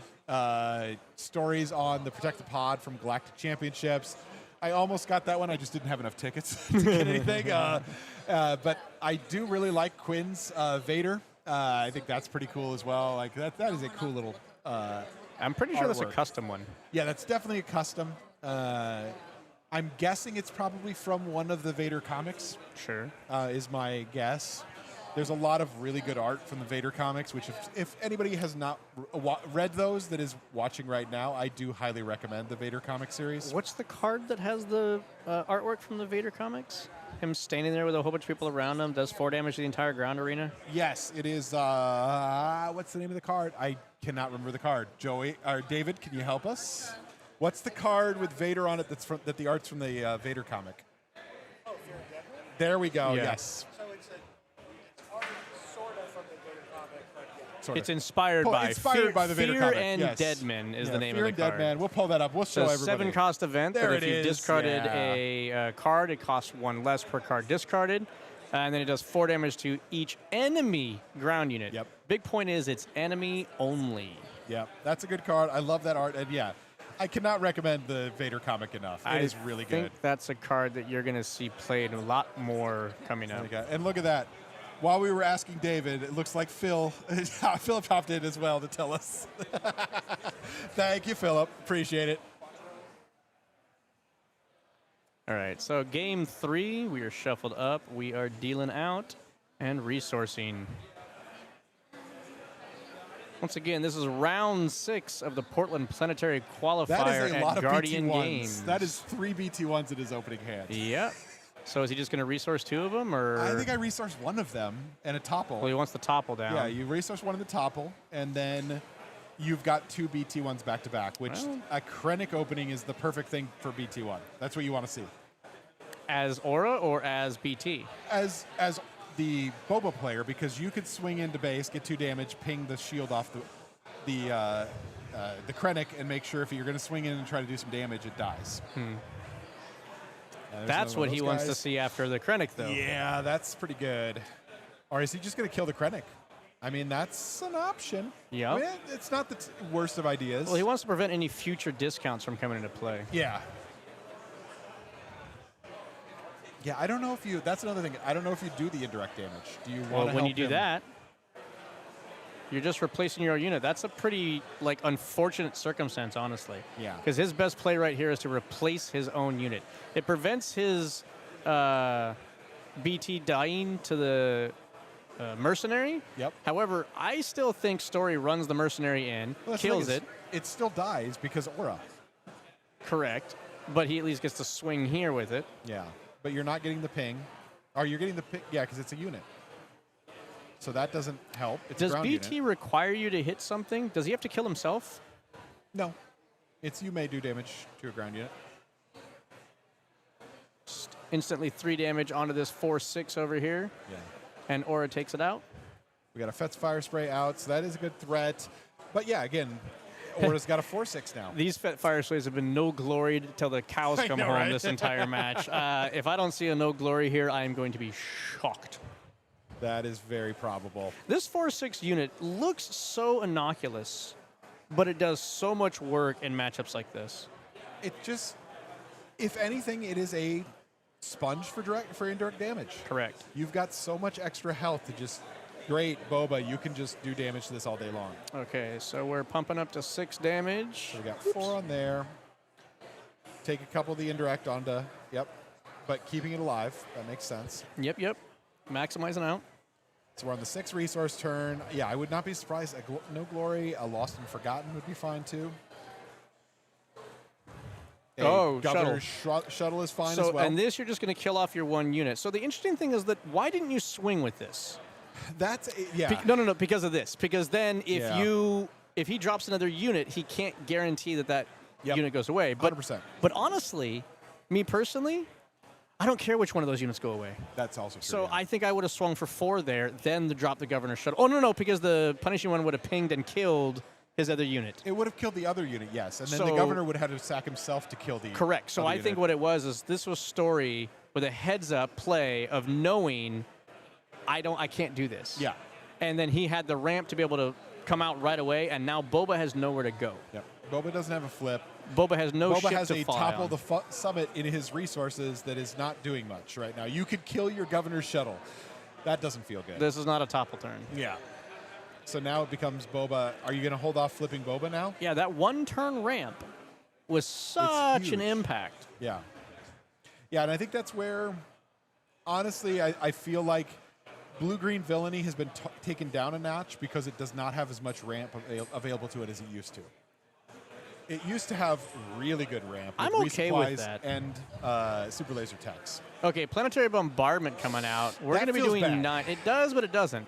Yes, Aura can take a lot of this absorption here, but it's... Do you? I think you do. I mean, I think I put as much damage as I can onto both of my units, putting them down to 1, yep. and then that's- just take the last little bit on the base. Yep. That's exactly what Story's So doing you here. take 6, 7, 8, so you're going to take 1 damage to base. Or no, you're Oh, no, just he's going just to going kill to that. sacrifice it. You don't so need it. Yeah, but I would have wanted to push some damage. It's a 2-4. It's 1 damage, though. Well, 2 damage. Oh, yeah, that's true. It's 1 more damage. Would have on been 1 base. more damage. I think I would have wanted to swing even for that little bit of extra and still make my opponent have to have another way of getting rid of that. No, I agree. I would probably lean that way myself, but I mean, it depends on what Story has in his hand also. That definitely makes a difference. Like, oh, yeah, there's an answer for Boba. Yeah, he lives, Well, but he doesn't live much longer. well. So do you just take out the worm? That's a hard spot. I think You're I gonna die. think you have to take out the worm because He doesn't. he doesn't, because now Aura's going to just swing into your Boba and keep the worm alive. Story doesn't care about keeping Boba alive. Or Aura alive, Like yeah. that whatever. It's a 3-7. She did her job. She flipped. She killed something. Now I can go back and start defeating things with 1 health or less.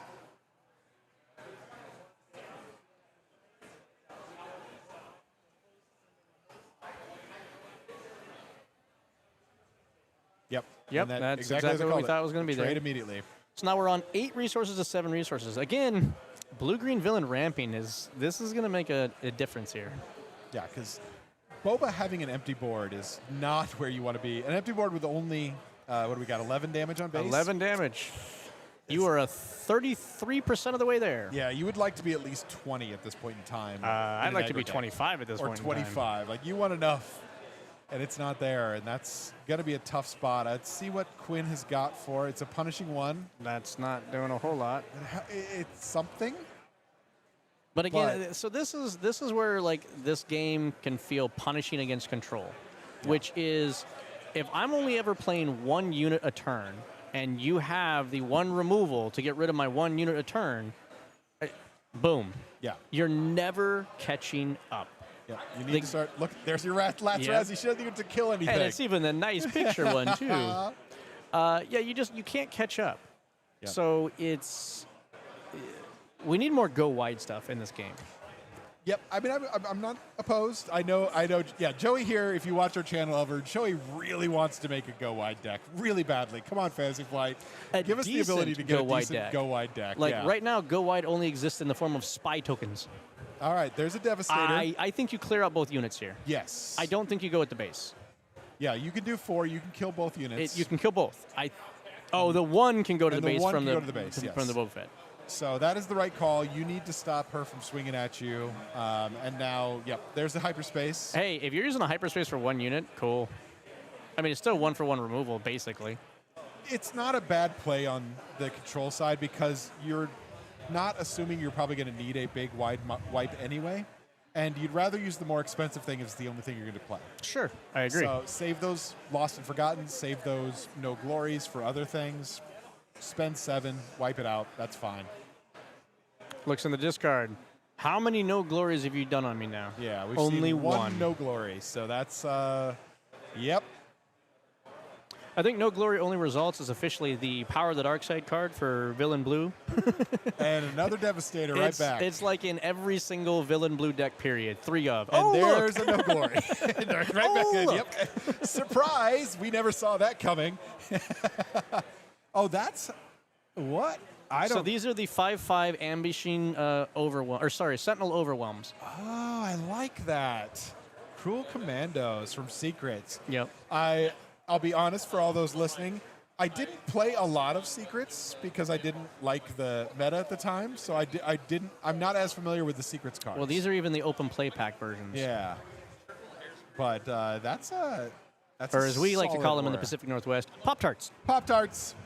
All right, so we are doing Charge with Treason. Yep. Revealing 2 red cards to do 5 damage. A fantastic removal card if you can get that disclosed. And then also gets the 1 ping off from the indirect damage from Boba Fett. Yep. And Joey loves that card. I can tell you that right now.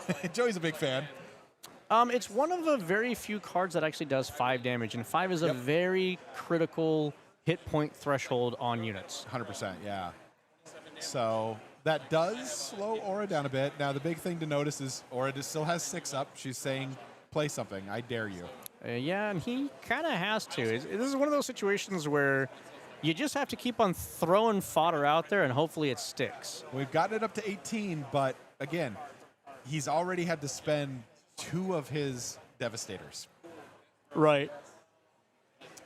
Puts out a Deidre, so that tells me. So he does not have. So Story does not have an answer right now. Deidre is a great card, so I think that's also going to see a lot more play later on. Yeah. What are we looking for here if we are Quinn? So Quinn needs to just push more damage. So I think the first thing Quinn does is swing immediately. If you have an aggressive negotiation, You can aggressive negotiations for a good chunk of damage. should you be saving for aggressive negotiations in your card? How many more resources do you think he needs? If I have an aggressive negotiations, I'm using it immediately because I'm trying to push as much damage as quickly as possible. But I how need many to more put Story- resources does he need is the question. That's true. Yeah, I don't know if you need to keep I resources. mean, he just keeps on resourcing, and I don't know that that's correct. Yeah, that's fair. I mean, he's trying to think about going wide eventually, and having it to go wide. But the problem is, by the time you get there, you might already be dead. So Those are some interesting spy tokens from Story. yeah, I like those. Story's got some great spy tokens. I've seen a lot of people customize tokens, and I actually like it, especially when they're in the card form. Yeah. That I think that's like a great creative expression space is in the tokens that you use. Yeah. My only grievance for tokens is shield tokens as cards I do not like. Do not put them underneath units. All right, They just so- look like experience. There's a 000. That's Daedra fodder? Yeah. Nope. I think he's That's just putting a best. Crow sentinel and he's Commando's just going to be fine. pushing base. So that slows it down, but Boba is getting wider than Story wants to see. That's kind of the big thing is Boba is starting to get a little wide here, and Claims the initiative Yep. for... so now Aura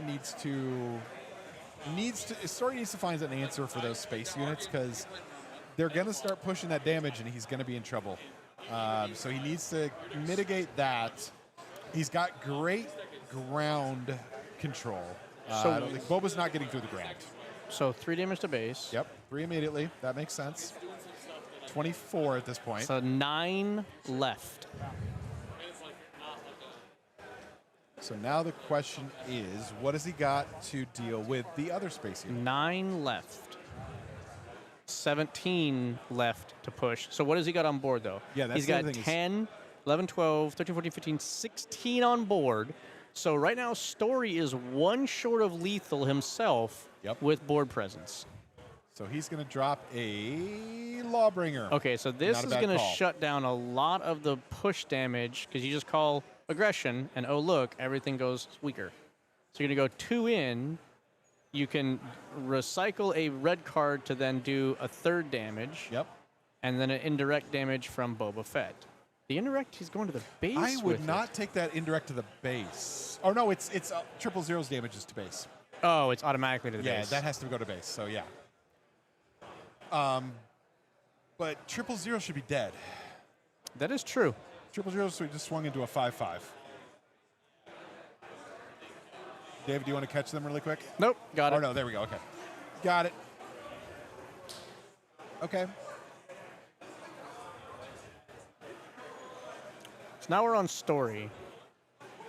I think Story just needs to be swinging out here. The He's got problem a for Story is it's a 25, yeah. but you've got the aggressive negotiations risk. Well, and you also got another ship that's gonna hit you in the that'll face. get you to 26, so then you're going to be 7 away. Like Story is 1 short of lethal with what's on the board. Yep. But I don't think he's got any way to get. Well, no, he does. He's got obviously craving two powers. resources standing. Yeah, if he can hit a craving power. Well, yeah, for 2 resources, I don't think he's got. He's much. got nothing right now. He's got 2 resources standing. So if Quinn has an aggressive negotiations, And Quinn has a lot of resources up right now. and There's also another Devastator as a Oh, threat. yeah. A planetary bombardment's not bad because you can spread that out. I think you can freely swing with, say, Daedra and make another spy token. Because I don't Yes. think you are going to. I don't think Quinn's claiming instantaneously unless he has the aggressive, and it's just one swing and he wins. Yeah. Yeah, so I think you swing with at least one of the 5/5s. You're swinging with Daedra, make another spy token. You get them to 22.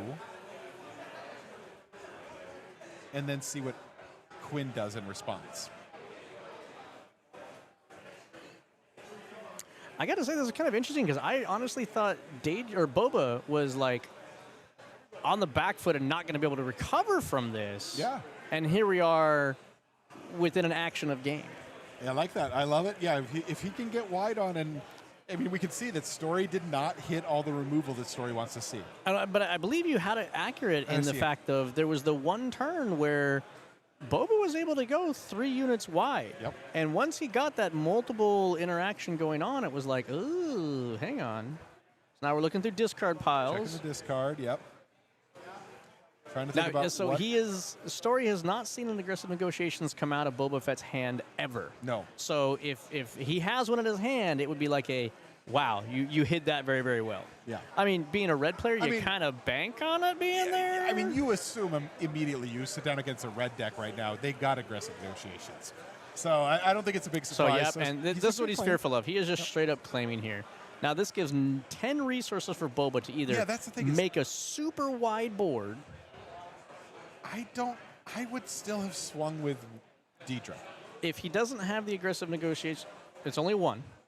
So if he doesn't have the aggressive negotiations here, he's also trying to, like, hey, Lawbringer and make sure that I'm only Yeah. taking 1. Keep stuff shut down. I get that, but I would have gotten the 1 in. But the Lawbringer alone right now, in conjunction with everything else, And a droid missile platform's rough. lethal damage for him. But it's just so many actions. Wait, he's taking it back. Taking it back. Change of plans. That says he probably has aggressive negotiations. He's thinking, do I need this think card so. in my hand? Do I need Let this? me count how many cards I have in Or my can I hand. swing for lethal immediately? Question is, does he factor in, oh, can we see? I can't quite see. So close.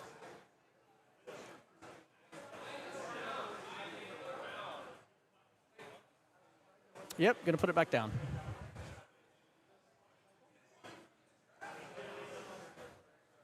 Oh, the days of sneak attack. I miss sneak attack so much. I miss sneak attack so I much. mean, you could do it in Eternal. You would totally be able to just go like, I got this game in lock. I'm going to sneak attack and then aggressive negotiations. What now? We're talking about doing some Eternal decks on our channel. You can sneak attack with Eternal. Yeah. I'm expecting to see that if you're yellow. Joey Well, is I playing can't sneak do it if attack. you're expecting it. That's just not fun. I mean, I know if it's yellow and it's Joey, there's a sneak attack in there. All right. So we are ready up. I expect a Lawbringer. Yep. And we're going Lawbringer to call immediately. aggression. So then all of them are going to be turned off. Everything gets -2/-2. The But droid if missile he- platform dies. So, yep. And then we're taking all 4 of that indirect damage onto the Lawbringer is what he just did. Yep, which makes sense. And then that should have been to base for 7. Yeah, you're going to base this for 7. Did he do the damage to the base? No, I did not see the damage. I It don't should see be at damage to the base. 24 right now on the base. Yeah, Story's pointing out, yeah, you got damage on your base. That's 7 damage to your base. So, again, this puts Story in. Now Story is in lethal range. Yeah, Story Like, has lethal can on kill. board. That Lawbringer was lethal on board. So, top of the summit. Topple ruins that. So Topple kills everything Not everything. except for Daedra. Yeah, Daedra survives. Because even the Lawbringer, since it also took the dies. damage, it's going to go away too. This That's was a a good board play. wipe Topple. That was good. That was very That good. was a board wipe Topple out of hand. Yeah. That's the other side of Boba that gets so dangerous. Is like you think, oh, it's only on the flip turn. No. You can still play no. Topple, yeah. You And still if have to you've be been putting that cognizant of damage this all damage. around everywhere, you're going to pay for that. Okay, so So we're at 24, so he needs another 10 a damage. Daedra swing does 5 to 29. That puts him in. Quinn has to claim at that point, So or kill it, obviously. So now this prevents Boba from being able to attack in. So now we are back to basically needing an aggressive negotiations, and he has to have a hand Well, at this point, of 4. a planetary bombardment also wins the game. No, 8. Or no, not quite. Yeah, you're at Nope. 26. Nope. Yep. Planetary bombardment will not. 3, yeah, it doesn't do it. So we are back to Boba needing aggressive negotiations, and he would have to have 4 other cards in his hand beyond the aggressive negotiations. And there's a So claim. he's claiming. So does he have Can he it? top deck it? Yep. If he doesn't have it in his hand. Yeah, We if he don't has it in know. hand, I think it's oh. But that Wow! that is game. That's GG. That hyperspace disaster Yeah. was disastrous for Boba. That'll do it right there. Good. Well played by Boba. That was a good matchup. And he's resourcing still. It's just so weird that he keeps resourcing. That's, I think, one thing that I highly recommend practicing. Don't over-resource. Oh, there's and a there planetary is the planetary, bombardment. yep. But it's not wait, quite no, enough. wait.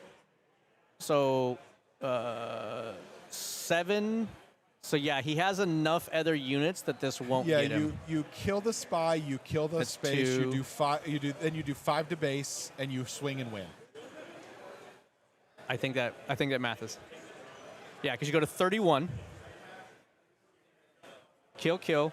31. and that's game. There it is. Yep, swing and win. That was such that was a good matchup. good match. That came down to wires. Joey, aren't you glad you stuck around for this commentary? This was a good one. Well, I This always was a very like good doing one. this with you and with Dee and with Fee, and this is just a good old time. We have such a Yeah. great community at the Pacific Northwest for all of our Star Wars events. D-Rod does a fantastic job with Unlimited Power of presenting all of these matches and qualifiers to you guys, so you guys get a glimpse about what's going on in the Pacific Northwest. And Corey, you and I always have a good time on Holotable Games Oh, heck Network. yeah. So yeah, if- please give us a follow. Just easiest way to find it is just search for Holotable GN.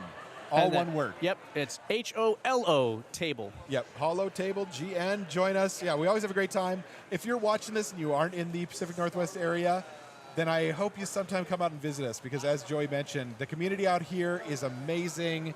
D-Rod, Fee, they're also a big part of our community. Janktech is always appreciated. That's fantastic. If you're not following that channel, Unlimited Power, make sure you're following them as well. We've got an amazing community out here, and we're welcoming to anybody else that wants to come join us and have some fun with us as well, because at the end of the day, we're just here to war some stars, and it's a good time. So that is the end of round 6. We will be going right into round 7 shortly as they start getting things squared away, making sure who else is going to drop. So please stay tuned with us here in Portland, Oregon at Guardian Games' Unlimited Powers PQ. Thanks, everyone.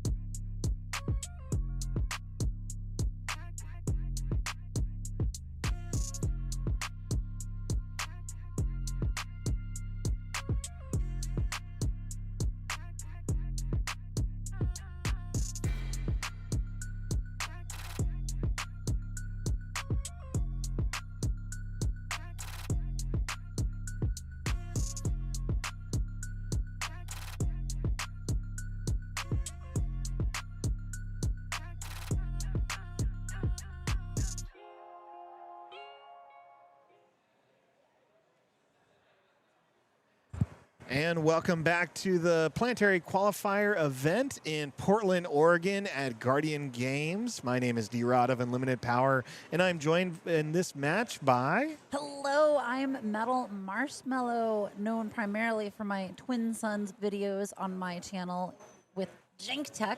And today I've really been enjoying watching these matches. And This right here, this is a really cool one. The classic matchup, Han Solo versus Chewbacca, well-known rivals in the Star Wars universe, right, D-Rod? I think so. We saw them rival each other at the Planetary Qualifier in northern Seattle at Zulu's Board Game Cafe last weekend. So it's exciting to see this matchup now, and I think it was the same Han Solo. I think we saw the one that defeats tokens units. So, yeah. I think it's really cool using it with the Force base. It's interesting. I wonder how much that was one of their first developer intended things with this leader. Obviously, they think about all that stuff first, but I think when you see him in a more limited context, you're thinking, okay, experience and shields, yada yada, and doing it with a Force token is just very cool to me. Yeah. So I'm excited to see what we get out of this one, and is it going to be enough to defeat all the bursty Wookiee punches here? You know, I wouldn't be surprised if it does. Zach S. is an excellent player from the, I believe, Tacoma area. And we've had Zach on the channel before, a couple interviews. He's won some PQs. He's a great player, a lot of history under him. And he loves playing Han Solo decks. He's played Han Solo Pilot, Young Han, First Han. Han is definitely what brought him to this game. And the way he can stick with a certain leader and find an excellent play style, great deck building, is just a credit to how great of a player he is. Nice. You know when Zach shows up, it's all Hans on deck. That is completely true. Tien Nguyen, we've seen play a few times. I want to say at some of the Red Castle PQs we've covered here in Portland. And so this is going to be a great match. And I already love the two cards we've seen, Karis Nemec and Adi Gallia. Yes. Which, the last time we saw Chewie on stream, we had some sort of unit that gave a shield as the first unit of the game. This one is interesting because if Nemec is defeated, then Chewie gets the spy from it, which then can defeat the spy with the Alliance outpost, and then deploy Chewie after getting the credit. Yeah, wow, yeah, there's some good synergy here. I'm already loving what I'm seeing. And Adi Gallia is not a card you see played very often, so I love seeing this early on. Yep, I feel like Adi Gallia was really really prevalent in the Legends of the Force meta. Yeah. Like I remember using her in my Avar Chris Red deck and having her do great work. And it's kind of refreshing seeing her back again. I think that ability is super good. Obviously, I look at it from a Twin Suns perspective, and I'm just like, yeah, I really want to play this to penalize everyone else for playing events. Well, yeah, the great thing about Chewie, he doesn't need events to defeat his own units. He uses his own ability to defeat the Nemec, which is going to give him the bonus as long as he discloses. Oh, that's wild. Killing his own Nemec, bringing him down to 2 resources and a credit. Yep. But then you can swing with the spy. Oh, Bruh, gosh. oh my gosh, that is real bad for Chewie. There's no reason not to mainboard a few Arvills, and that's a good reason for it right there. Stop the momentum early.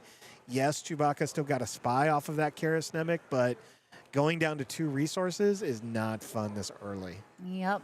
Not before the Chewbacca flip. So I gotta wonder, is he going to blow up the spy with the base epic action? I mean, if you want to deploy Chewie. But then here's the thing.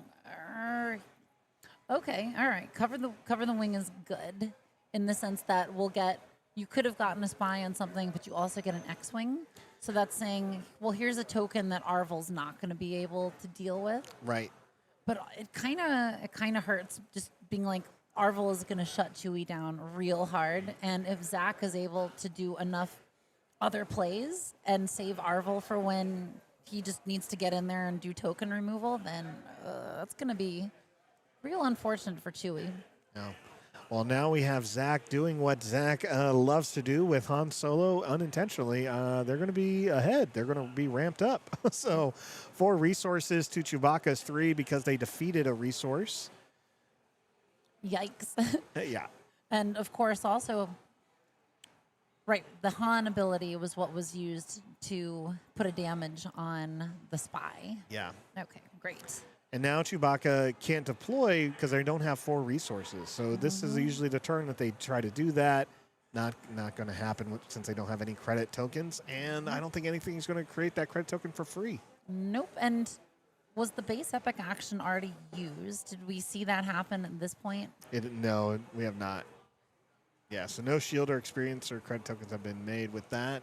But we Yeah. do see your favorite Qui-Gon That Qui-Gon is so good.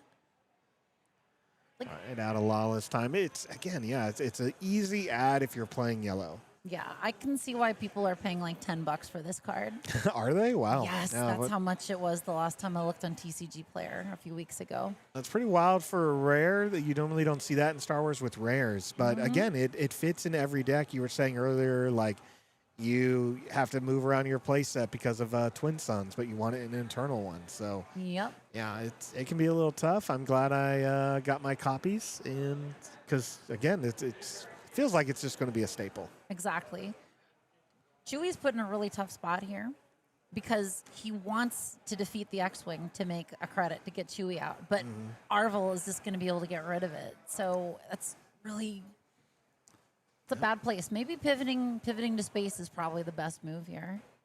You're pivoting with a red 5 into space, jumping the trench, which is nice because on attack it'll deal damage to a damaged unit, which is good if you have a way of damaging units. Exactly. Which, if Chewie was out, then yeah, Chewie would be doing a great job with this. But man, that turn 2 Arvel, oh, it's so bad. Like I feel real. I feel for the Chewie player right here. That is so catastrophically awful. Like, because you want to start you should have like so much more damage on the base at this point as Chewie. Yep. And now the problem is not only is there an Arvel, but there's also this stupid Sentinel in the way. Yeah. And Hans is going to keep getting the Force and Pinging. continuing to do some nonsense with it.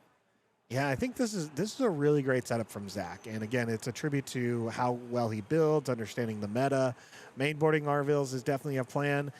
But it really shut down this Chewbacca deck. It's a resource behind. It doesn't have as much damage as it could, and it has a wall to get through. And if it doesn't sequence its actions correctly, then Zach's going to take advantage of the situation by either removing credits or getting more damage on the board or shooting a unit that isn't used, like that X-Wing.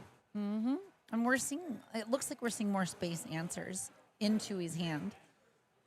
But this is a tempo issue here, Yeah. where it's like there might just be too much momentum on the Han side at this point. I mean, like, I don't want to say I'm calling it already or anything. Like, we're already 7 rounds in. Like, I would assume that most people that are here at this point, both of these players have gone 4 and 2. They know what they're doing with their decks. They've got the reps to get through here. But I don't know. If I was the Chewie player, I'd be a little scared.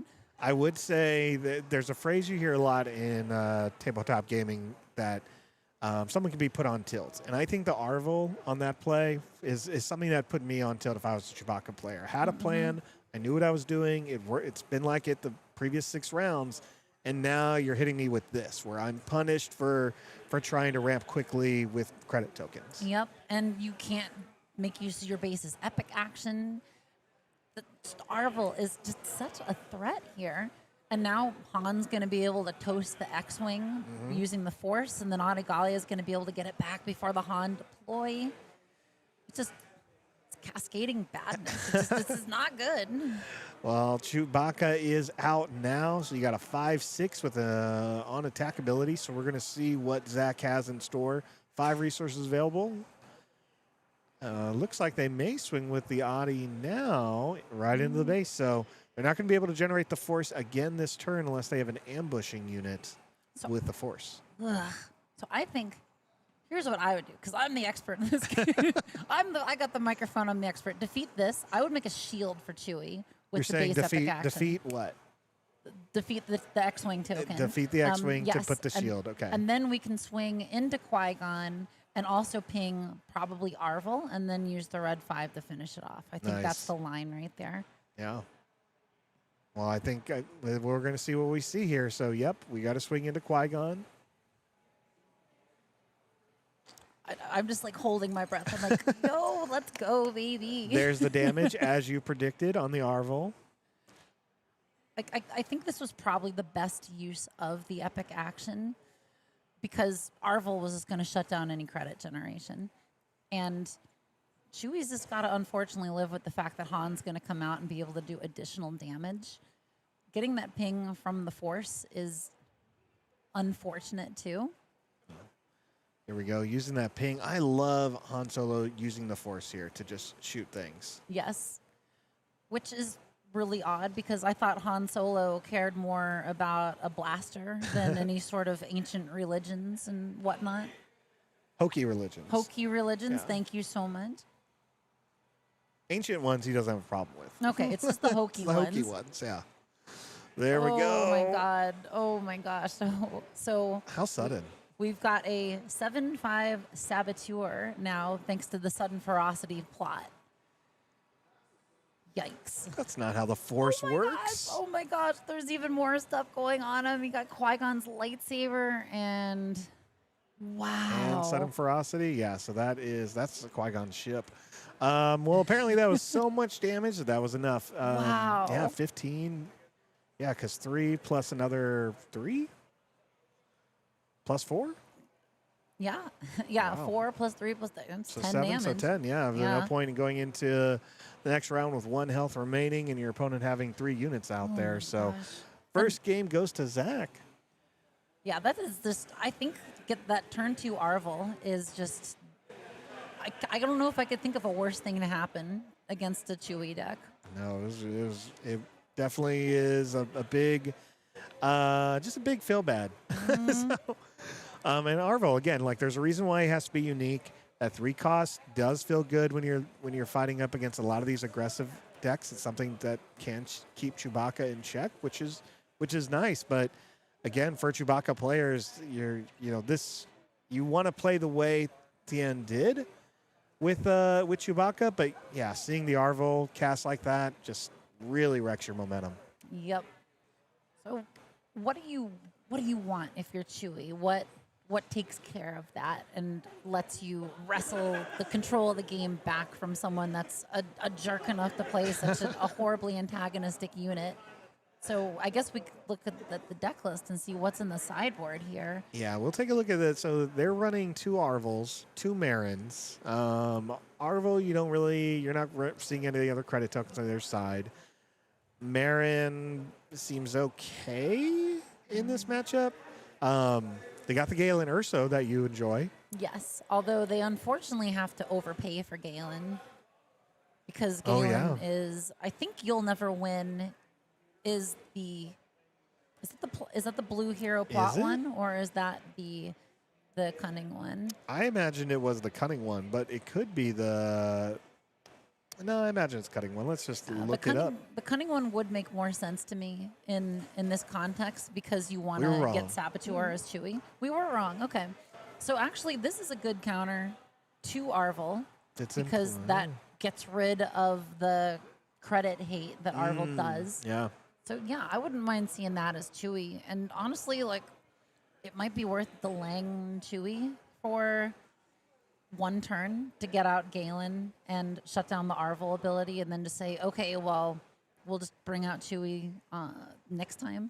I think that's going to be more the strategy you see is a little bit more of a delayed Chewie turn just to ensure you can actually get him out when you have 4 resources. Because again, that's what hurt Chewie going into the next phase is they didn't have the resources or credits, right, to play. You don't need to see 4 resources, but you need to be able to pay 4 resources, and they didn't have it.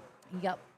And I think once you get behind with Chewie, you sort of stay behind because Chewie needs to deploy early. He needs to start building up credits and taking advantage of, I think in particular, the ability to have less resources than the Yeah. other person and say, well, I can play Commence the Festivities, and that's like better than aggressive negotiations sometimes because that ability to do Saboteur +2/+0 is pretty sweet.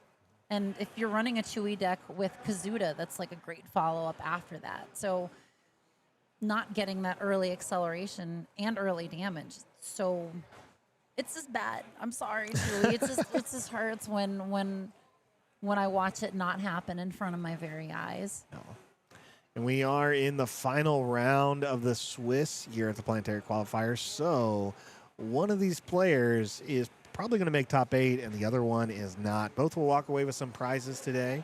A lot of packs for, I believe, the top 32 2 out of 114 players. So I think everyone's walking away with a fun time. Definitely a lot of players have dropped already as I look into the second place base, but it's been a really great day, fast-paced day. Yeah, I'm enjoying it. Yep. I also really like that you've mentioned before. This is in Portland, Oregon. You refer to it as SWU City. And I think part of what makes these big events in Portland so nice is that there's just a lot of people that we see at these events. It feels like a very much a sense of community here. Yeah. That we're just like, oh yeah, oh my gosh, this person and this person and this person, just like all these cool people that we get to see.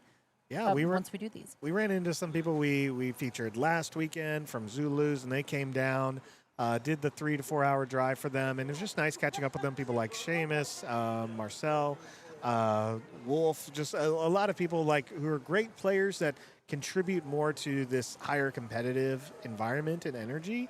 And I guess that's what I always think it's fun. When we come down from the Seattle, or people from Seattle area come down, or we go up to Portland, you just kind of see those same familiar faces, and it's great to just catch up, play some games, maybe grab a meal or a drink after. Solid time. Yep. Although in the case of some of these players, one of them was nice enough to offer me a beer while doing this. I declined this time, but I really appreciated the offer. No. We'll see how that continues into the final rounds. Yes. When you hear last call. I don't think we needed any help towards the end of Zulus for the commentary to start getting a little deranged. I can handle that on my own here. There we go. So we're starting off a little bit of a different tactic now. So we see Chewbacca going into space and Zach still staying on the ground, but we see that awesome Red Squadron Y-Wing that's on attack gets to spread a little bit of its damage. I love this unit so much. Again, I say this all the time. I love causing decision fatigue in my opponents, and indirect damage is a great source of decision fatigue. You say to them, where's this damage going? Well, it's another decision that you have to make among the hundreds that you've already made today. Ooh, Cinta, that's cool. So I guess we're seeing kind of that strategy that you and I were talking about is maybe Chewie's going to come out a little bit later. If we can get an upgrade on Cinta, turn her into a Sentinel, stop some of this nonsense in the bud here. Yeah, I really like this Cinta. Oh, we got shout-outs to Zulus in chat and Port Townsend Strange Days. Thanks for hanging out with us and paying attention to this Portland area stuff. Yeah, here we are again. It's the last weekend for Planetary Qualifiers in Season 1. So it's great to kind of wrap it up here at Guardian Games, which has been, since day one, a big promoter of Star Wars Unlimited. I got the privilege of doing the demo here for Star Wars, and the store took it so seriously that they essentially had all their staff come in, let me teach that to them first. Then they had 16 people come in, learn the game. Then we had another 16 people come in to learn the game. But the fact that all their staff here at a big store set the time for 45 minutes to an hour to learn how to play Star Wars showed me how much they wanted to invest in this community. And so I'm glad to see them hosting these qualifier events at 100+ players. Yes. And getting a high quality types of players here in the Portland area. It's been great. I think they were one of the few stores in the area that was holding drafts during Spark of Rebellion also when product was real hard to get. I just want to go back for a moment here. This last turn with Han was real cool. Like, this player has been using the Force mainly as a way to ping with Han, but we just saw one of those classic yellow hero Force moves. Oh, yes. Of using the Force to bring out Vernestra and ready her, and then put a bunch of damage into Cinta, get the Force again on attack, and then use Han to ping. That's real cool stuff. Zach is basically shutting this Cinta down before Chewie has a chance to even sentinelize her up here. Vernestra is just one of those units that I thought was going to be like a Qui-Gon level of rarity, like people were going to pay a lot, because the ability to bring something in ready is so highly prized in this game. Like, you see all the Lando decks right now. I'm playing the Rose Tico unit that comes into play ready if you have a non-unique unit. And of course, the piece of junk Falcon was a critical part of any yellow heroism player's deck. Yeah, I thought that the Falcon and Venestra really share a lot of those same similarities. Again, just you're hitting for 3, you have an option of having it ready immediately, but with the Force icon being triggered after you attack, there's no loss as long as you have the Force. You know, so you see cards like her and Ambush Dooku, and it's just like those are great cards in Force decks. Right, yeah. It's also one of my favorite art studios did the Venestra row, so I was really a big fan when they made this art into a playmat at Galactics last year. Yes, it is a very cool playmat. Bix Colleen, a really strong card for either player to play, but of course Han has the actual colors to play it.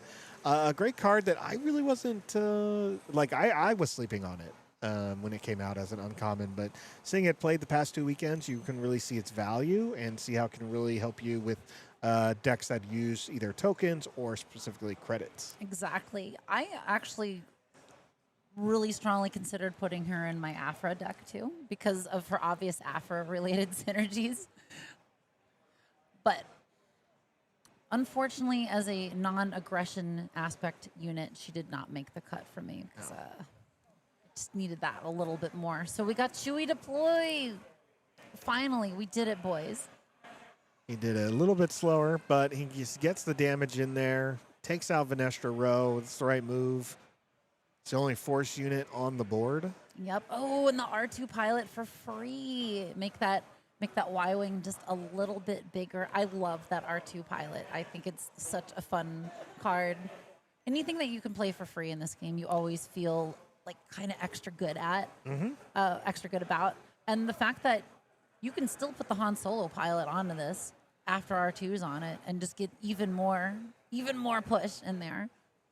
Here we go. We're removing the credit token to switch it out for a shield token with the Alliance Outpost epic action. So Chewbacca is going to be a little bit harder to deal with now.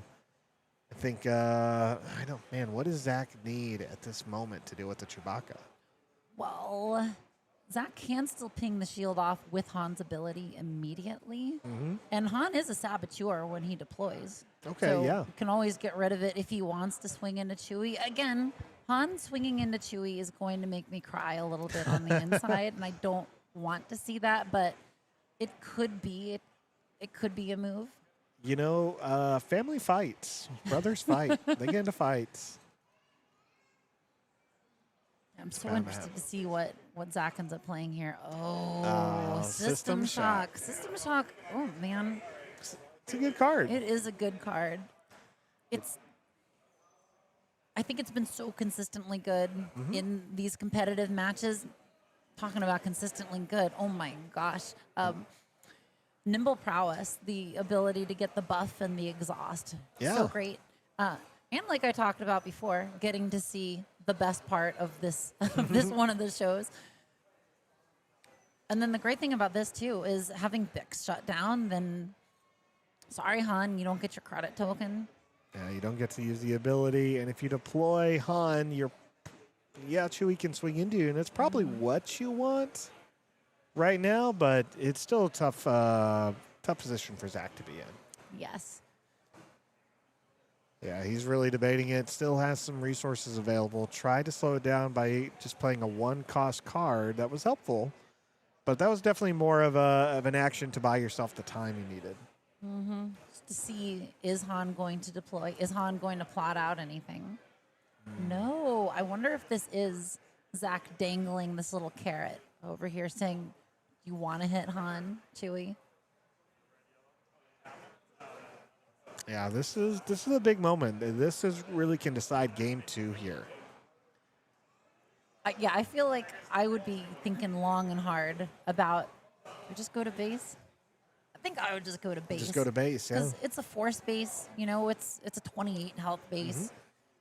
So Chewie is already on a clock because of having a 26 health base, so I think just go to base. Yeah, because if Han swings, he's going to do a 4 and then shoot. But that's still not enough. 4 into Chewbacca. 4 and a ping, that's 5 into Chewie. Yeah, still not enough, yeah. Not quite enough. That nimble prowess made the difference. Ooh, look at There that. you go. Covering the wing. Another shield on Chewie. this is still an interesting game considering Saboteur and Shield.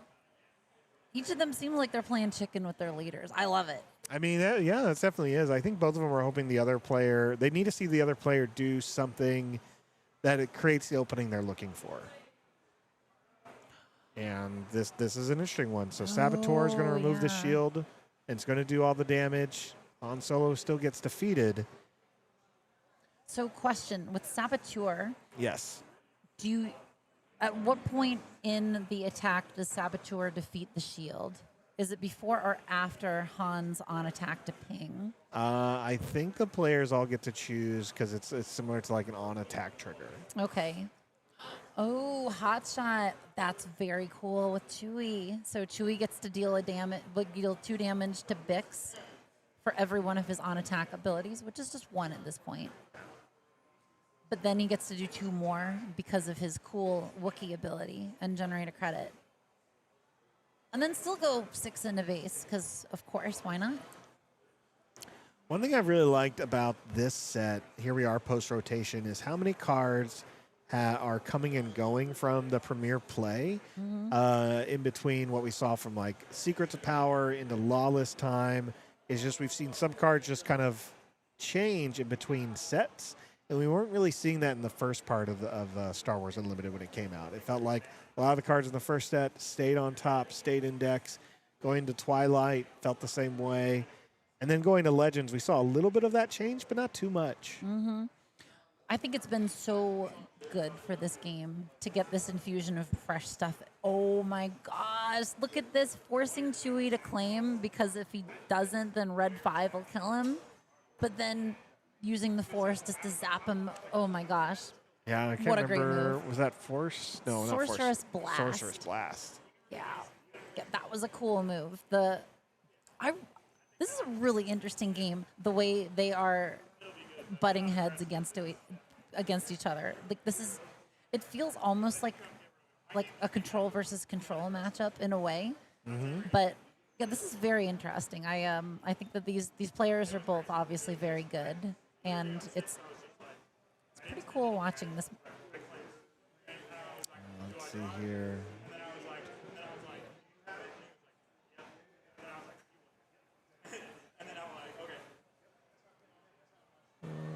Let's see. 4-2, 4-2. Just checking some of the records here. A lot of 4-2s, which is where these players fall into. Is this to see if any of them are capable of actually making the top 8? Yeah, we do have a couple of people who definitely were going to draw in their records because there's few undefeated. So, yeah. Oh my gosh! We just had Mace Windu get played. Did Han? Oh, Han didn't have the Force. Nope. So that would have been a dead Y-wing otherwise, but all the indirect can just go on to Mace. Ooh.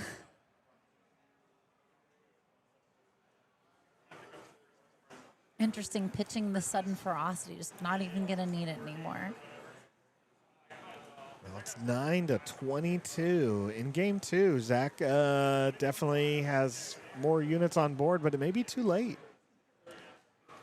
We'll see. Oh, interesting. Ahsoka's ship, but one that cares about things attacking into it. What does this one do again? The T6 shuttle, 1974, from Legends of the Force.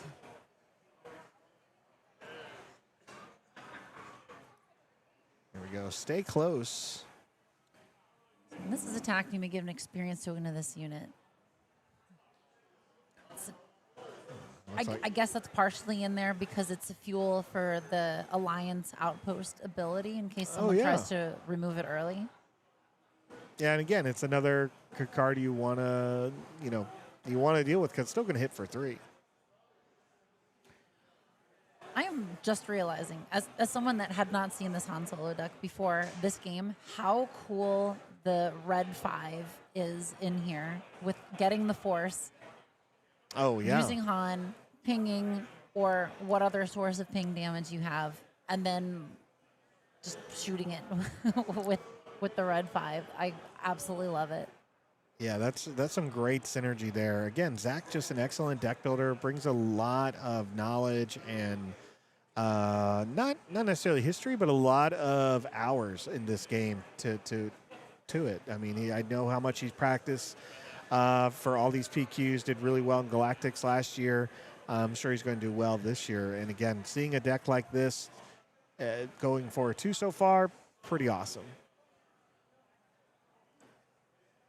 I do wonder if Chewie is going to be able to make up the difference against Han right here. I mean, Mace is big.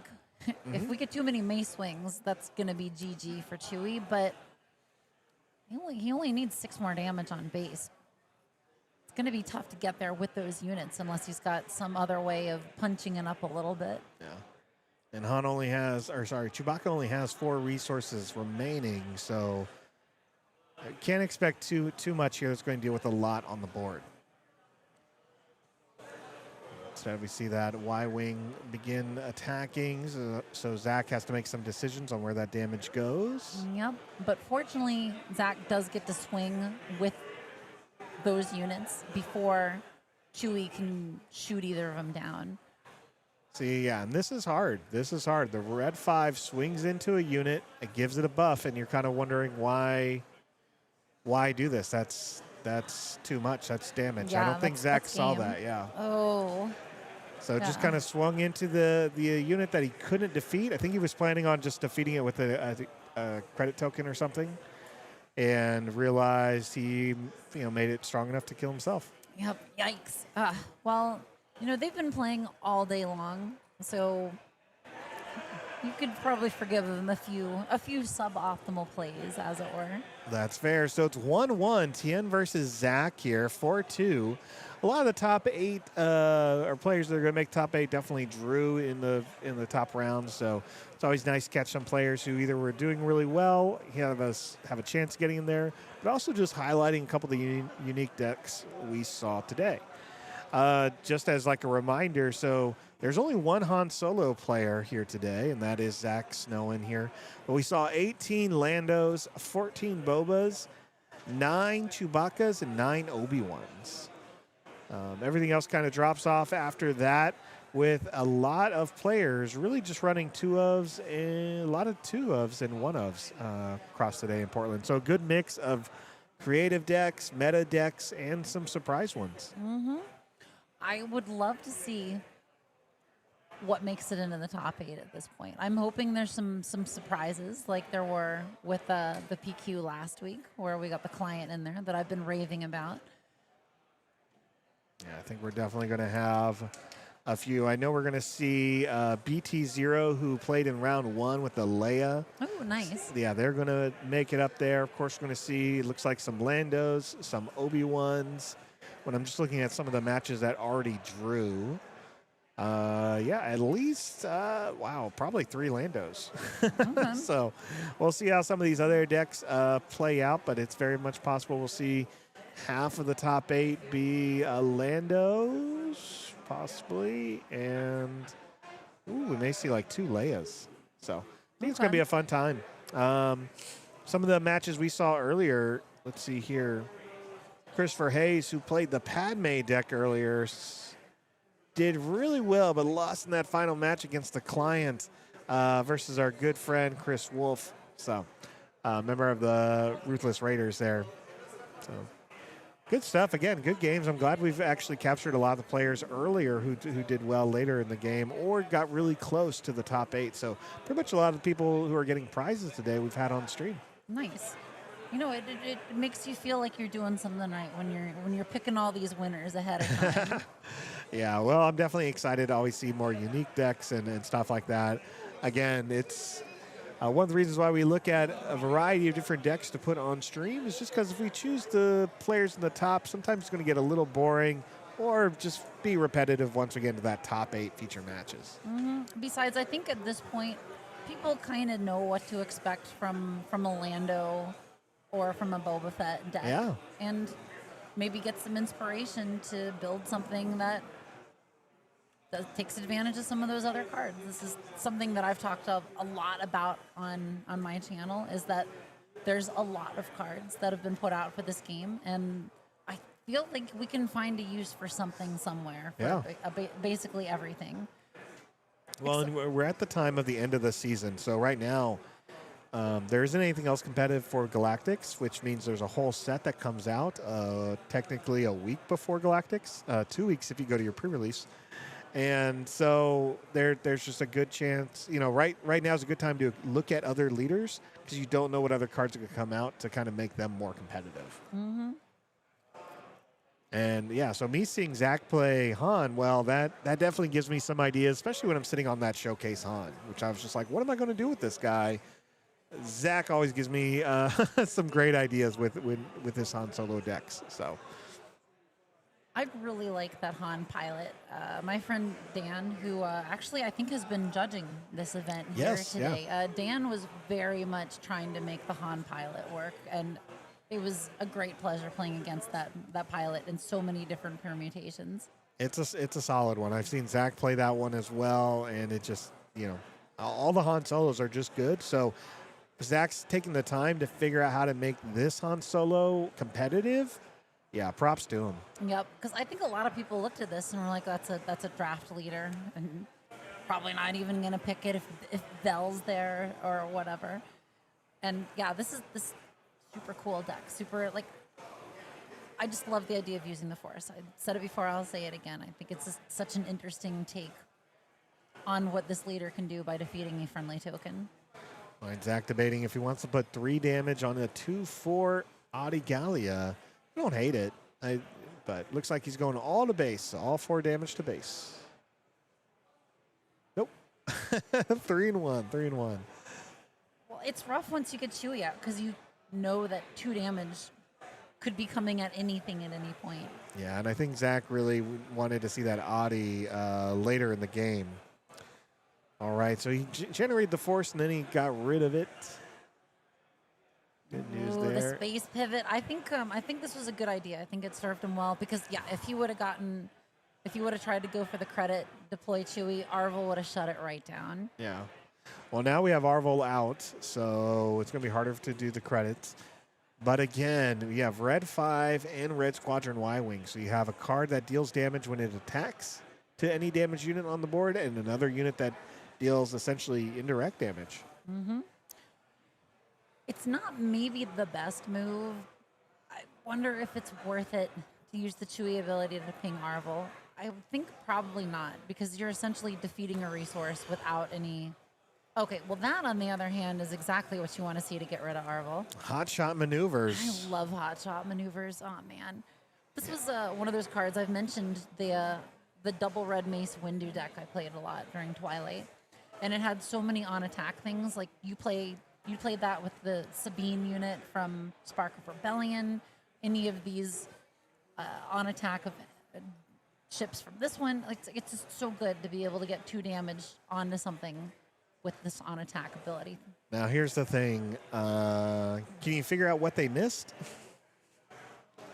Oh yeah, there should be a damage on base from Adigalia's ability. Yeah. And that's not a May. That's like you have to do that. Yeah, that's one of those I'll just message the judge feature. That's right. Everything is under a microscope here. We have to we got to make sure. Got to make sure it's all in the up and up. So we did see Chewie I think take care of no, the they stopped blue about it. ace. Yeah. Okay, so let's see. Are we still in the same turn with Yeah. that hot shot maneuver attempt? Okay, so that's good. So I messaged the judge. Hopefully they go and fix it. Because that is, you're right. It is not a May. It is something that has to happen. So. Yep. It's just like HK's ability, where when something dies, HK has to damage the controller's base. It looks like they're going to put more damage on Fortress Vader. 7 to 4, but it should be 7 to 5. I think with decks that are this aggressive, especially, every little bit helps because I can't imagine either of them are doing a whole lot of healing. Yeah. All right, before they move in the next turn, I'm going to go catch the judge. You may not have seen my note. Orby, help us someone else. So that means y'all are stuck with me for a moment. Quick, let's party while D-Rod's gone. Nah, I'm not going to start using like swear words and saying the word but over and over and over again. But if that does happen, let's like that can be our little secret, y'all. Okay.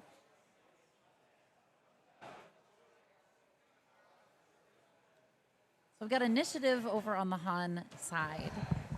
So this means that Adigalia is at least going to be able to get a swing before she dies.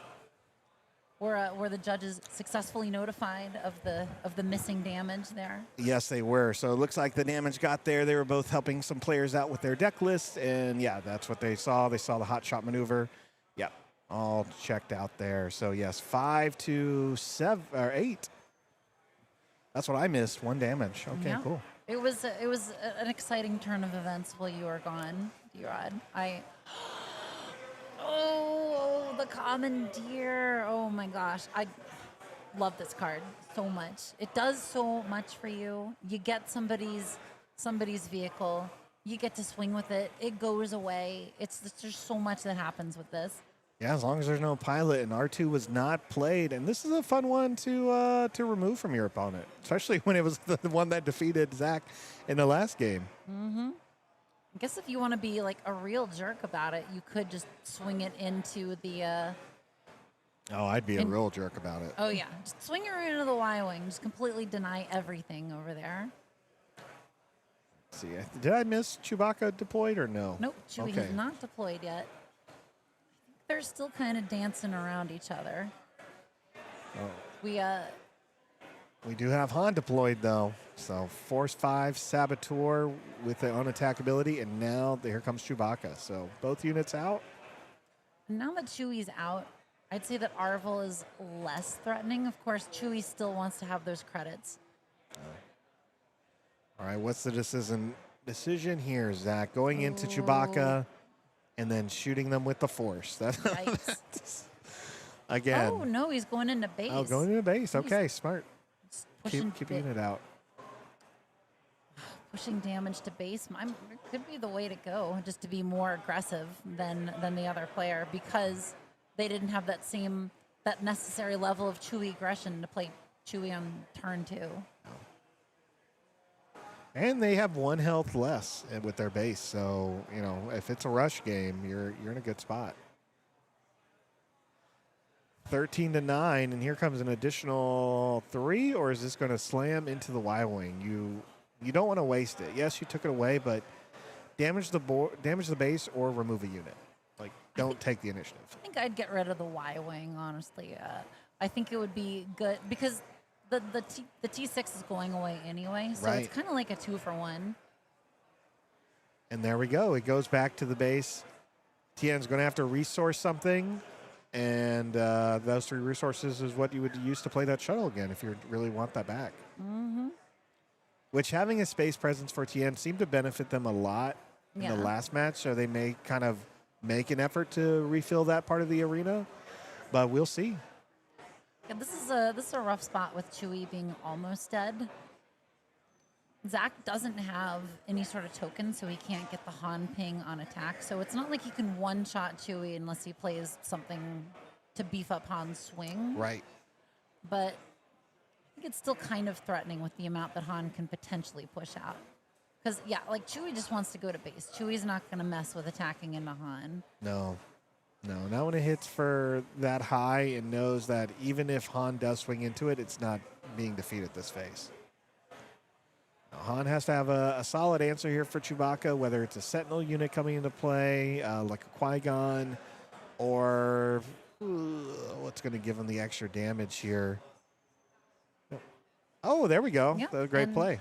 And it's the added bonus of generating the Force. So that means whatever gets played next is going to probably get shot by Han. Pew, pew. Mm-hmm. I think the showcase for this leader is so much better. Like, this art is fine, but, man, the showcase is the way to go. I agree. And now I have something to do with it. I'll definitely try out a deck like this because why not try to build something competitive of the showcases I have, just for the fun of it. I might need to try running my third sister deck against it and see if like, okay, maybe that one player from earlier was right in order to be doing it in blue. I will say that the third sister deck that you saw play, so Dan played played Zach early, and was one of Dan's only losses. Was Zach, okay. and so Zach was recommended for me to put on stream, and then I found out it was him. But yes, Dan was very much saying like, "This is you can't find this deck. Chef's kiss this deck." So, and so far this has been a fun matchup. Yeah, it's really interesting seeing these very aggressive decks just like dancing with each other. Like just constantly trying to be like, no, you need to go first. You need to go first. Yeah. I love that. Han gets some more damage on there. Shoots the shuttle with the force as one does. Oh, and that's a dead pebble lava right there. Oh my gosh. Yeah, you kind of wonder why they didn't swing with Depa. I guess Han just wanted to get a damage onto the shuttle. I guess so. It's also, again, it's a long day. Zach did have to travel. Most players got here around 9 a.m. Event started around 10:30, so and it's 6 o'clock here. So. Oh my gosh, yeah, that's a long time to be doing anything, especially if you're playing the same deck repeatedly the entire time. Oh yeah. Yeah. No, it's definitely a grind. Easier when you're younger, like some of these players are. Yep, I think I saw somebody that was probably like middle school age in here playing actually a Padme deck, like the one that we had on stream earlier. So it's just pretty cool to see people over a wide variety of ages enjoying this. Oh yeah. Star Wars, it's for everybody. It's very true. I think Star Wars is even for people that hate Star Wars. I think so. People who hate Star Wars have a lot of room for Star Wars in their life. It's true. Like hating on Star Wars is one of the things that people that like Star Wars like doing the most. That's also true. I like to say that's not me, but I have my things. I have my soapboxes. Yeah, I think we all can find things about it that we're like, no, that's so stupid. Why would they do that? A lot of it is related to episode 7, 8, and 9, probably. Some of it. Here comes the Galen okay. Urso. We talked about this earlier of a card that we were just like, yeah, I guess that's a card you could bring out and name. This is one of those times I do wish I had a little whiteboard for naming cards, but hey, I have some time until we get into Season 2 Planetary Qualifiers. So I think you're going to need to get an unlimited power branded whiteboard for something like this. I'll probably just use a label maker. All right, that's fair. Throw it on a whiteboard. I'll make sure it's like unlimited power, like just full exclamation 7 of them like at the end. Yes. It keeps up the proper amount of energy. So I'm guessing Galen here. I wonder what Galen is What they naming named? as the card because it obviously was not the red 5. What would these players be naming? Aggressive negotiations at this point? Yeah, maybe something a little bit more aggressive like that. Probably not commence the festivities. I'm not sure how many cards Zach keeps in his hand in a deck like this. So Yeah. I guess maybe it's just like a safe bet to say, oh, of course it's aggressive negotiations. Of course it's that. Oh, we got Zach's base only needs 3 more damage pushed. yeah, no, Tien may is in a good spot to finish this off right now. So That X-Wing is not going to do quite enough, though, unfortunately. no, even with aggressive negotiations, we're not going to see that much damage from the Han player to close it out. But maybe if they continue to go first, that they have a better chance of it. So The advantage here is having it. I think Chewie's been doing a good job of being split between the arenas most of the time.